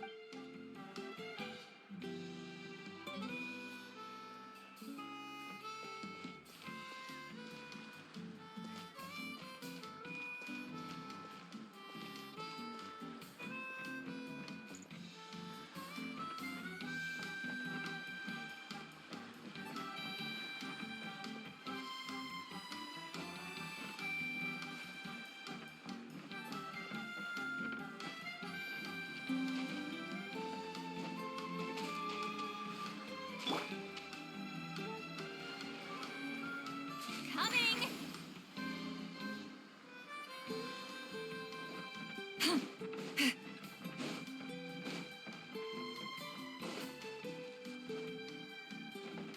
Return to the skies! Watch out!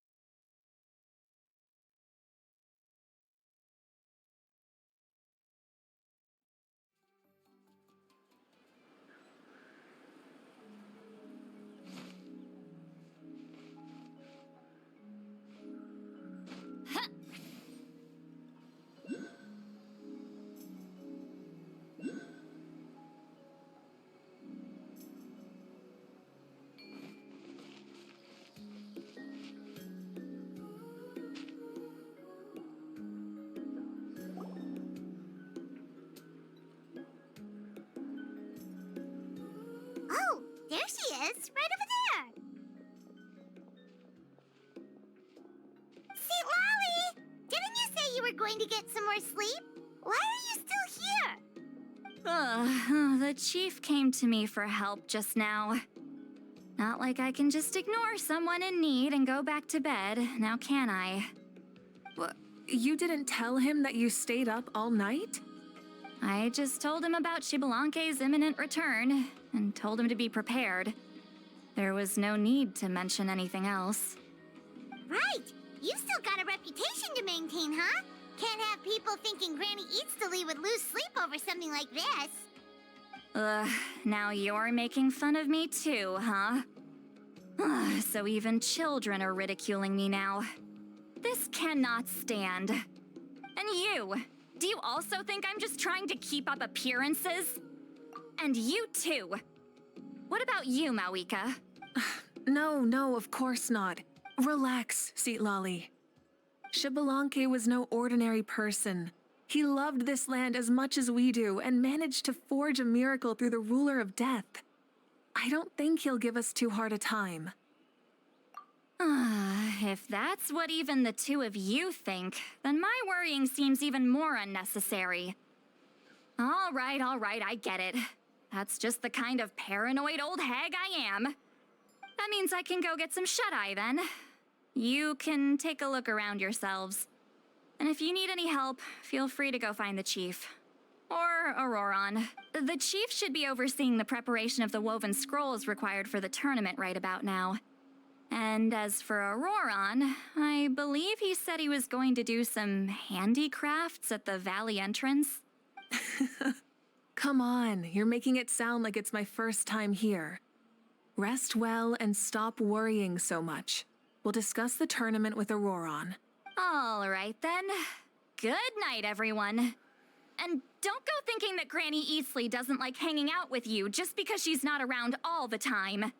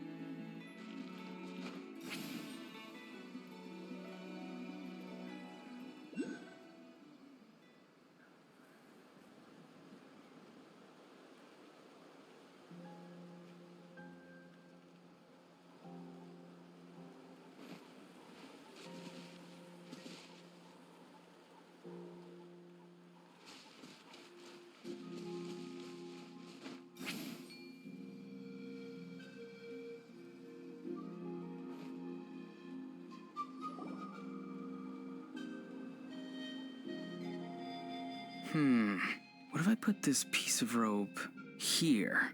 Oh, and this wooden dummy. No? Then what about this? No way, bro! That voice. Sounds like Auroron's talking to someone. Let's go see what he's up to.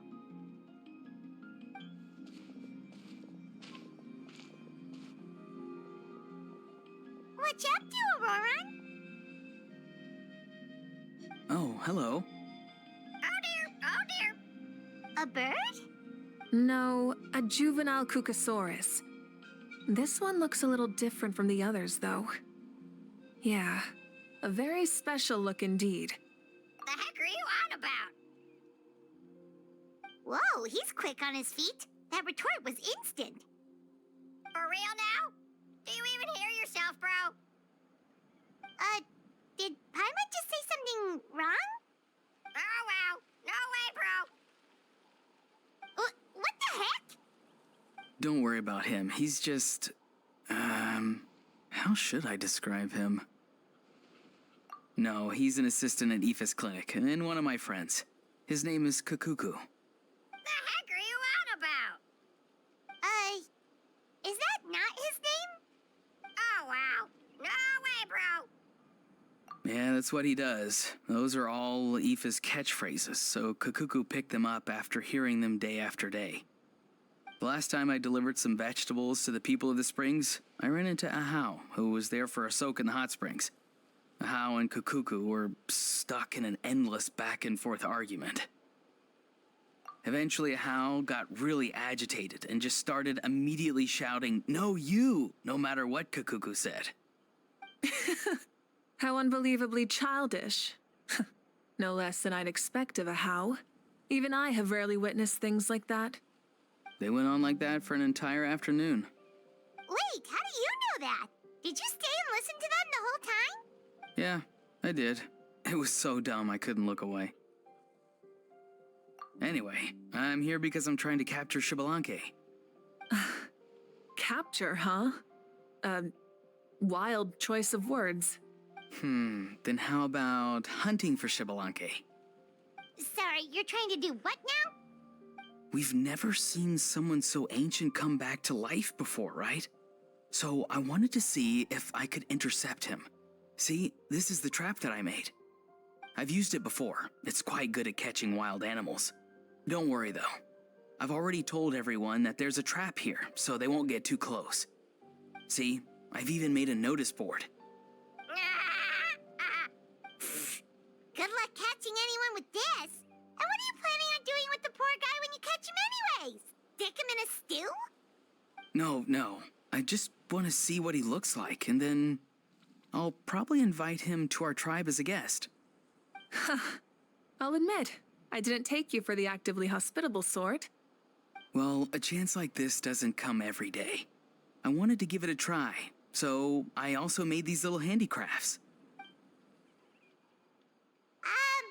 He says that, yet all of these look like a hunter's lethal handiwork. I see. In that case, I wish you success. If you do manage to catch a wild Xbalanque, please, let me know. I'd love to— Hey, not you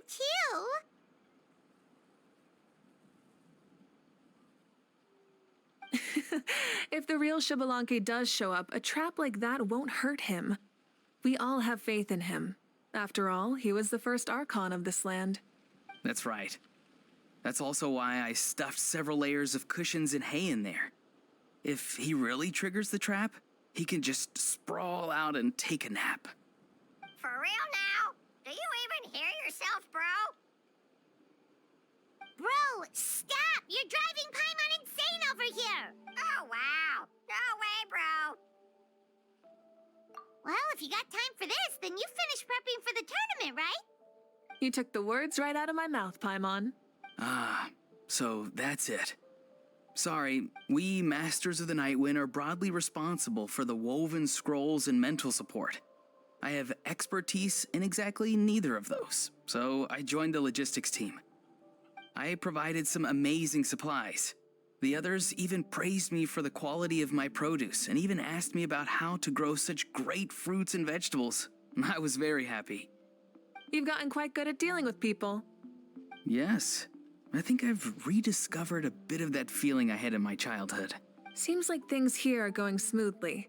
In that case, we'll check on how things are going elsewhere. Bye, Auron! Good luck with the capturing Xbalanque. See you later! So he also knows how to say goodbye. See you later then, bros. Huh? Alright. See you later, my bros.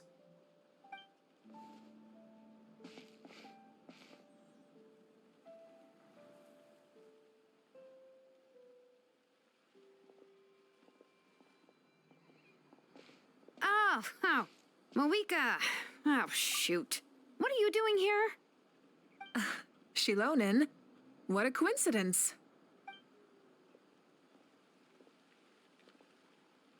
Oh, hey there, Xilonen. Did you come here for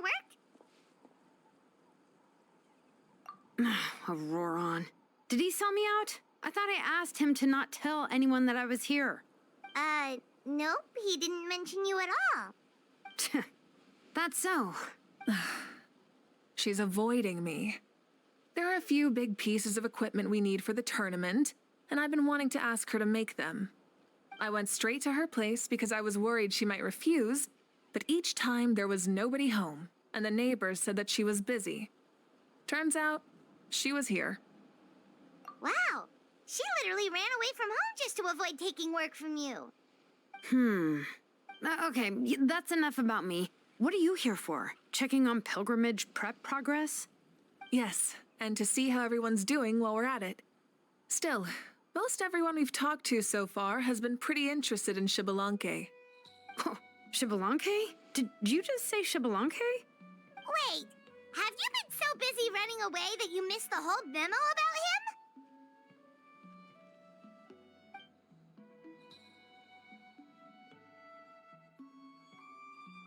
Yeah, I'm still trying to wrap my head around it, but if that's what Citlali said, then it has to be true.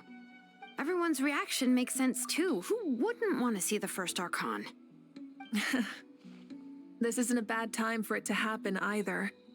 The war has only just ended, and with their long-standing goals suddenly gone, people are feeling a little lost. I met a warrior from the People of the Springs near the Speaker's Chamber a few days ago. He spent the entire afternoon pacing around the area. I asked if anything was bothering him, and he said that he used to train for battle every afternoon. But now that the crisis is resolved, he doesn't know what to do with himself. Paimon can definitely see that. It's tough when what you've been doing all along suddenly stops being necessary. That's why you want to hold the pilgrimage again, right? To help everyone find a new goal? That's right. We will have competition take the place of ceaseless battle. It'll give us an outlet for our pent-up energy and offer a reward for the blood and sweat we've put into improving and growing. That's the meaning of the pilgrimage of the return of the sacred flame today and in the future. Sounds pretty good to me. I am starting to like this new pilgrimage already. But, how do you feel, Mavuika? About Xbalanque, you mean? It's okay, I guess. Shouldn't you be, a little more nervous? He's our nation's progenitor. You sure he's not coming to just supervise your work? You sound like someone who's finally gotten the chance to strike back after years of oppression. Hey, don't put it like that. All right, maybe a little. It's not every day that someone who could bring you down a notch shows up. I knew that's what you'd think. Don't worry. If the real Xbalanque does make an appearance, then naturally I have my ways to meet him. Really? How? No spoilers just yet. Take a guess. Wait, you have a playful side too? Of course she does. This whole glorious righteous leader thing is just one facet of her. And it's the side of her you've seen the most so far. But... Tragically, this is how my longtime companions think of me. Shilonen's always saying how awful I am.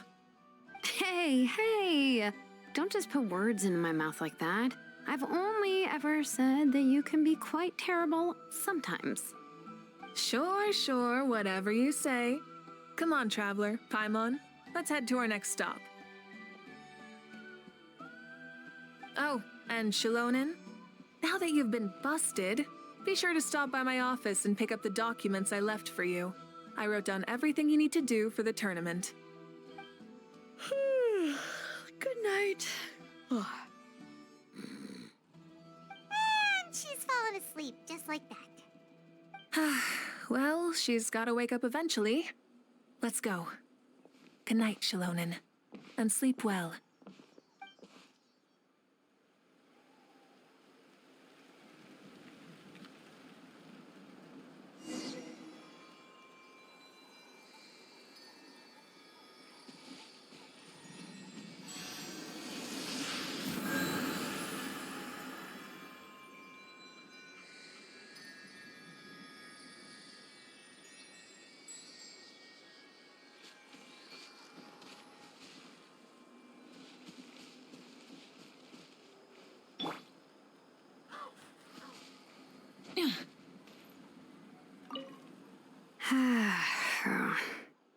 Stop looking. I'm genuinely asleep now.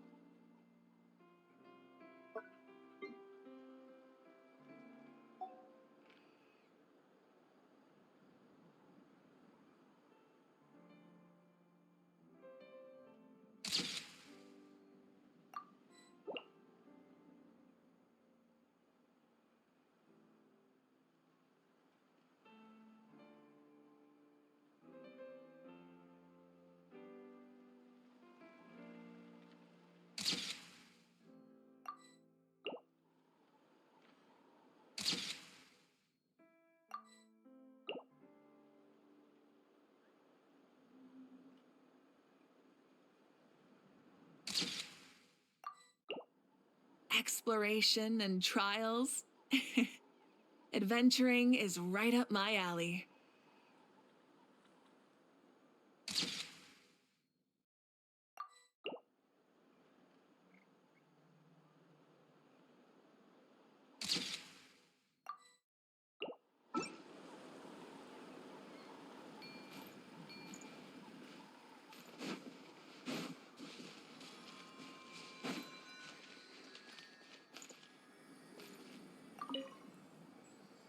What is it? Do you want to talk about something else? You gotta find someone who understands Saurian tongue to translate for you then. No way, bro. Or transform into a Saurian so they can talk to you. On that note, I'd love to try that one day, bro.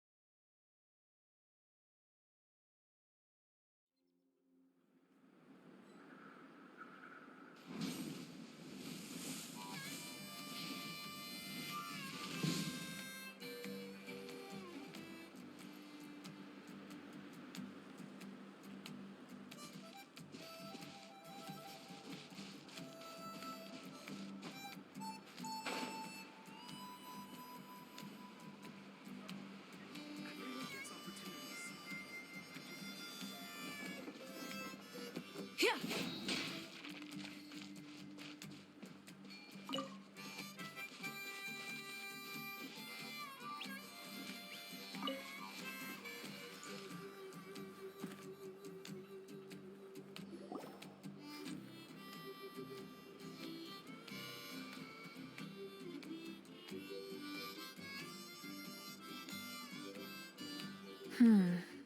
Doesn't seem like there's anyone around. They're probably all out and about. Does that mean the preparations are going smoothly? Of course, without a doubt. I'll be honest, I'm more concerned about how everyone's doing than how the preparations are coming along. The amount of rest they get will directly impact their tournament performance. It's my hope that everyone is eating and sleeping well, so they can enter the stadium full of anticipation. What are you guys doing here? Oh, it's Cheska! It's been a while. How have you been? Great! Things have been good on my end, too. How about you? Same old, same old. Back to the grind. Flying around to break up fights when they break out. Taking walks with my family when I'm free. You know, the usual. That said, I haven't had much work to do lately. I take it that means there haven't been many fights? Yeah, the war just ended, and the bonds between people have grown a lot stronger in the process. Hard to start fights like that. I don't mind, though. More time for me to zone out. I just sit at a lookout point and tend to my weapons. The fresh air is also great for my mood. Sounds like you've been doing well, then. What are you talking about? You should know the ups and downs I've been through better than anyone. So, how have preparations been going here at the Flower Feather Clan? Ah, so that's why you're here. In that case, I'll take you someplace where you can see the situation clearly. Follow me.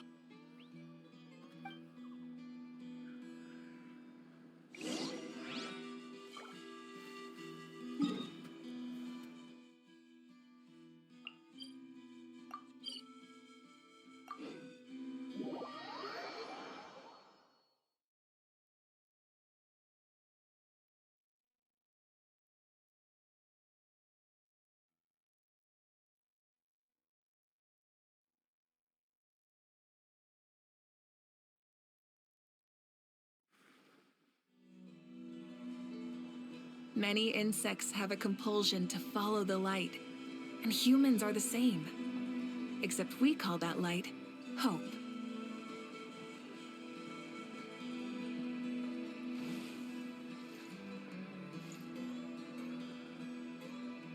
It's not like I'm not trying.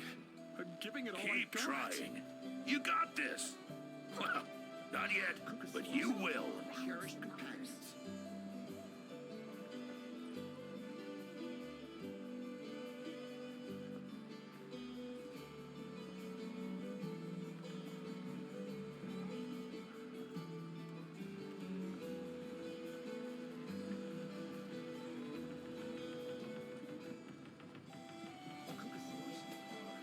It's not like I'm not trying.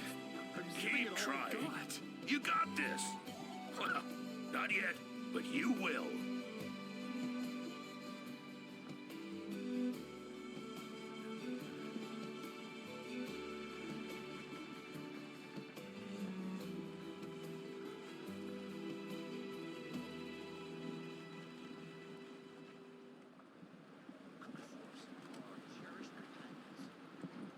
Keep trying.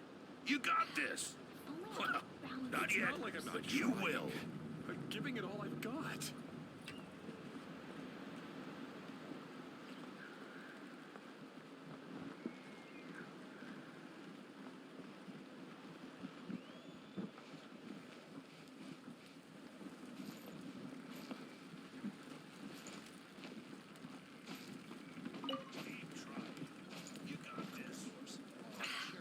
Only I could balance the numbers.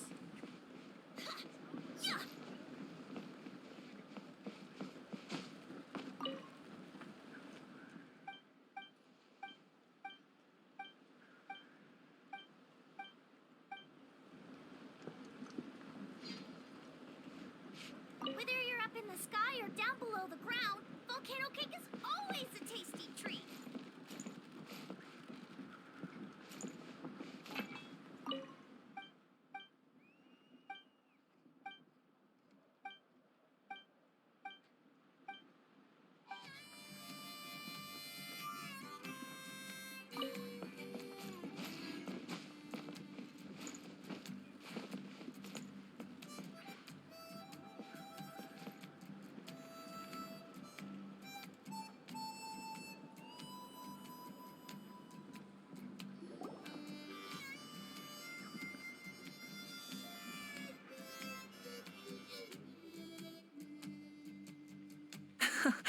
So this is the place you had in mind. Quite the view. Yeah. You can see our whole camp from up here. We trained like this back when we were fighting against the Abyss, too. You can see people talking and laughing, some holding boxes, others pushing carts. Even some who are using some kind of special equipment to scan the skies.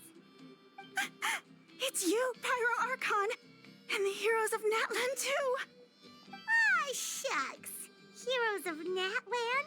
Paimon's feeling kinda shy now. What brings you to the Flower Feather Clan? Are you here to check on our work for the pilgrimage? That's right. Everything going well?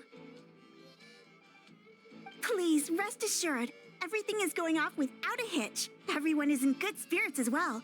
Coach and her students are also here, so they've been helping out. Coach? Oh, is Anson here too?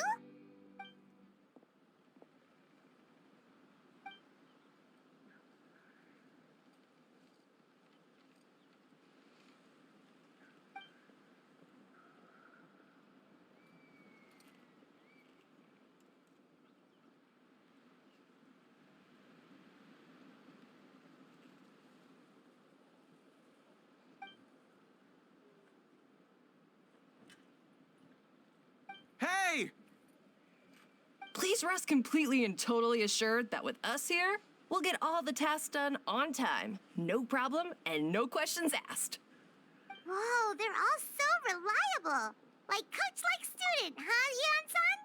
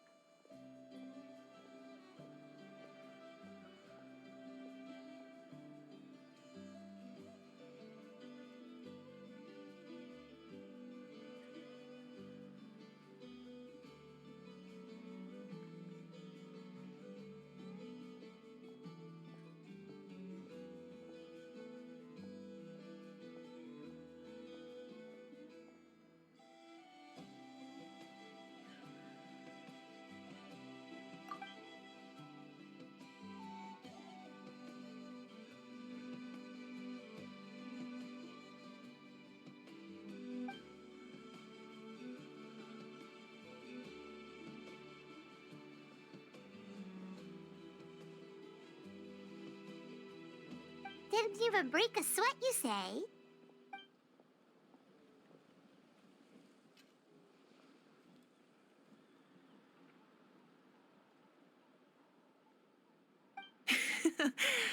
Especially not compared to the toughest coach in all Natlan.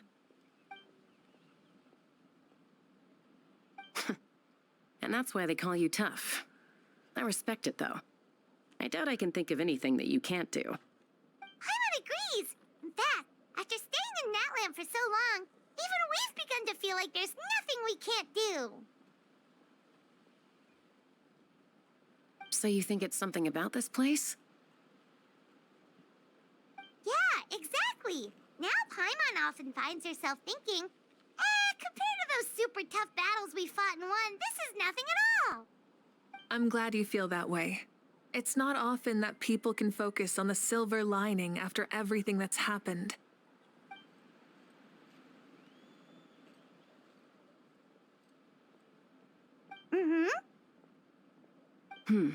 The wind is rising. I think I hear something on the air. I'll head out on patrol. Have a nice chat, and just let me know if you need anything.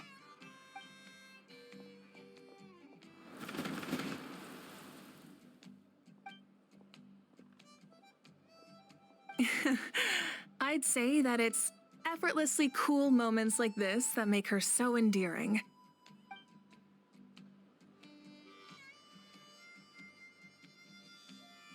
We've already checked up on each of the tribe's progress, and everything is going smoothly.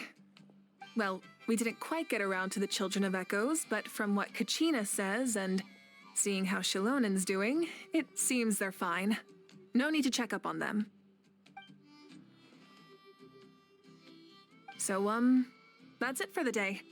The only thing left to do for the next couple of days is persuade Shilonen to finish her part of the work.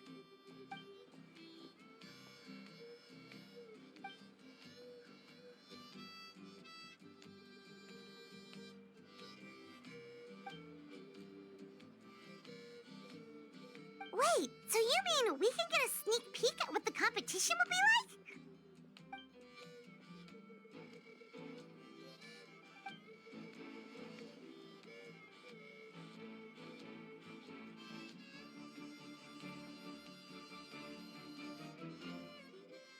Say no more, or my hair might spontaneously combust. Come on, just show us the course already.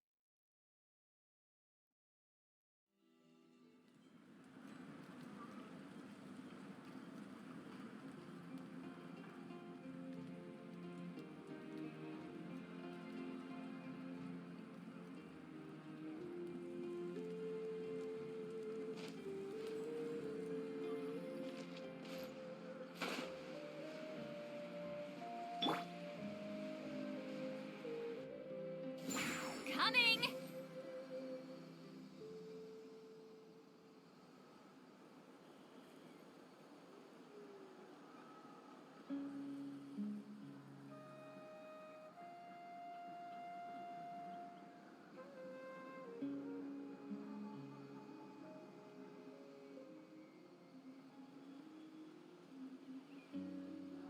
Watch out!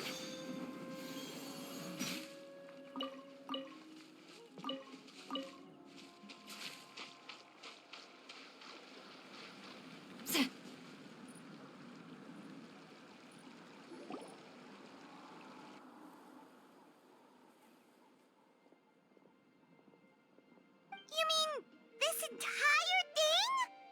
If it's for the pilgrimage, it's gotta be grand.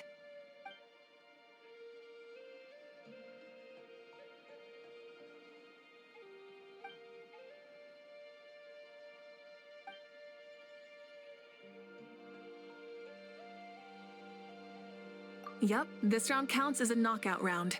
There'll be other events as well, and the 8 contestants with the highest total scores will move on to the final individual battles. Oh, you're keeping those? Yeah, everyone loves a good duel. It really gets the adrenaline pumping and allows people to go all out with their skills. A warrior should always feel fortunate to meet their match on the battlefield, even if it only happens once in their life. No one can resist such a good fight. That's the most Natland thing Paimon's ever heard. This tournament, too. It's just so... you. Well, the competition's all about chasing the kindling, and you're all chasing something too, right? Well, I'm glad you found this helpful.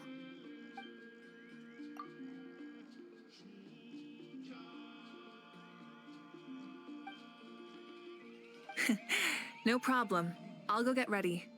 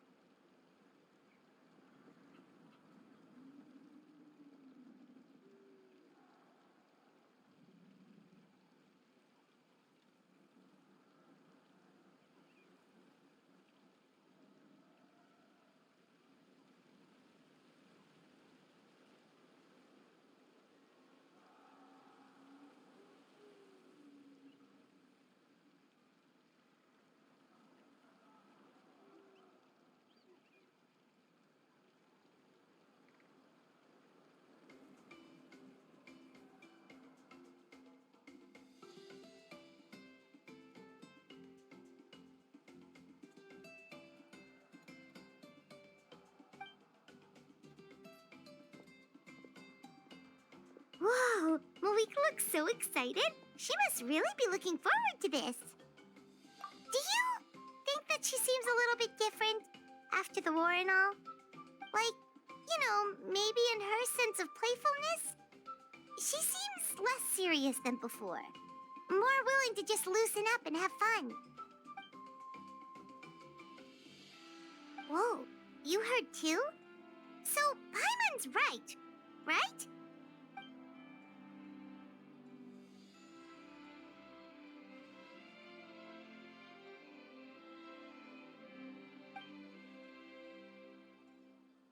Oh, so that's why you called us over. It's all part of your grand plan, huh?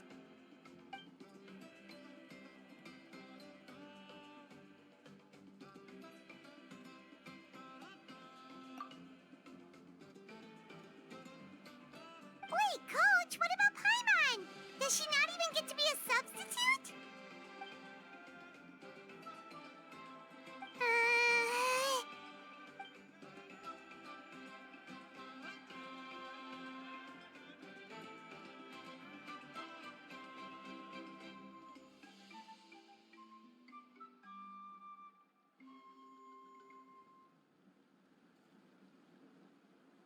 Aw, come on!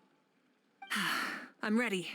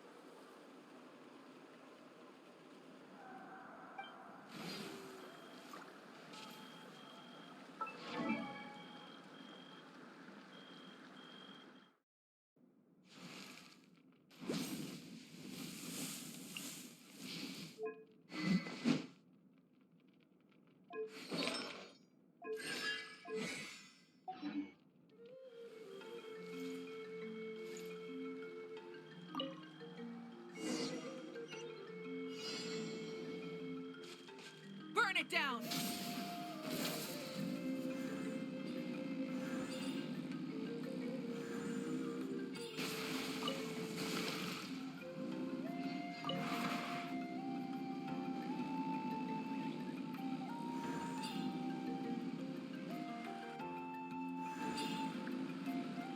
Live commentary, huh? Very nice.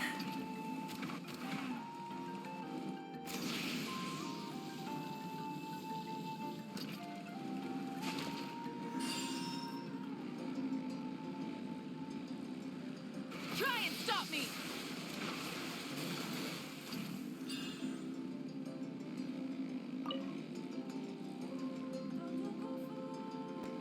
It's a piece of cake.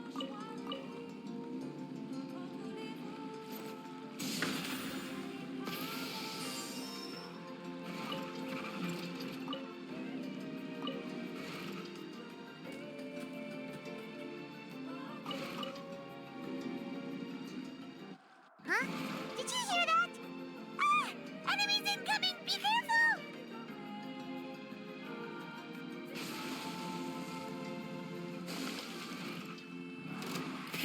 Rev the engines!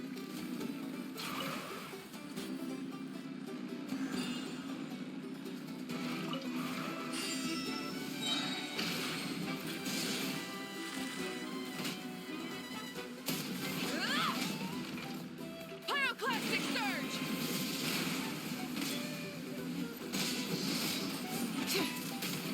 Incinerate!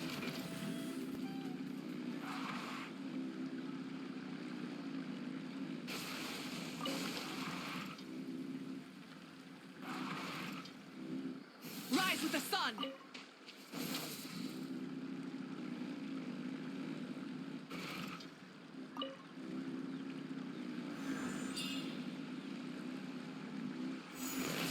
I gotta say, this is pretty interesting. Come on! You said you wanted to challenge people, so let them rise to the challenge!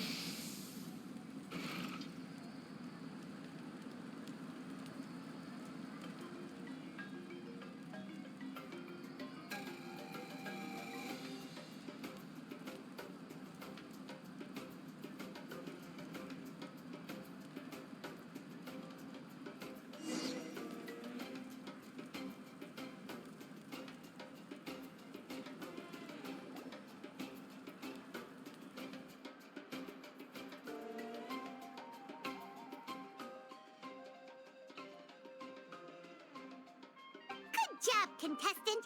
Here, have some water. You're too kind. Thank you, my dear audience. And thank you, Coach.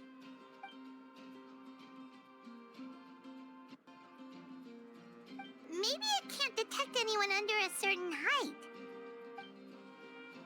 Oh, good point. It's a solid course, but, there are a number of small problems. For example, take the chase at the start. I feel like it's too short to separate the best from the rest. Why don't you find a few more people to test it out and adjust the distance based on their feedback? Ooh, you're really thorough. And yeah, getting multiple opinions is a great idea. Also, about the vertical section. It's only so-so, and contestants might get dizzy from the sudden change of direction, which might cause some of them to fall if they get motion sickness. Also...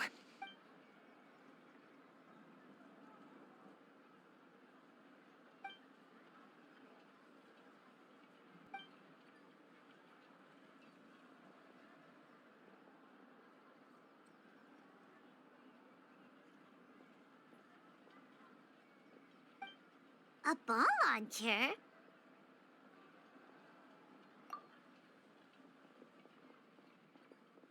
It's been a long time since I saw gear like this.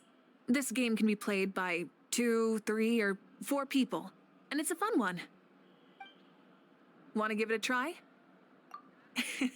Great. I'll be your opponent then. Come on, Traveler! You can beat her!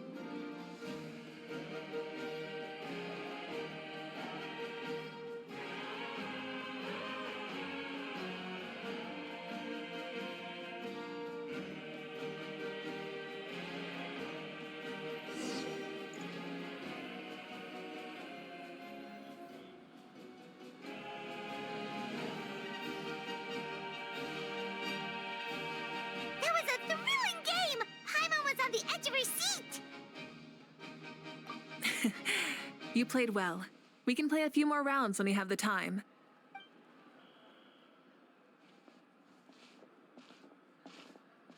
No, we should be thanking you. Both the mock course and the ball launcher were fantastic. I didn't know you were so good at making things like this.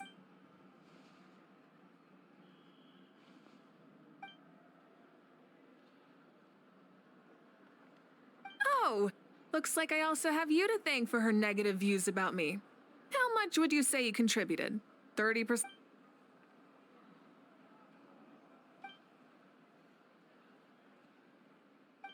You know what they say, embrace the unexpected.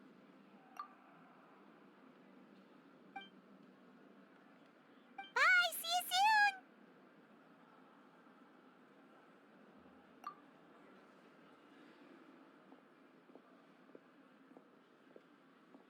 See you soon, Coach.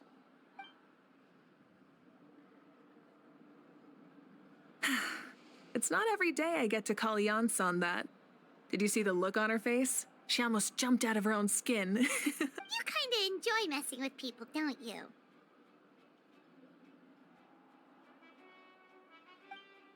Really? I never noticed. Anyway, we've been out and about for so long. You must be hungry. Come on, let's go get some grub. My treat. What? Okay, Paimon takes it all back. You're the best person ever.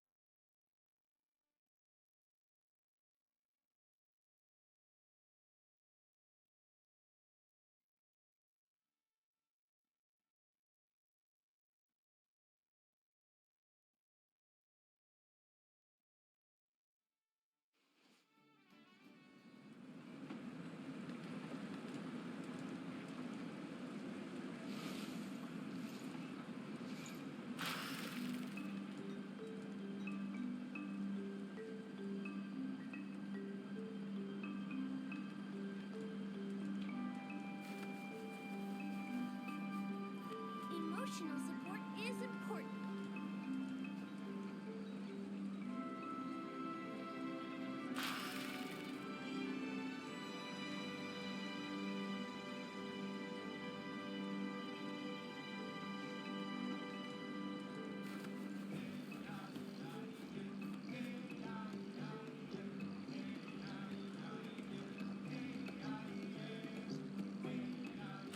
Emotional support is important. Emotional support is important.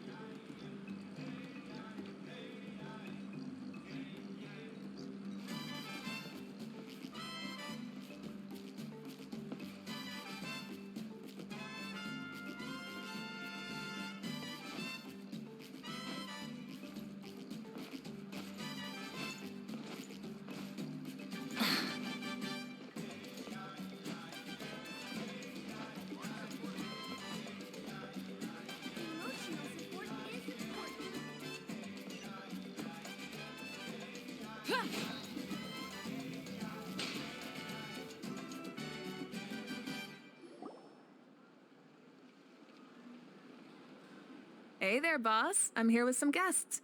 I'll have the usual. Ah, Pyro Archon. Welcome, welcome. It's been a while. Glad to see you with our new heroes, too. Boss, this is the Traveler, and this is Paimon. Hi there! Greetings to you both as well. You'll have the same as before, then? We worked out today, so yeah, that would be great. So what is the usual? Oh, come on, Traveler. You've never been so stingy even when we were low on Mora, so why are you going after Paimon's food now that someone's treating us? You two are a riot. I get where the Traveler's coming from, though. You're too cute not to tease, Miss Paimon. If someone's down in the dumps, your banter can cheer him right up. And that's not just from me, by the way. I've heard it from plenty of other people. For real? So, were you teasing Paimon on purpose, Traveler? Just leave it to us. Please wait a moment. Your food will be out shortly. All right, eat your fill, Paimon, but just remember, the tournament is in 3 days, so try and make sure your food coma is finished by then. What? Food coma? Huh. Don't know what you're talking about. Paimon will be there on time, don't you worry. Don't worry, in the event that you do oversleep a bit, I have my ways of waking you up. Really? You do? Speaking of your ways, Mavuika, you still haven't told us about how you plan to find Xbalanque. Oh, that? It's actually quite simple. Xbalanque is a native of Natlan. The records speak of him as a wise, brave, and upright man, and refer to him as the first son. People like that tend to be like me, passionate about competition. The more they disdain dishonest ways of winning, the more they'll celebrate a fair victory. You could call that a trait shared by all the heroes of Natlan. They're full of energy and passion, and despise victories born of deceit. Conversely, they're constantly drawn to things that are full of hope and excitement. You mean Xbalanque might want to take part in this upcoming pilgrimage? It's not a matter of might. He will. It's precisely because such an important figure will be participating that we must prepare the best tournament possible. Checking in on the various tribes was also to ensure that we'll be prepared to give him a warm welcome. So, all we need to do is to look for him in the stadium on that day. As the first Pyro Archon, he should have no problem running away with the whole competition. But isn't it a bit unfair for the Pyro Archon themselves to participate in such a tournament? After all, everyone else is just an ordinary human. When Xbalanque ascended to Archonhood, he did so as a human. I see no problem in allowing him to participate in this event as a human from ancient times. Also, my ineligibility for this event is not due to being Archon, but due to my obligation to serve as host and judge. Huh. That's kind of like your life as Archon. You haven't lost your human side, you're just too busy to indulge it. Oh, another good summary. I'll be sure to write it down and include it in my autobiography. You're working on an autobiography? No, I was joking. Even Xbalanque didn't write one, so why would I? Still, if on the off chance I ever did write one, you two definitely be in it. Then, can Paimon have a super long title? Sure, as long as you want.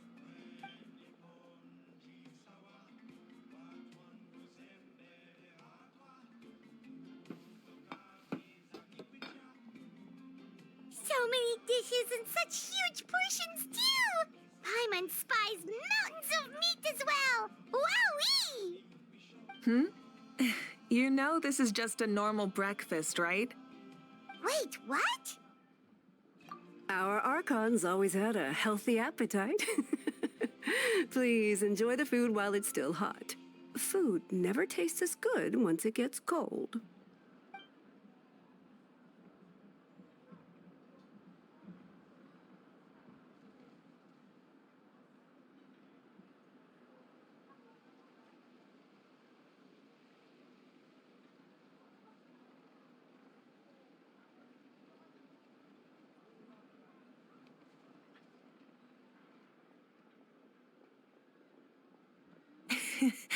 Judging the state Paimon ate herself into, I assume you'll be staying someplace close by.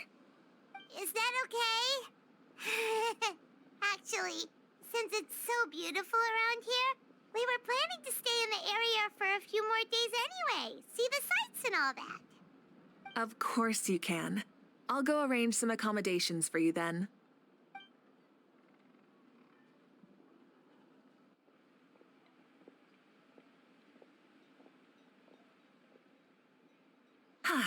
All right, I'll leave you here. Have a good rest. All right, good night. How do you feel? Want another drink?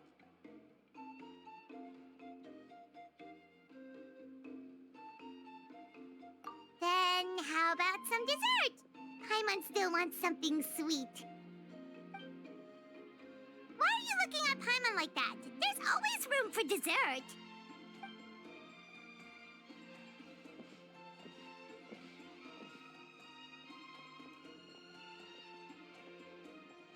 Lord Xbalanque is coming back, huh? Well, I didn't see that coming. Wait, what's that look on your face? Don't tell me you don't even know who Xbalanque is! What kind of idiot do you take me for? I was just thinking about it. I mean, we just managed to defeat the Abyss for good and fulfill the wish of all the citizens of Natlan, past and present, so why is he coming back now of all times? Yeah, if he's here to help, the war's already over. And if he isn't, I just had a terrifying thought. What if he's actually some kind of villain who's come to steal our victory? Isn't that how the novels usually go?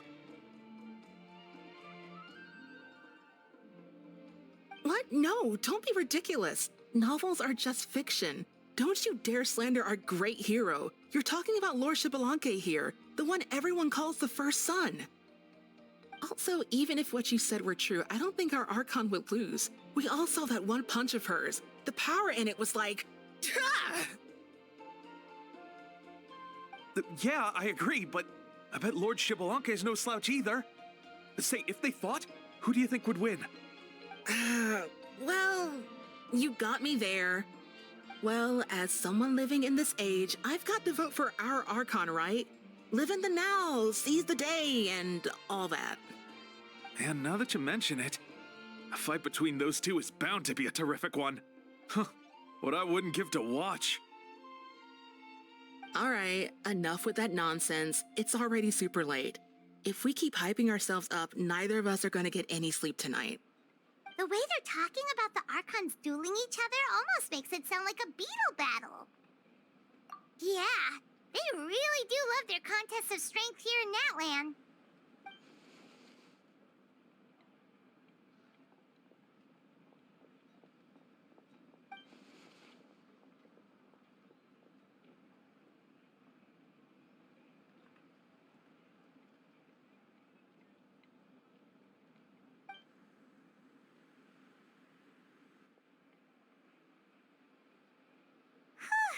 All right, Paimon's done eating. Let's head back and get some sleep.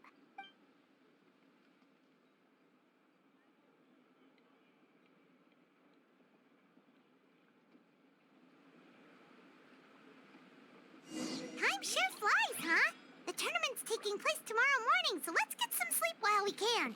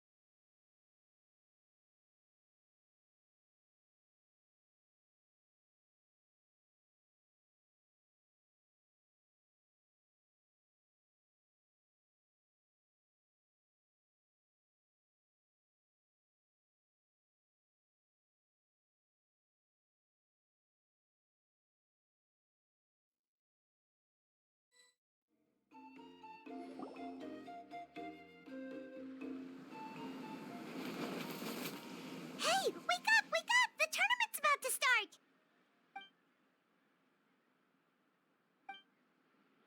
Oh no, we've overslept! Only a little bit, but... Okay, wash up and pack your things. We gotta go, go, go! Ah! Paimon can't believe it! Mavuika totally called it! How could we have been so careless? Is this what people mean when they say you get so excited before a trip that you struggled to sleep the night before only to miss setting out the next day? Hey there. How are you feeling? Mavuika, why are you here? Isn't the tournament about to begin? Yeah, we're about to start. I'm here to pick you up. Put on your helmets and get on the bike. Huh? Can we make it in time?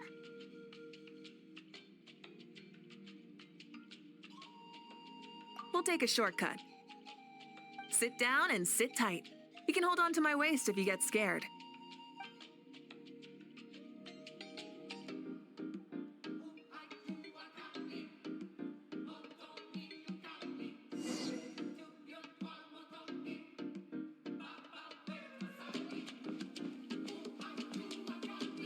Burn it down! Try and stop me! We're speeding, right? We have to be speeding! Oh, come on! If this counts as speeding, Mualani would have been arrested a long time ago. Paimon's entrusted her life to you for so long, but only today has she realized just how unhinged the two of you are!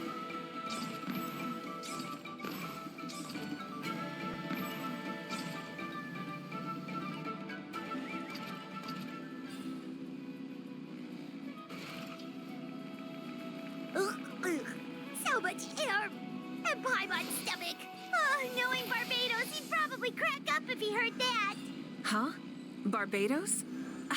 Right, I almost forgot that you're friends with him. And the other Archons, too. Introduce me when we get the chance, would you? Never hurts to make some new friends. Sure! Our friends are yours, too! Don't open your mouth so wide. The venue is just up ahead. Sit tight.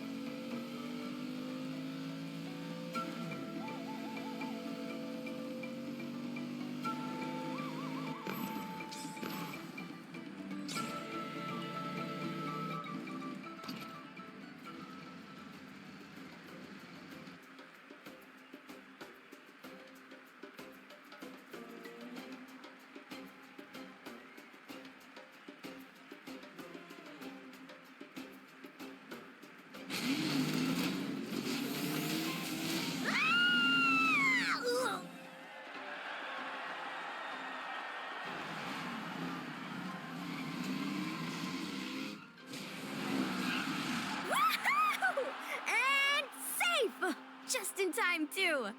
We won the bet! We won the bet! That's right. Pay up a how. Yeah! Pay up a how! How do you like that? A short Flame Strider show to start us off and to introduce and welcome Natlan's great friend, Tumaini. Woohoo! Sure pulled off that stunt pretty neatly. How can you call that a stunt? Wait, what do you mean, pulled it off? That wasn't supposed to be part of the show? Everyone, welcome back to the pilgrimage of the return of the sacred flame. Once more, I will say a few words before we begin. Bored? Heard it all before? Not to worry. We're doing things differently from now on. The abyss no longer threatens us day and night as it once did. My comrades, my friends, thank you for your hard work and sacrifice. We have achieved a lasting victory. A new day has dawned on Natlan. Yeah, all right! From now on, the pilgrimage will no longer serve as the prelude to a war waged to defend our land. However, many aspects of it will remain the same. It remains a trial to determine the strongest among us, as well as a stage upon which to showcase your individual growth. Today marks the beginning of yet another legendary saga, one written in the triumphs of the victors. So without further ado, Let the tournament begin! Yeah!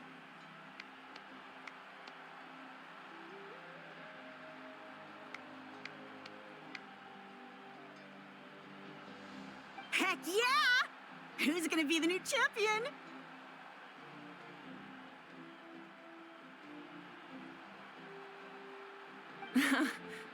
Now then, you two.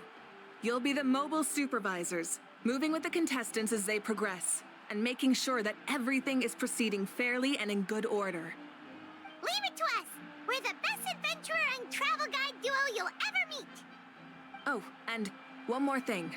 I believe I've mentioned this already, but if you find any leads on Lord Xbalanque, please pass them on to me.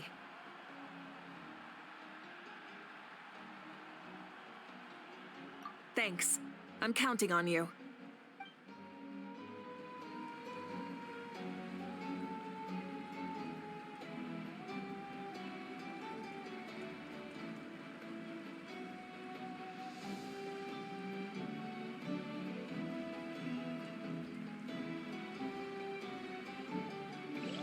Let's go check on everyone and see if we can find any leads on Xbalanque before things kick off.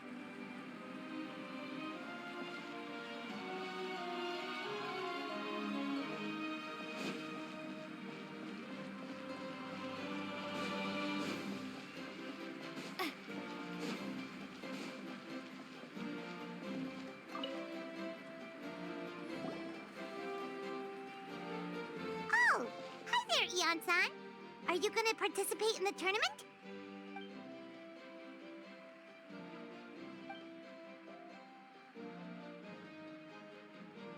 That's fair. Can we ask you something then? You know about Lord Xbalanque's resurrection, right? Have you seen anyone with that kind of aura over here?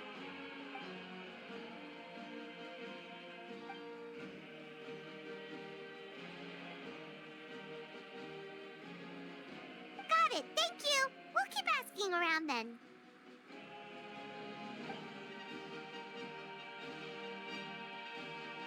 Huh?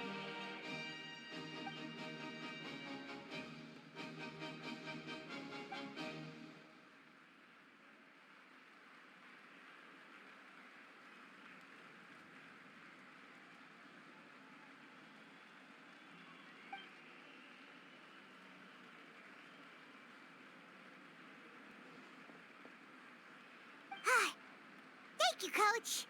Paimon feels like even her blood is boiling.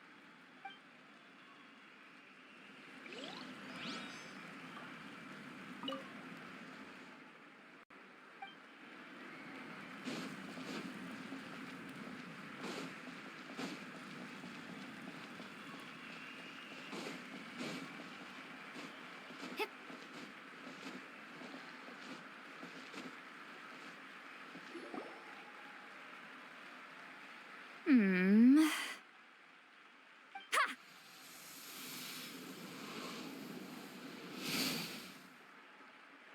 Woo! Oh? Well, hey there, Traveler and Paimon. What brings you here? You... I'm not buying what you're selling. The Traveler means it! Still, Paimon didn't think you'd be taking part, Citlali. Given who you are you sure it isn't against the rules? Though not a violation per se, what it will be is an unpleasant surprise for the youngsters. Normally I stay out of this kind of event. Don't want to put too much pressure on everyone else. But we're celebrating the end of the war here, so I'll give the occasion the respect it deserves. Good luck then! Make sure you show off your super majestic side, alright? Well, aren't you the sweet talker today? Too much syrup on your pancakes this morning? Anyway, thank you both. I'll remember your words of encouragement and do my best. So, what was that? Ha! Thing all about? Some kind of strange ritual? Of course not. I was using my power to search for Lord Xbalanque. To be more precise, I was trying to look for him in the world of souls. After all, I also have no idea what he might look like. Still, nothing so far. But why? He is the first Pyro Archon after all. Isn't it a given that he'll be revived with an unimaginably large amount of power? Yeah, we don't have any leads yet. We'll check for leads somewhere else. Good luck, Granny, and take care. Be on your way now. Oh, and take care of yourselves, too. Granny Eatsley will display her dashing self on the competition grounds soon enough.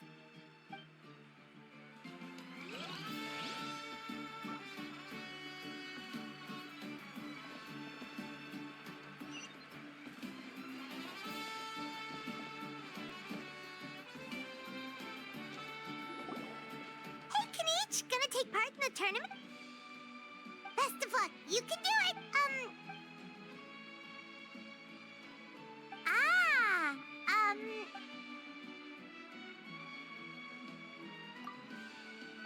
You're reliable.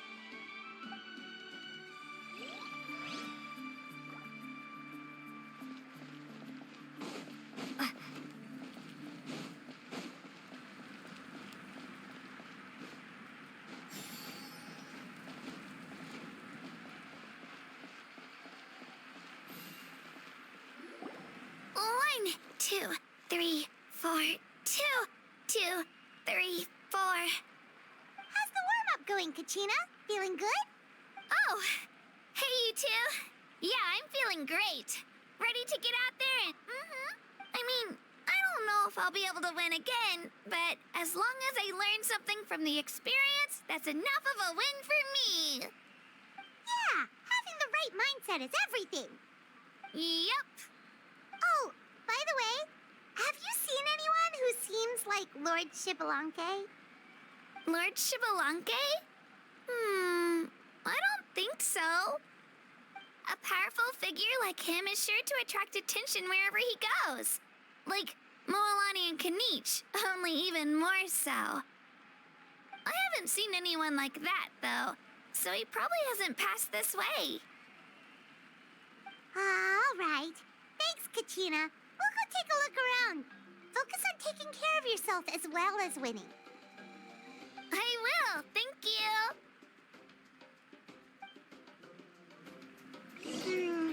Seems like we still haven't found any useful clues. Maybe we should just go back and check in with Mavuika.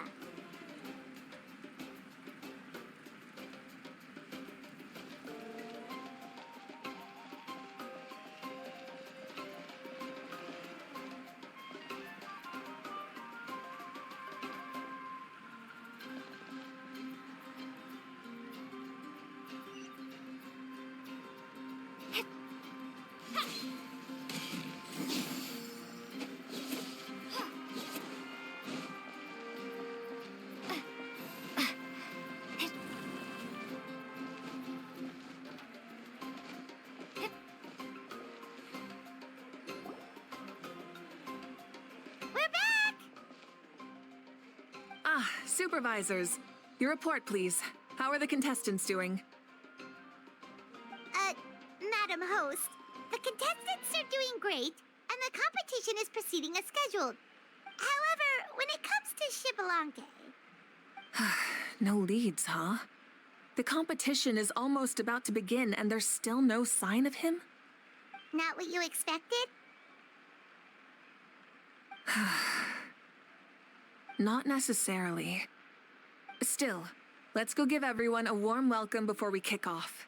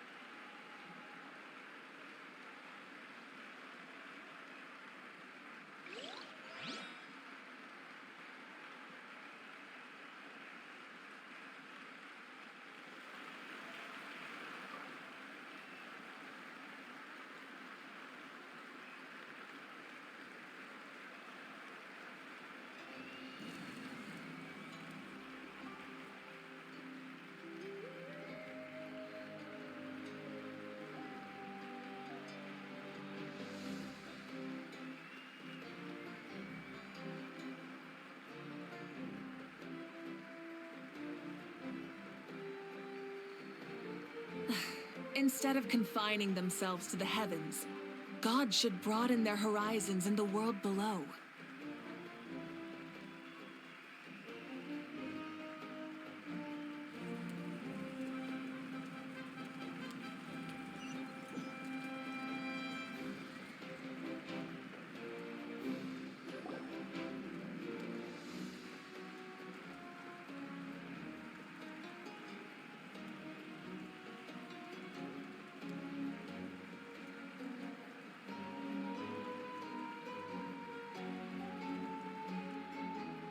I believe we're all warmed up. Now, take your positions. This iteration of the pilgrimage is the perfect chance for us to bid farewell to the past. Now go forth and soar. Faster, higher, stronger. Become a better version of yourself. Remember what brought you here and keep pushing forward. This tournament begins now! All right. Ready or not, here I come! There's Mualani, a natural sports star. She's not gonna stop scoring anytime soon. I've got this. This round's in the bag.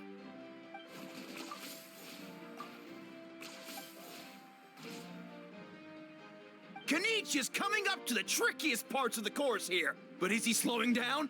No! He's speeding up! Amazing! How's he so fast? The gap between our competitors has increased significantly. Oh! Contestant Kachina has suddenly appeared from the side. This part's rough, but I won't give up! So annoying. The competition has entered its final phase. Who will emerge victorious? We're about to find out.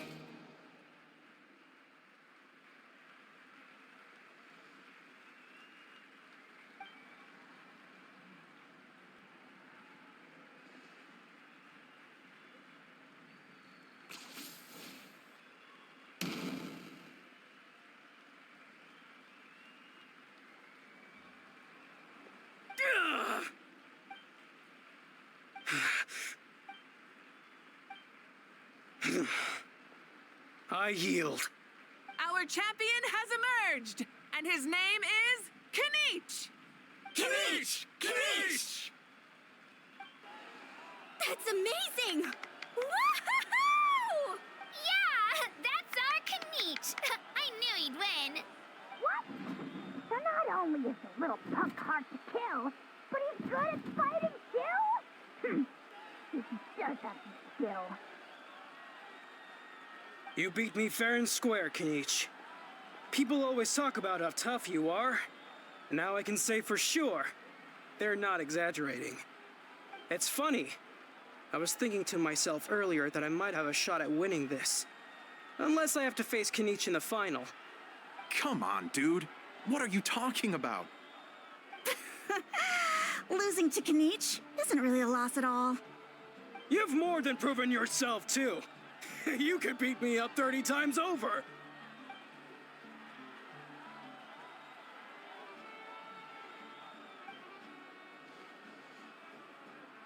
Yeah. They're both so good. But wait, if that's the end, where's Shibalanke? Wait, aren't we missing someone? Lord Shibalanke. Now that you mention it, where is he? Don't tell me. Huh?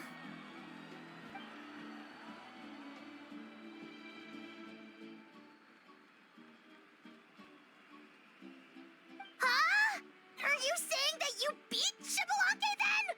Ugh, just kill me now! Better death than to suffer this torture! What a joke!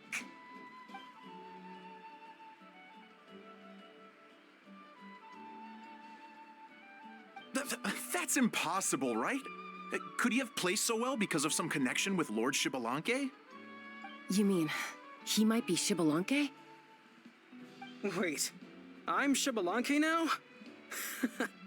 That's news to me. I've got it! Lord Shibalanke didn't want to steal anyone's thunder, So he must have lost the tournament on purpose. Wait, that doesn't make any sense. This is the most holy pilgrimage of the return of the sacred flame. How could anyone throw a match? Whoa, did Paimon say something wrong? Now everyone's talking about Xbalanque. Still, that guy was almost too good, wasn't he? We've never heard of him before, but he was still going toe-to-toe with Kanich. Could he really...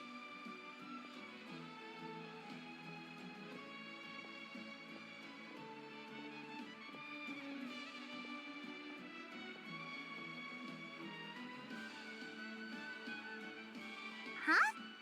What are you looking at, Mavuika? I felt that something was off since the tournament began.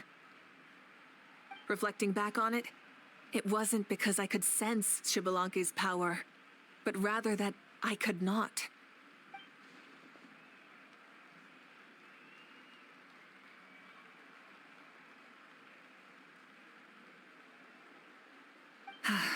Please, excuse me.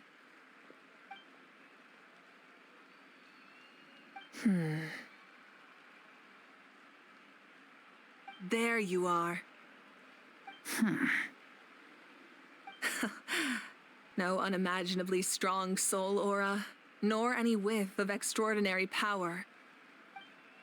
But I know, beyond any doubt, that you are Xbalanque himself.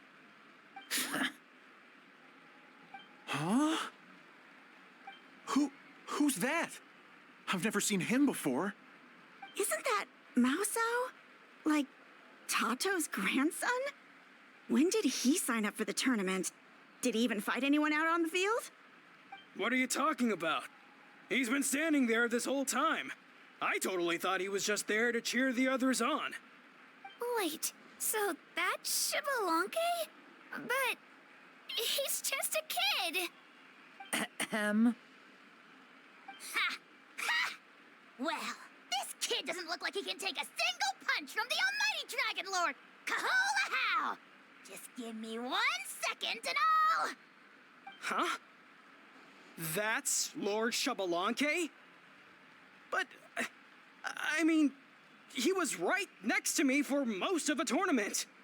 And he didn't seem very, well, Xbalanque to me. You recognized me? Perceptive. No less than expected of this era's Pyro Archon.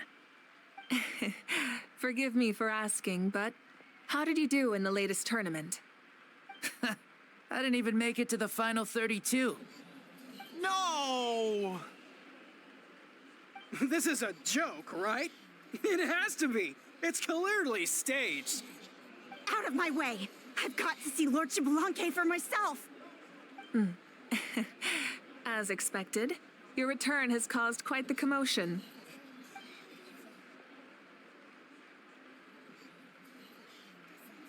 Please, remain calm, everyone. Lord Xbalanque is one of the most important people in all of Natlan. I will take responsibility for receiving him into our midst.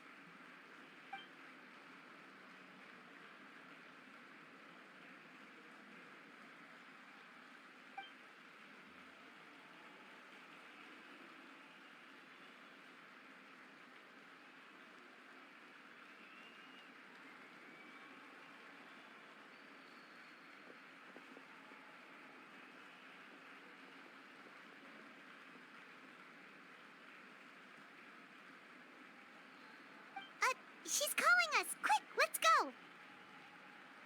Hey, wait up!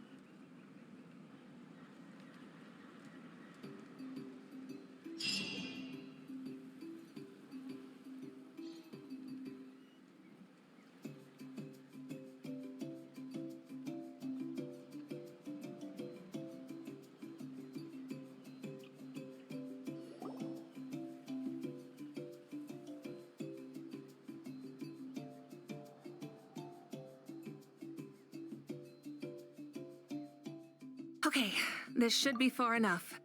Sorry for making you walk all this way. I am Natlan's current leader and Pyro Archon Mavuika.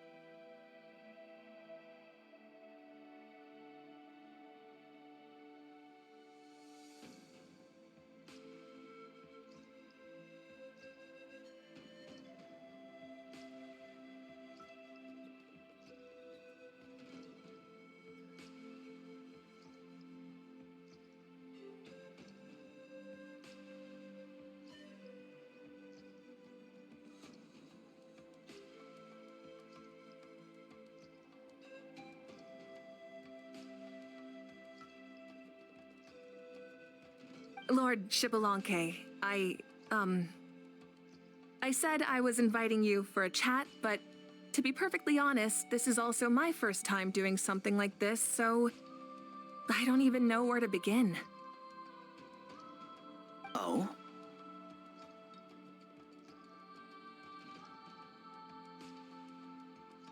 Oh no, he doesn't sound too impressed.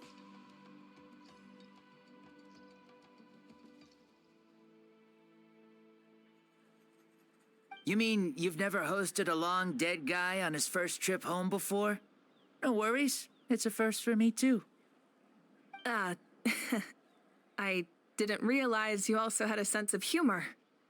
Wait, really? Hang on, I think I just realized something. You're telling me that neither you nor your companions know that I, Xbalanque, was totally hilarious? All the woven scrolls regarding your life depict you as a wise and upright person.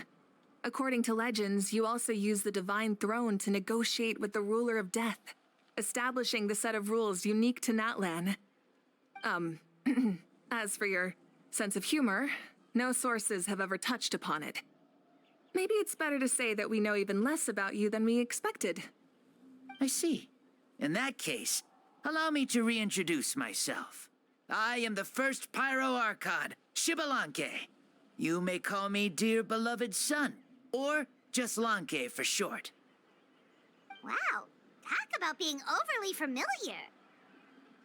And these two are?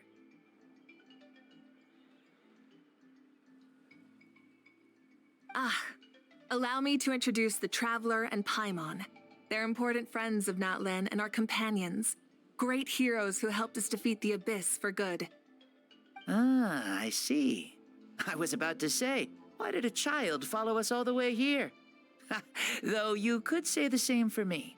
And judging by your expression, that's exactly what you're saying. And there's where you'd be wrong. This body belongs to a child of present-day Natlan.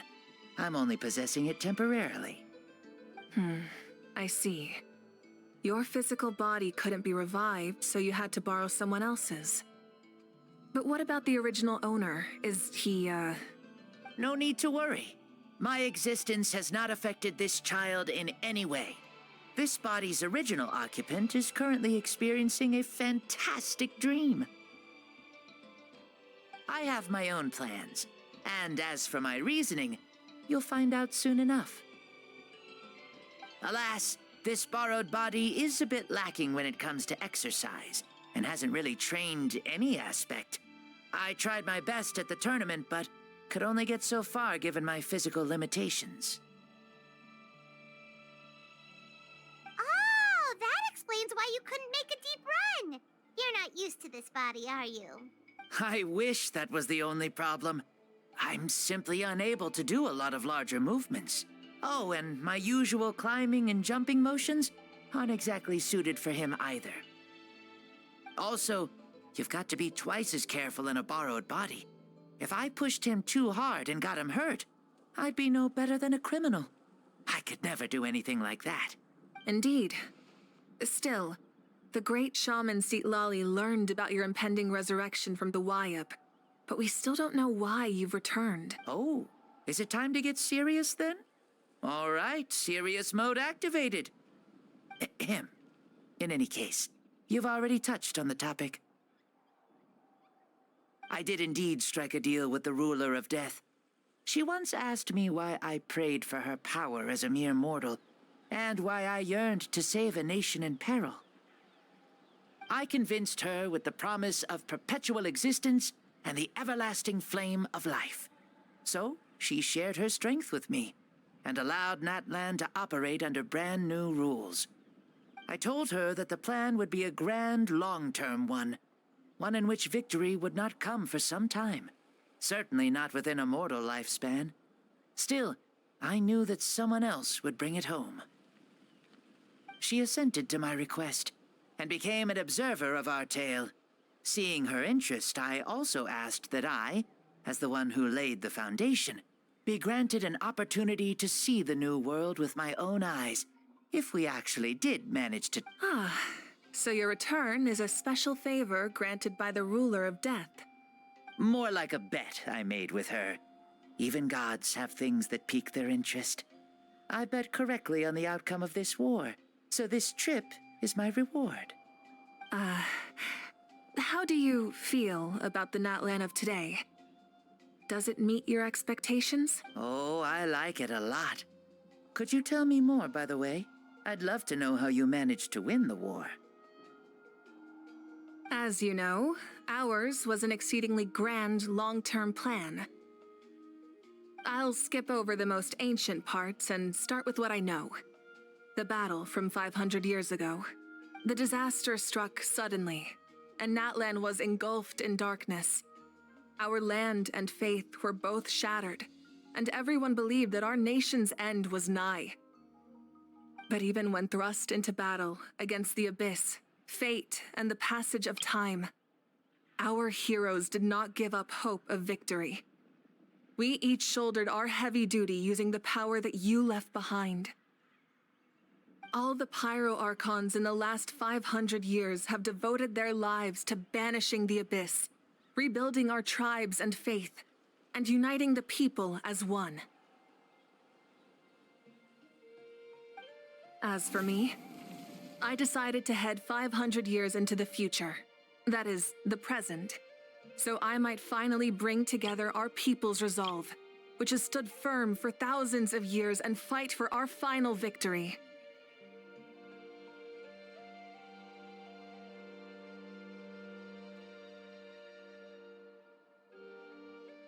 Of course, I had prepared for the worst.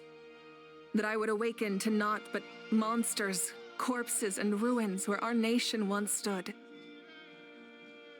Had that happened, there would have only been one thing left for me to do. Fulfill my final duty as a warrior, and then witness the end of the world helplessly. Still, the outcome proved that our faith was not misplaced. This victory and the miracle that it created is the greatest reward for all who gave everything to protect our realm. Yeah, had anything gone wrong, whether in the past or in the now? I have always believed you to be shrewd. Surely, such a quality was needed to bargain with the ruler of death, and win so much for us in the process. Natlan was only able to overcome this crisis with your help. All these millennia later, and the people of Natlan have finally achieved victory over fate. If future generations will call me the one who created the rules and initiated the plan, then you are the one who inherited those rules, the final executor of the plan. Beginnings and endings, creation and change. Mavuika, you truly are a remarkable leader. It is my honor to have met you. Please, you're too modest. Rather, it's our honor to welcome you back to this world. Ah, and that's the perfect segue to something that you should know.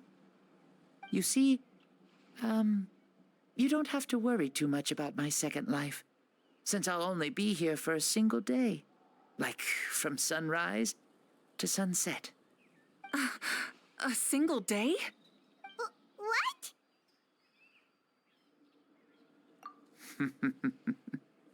That's why I said you won't have to worry too much about the boy this body actually belongs to. I'll be long gone by this time tomorrow. Besides, no one ever said I was actually going to return and stick around for years and years, right? This is just a short little outing back home, so I can see some of my compatriots again. Still, I've got to say, it has not been an easy trip. After being resurrected, I woke up in the home of a normal boy and wanted to take a quick dip to relax, only to have my trouser legs snagged by a fishing line that came out of nowhere. And once I finally made it to shore, I decided to take a stroll and see the sights, only to step into a trap along the way. Beats me who'd put a trap out there, and there wasn't even anybody around to check it. Thankfully, the bottom was pretty soft, so I lay down and took a nap before getting up to continue on my merry way.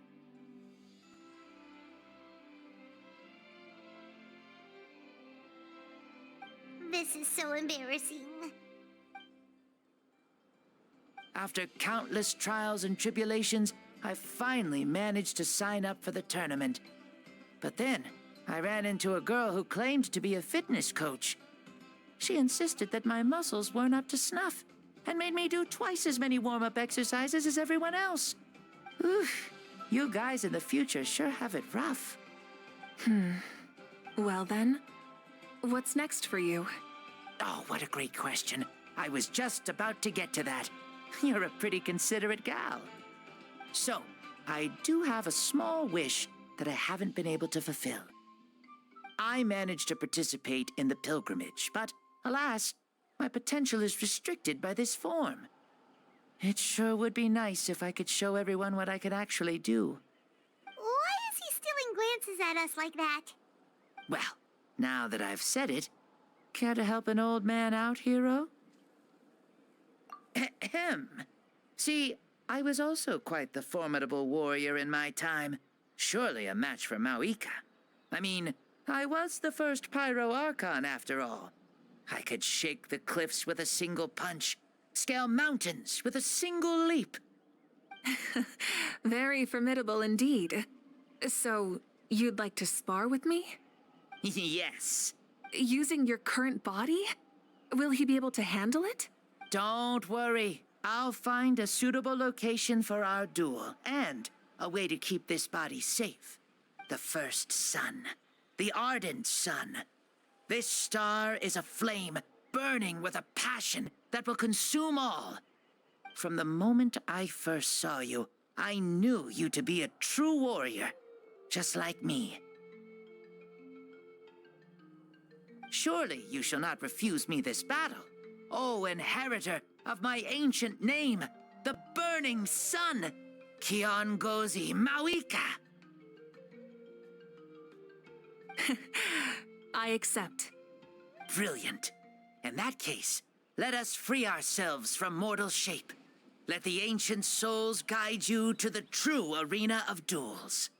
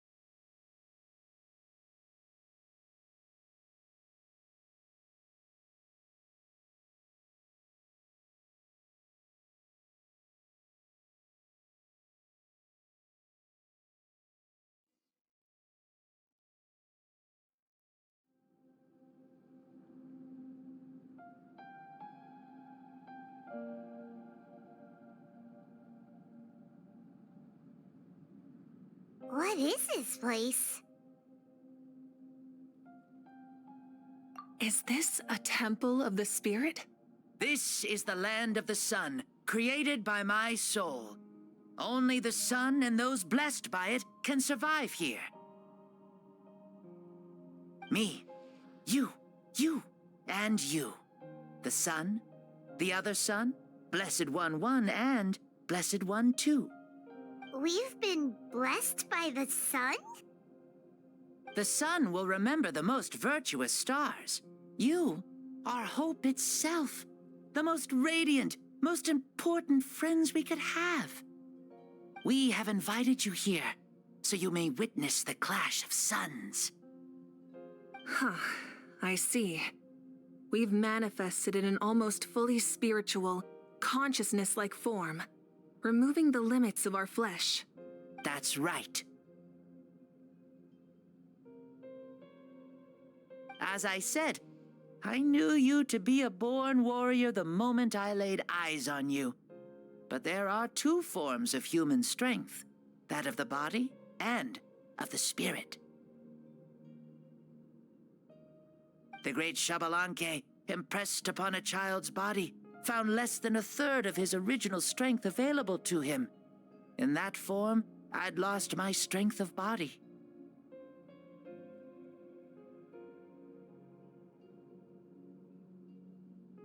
But here, we meet as our true spiritual selves. In this place, even a child may shake heaven and earth due to what makes a true hero? Someone strong of body, or strong of mind, or must one be strong in both to surpass human limits? Which of these are you, Mavuika? Well said, Xbalanque. Let us prove our mastery of both strengths through this battle. To Natlan, to each other, and to the rest of the world. You and I both know we'll never meet a better matched opponent. Indeed, that's exactly what I've always wanted. As a citizen of Natlan, as the Pyro Archon, as an opponent from across the millennia, and a friend whom you never had the chance to meet. Let us have a fair and honorable duel.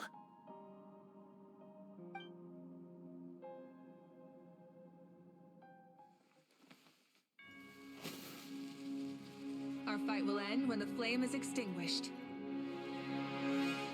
Fine. You ready?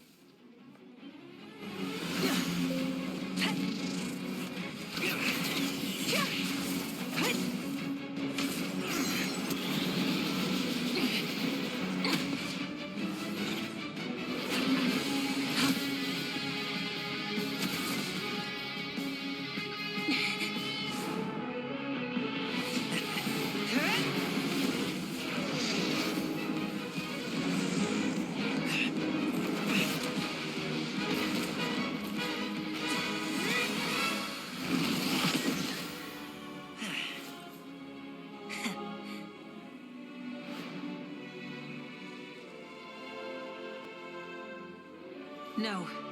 In war, there's no time for that.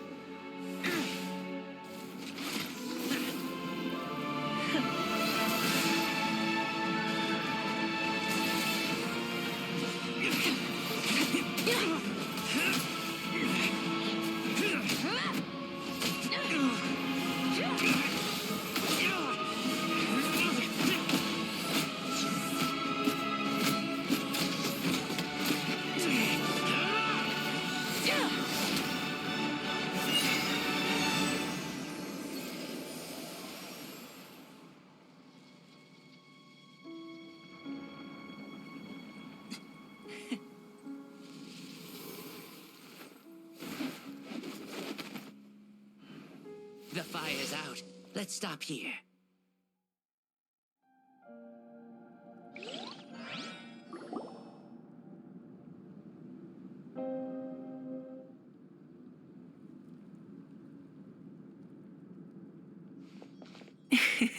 It was a great fight.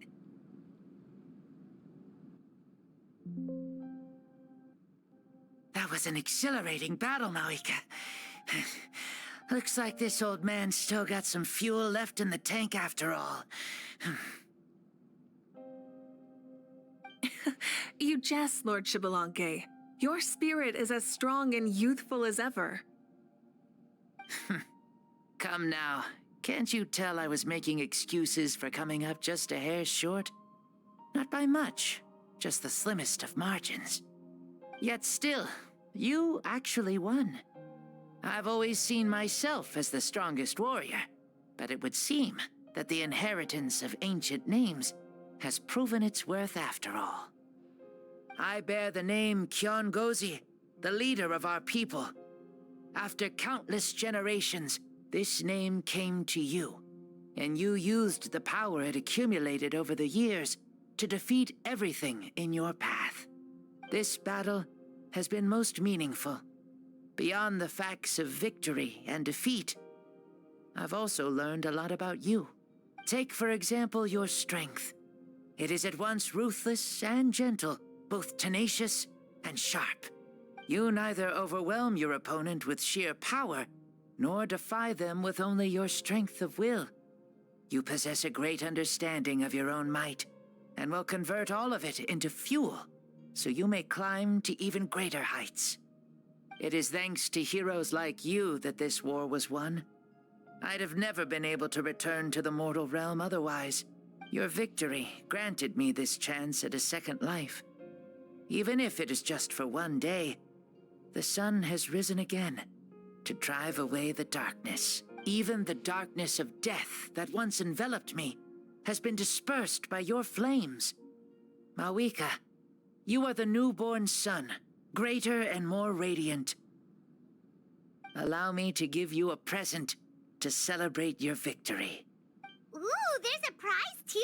Paimon wants to know what it is! Coming from you, it must be super awesome. My journey is complete, and I have no more need for my remaining time. Mavuika, I would like to give you all my remaining life force, which I obtained from the ruler of death.